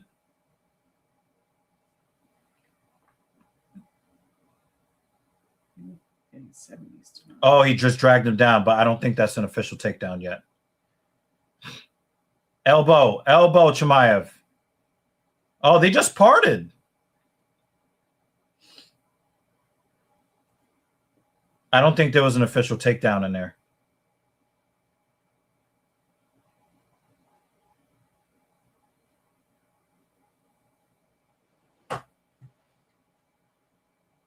Strickland's nose looks clean, but you know he's bleeding from the nostrils. So he still has some discomfort in the nose, but it doesn't look like his nose is broken. Or am I wrong about that? No, actually, he might actually have a fractured nose. Yeah, my bad. I was wrong. It looks like his nose is broken. He is definitely getting a medical suspension, whether he wins or loses. Nice leg kick, Chimaev. I just wish he used it more often.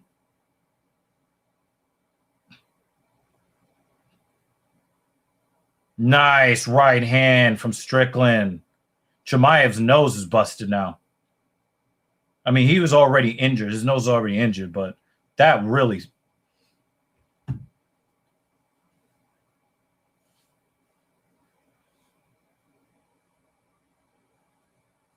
I think Chimaev's face looks worse than Strickland's face.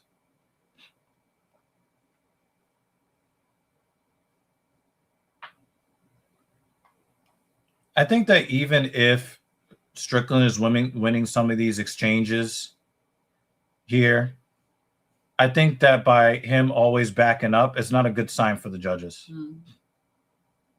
Chimaev's got to do something really good here in the last two, because I have Strickland slightly ahead here. I got him slightly ahead here in round 5. Chimaev has to do something if he wants to take this round. Nice right hand.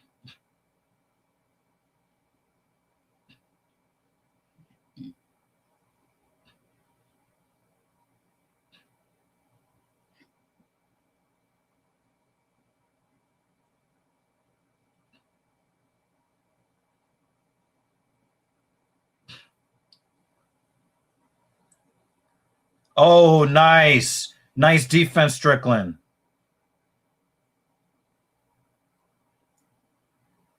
If Chimaev can actually get a takedown to get control, he can win round 5.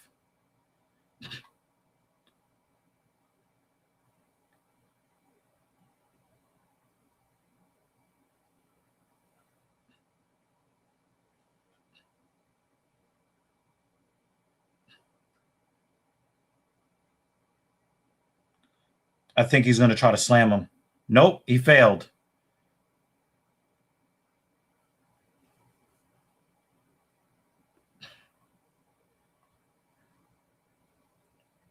Sean Strickland won round 5. I think we have Van Nu. We have Van Nu, y'all. Oh, I went the whole 25 minutes.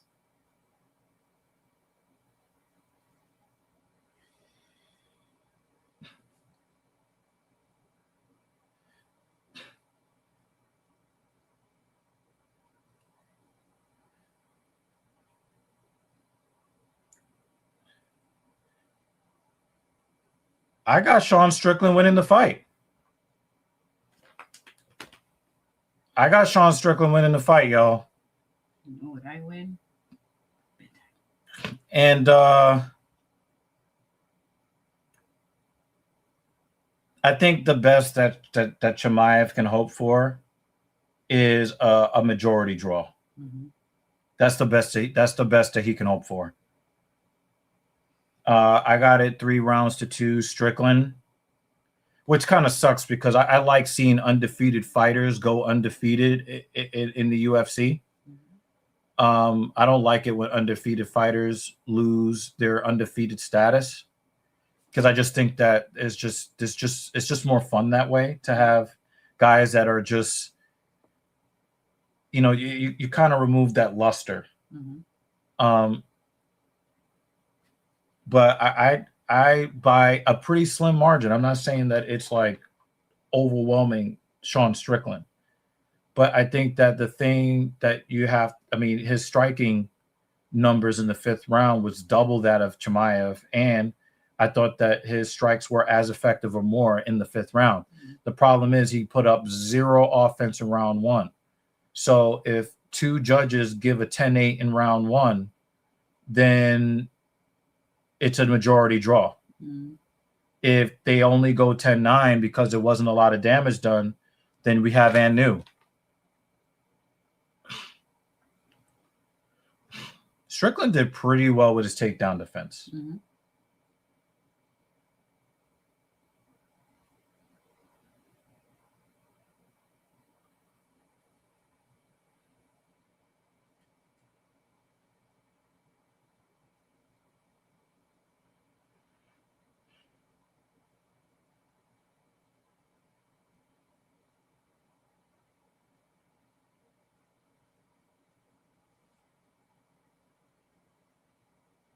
Yeah, I think it is a close fight.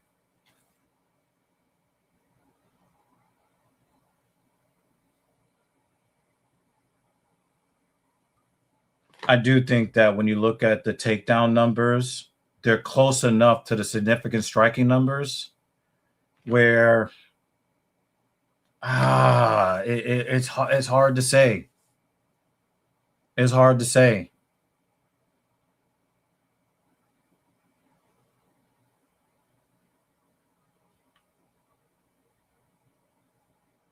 They might have given him some takedowns, some takedown credit in the 5th round.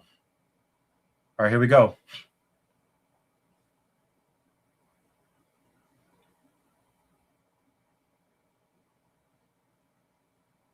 I can't hear anything.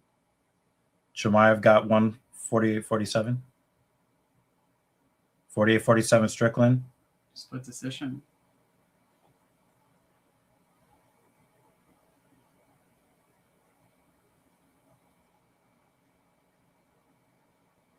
Strickland by split decision. Damn.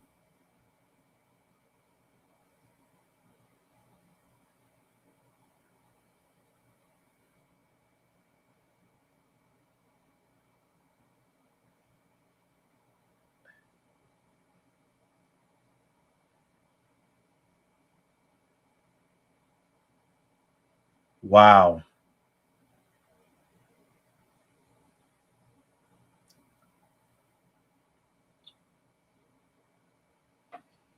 Alrighty, dudes. Well, you want to start? We're going to start with the comment to the stream.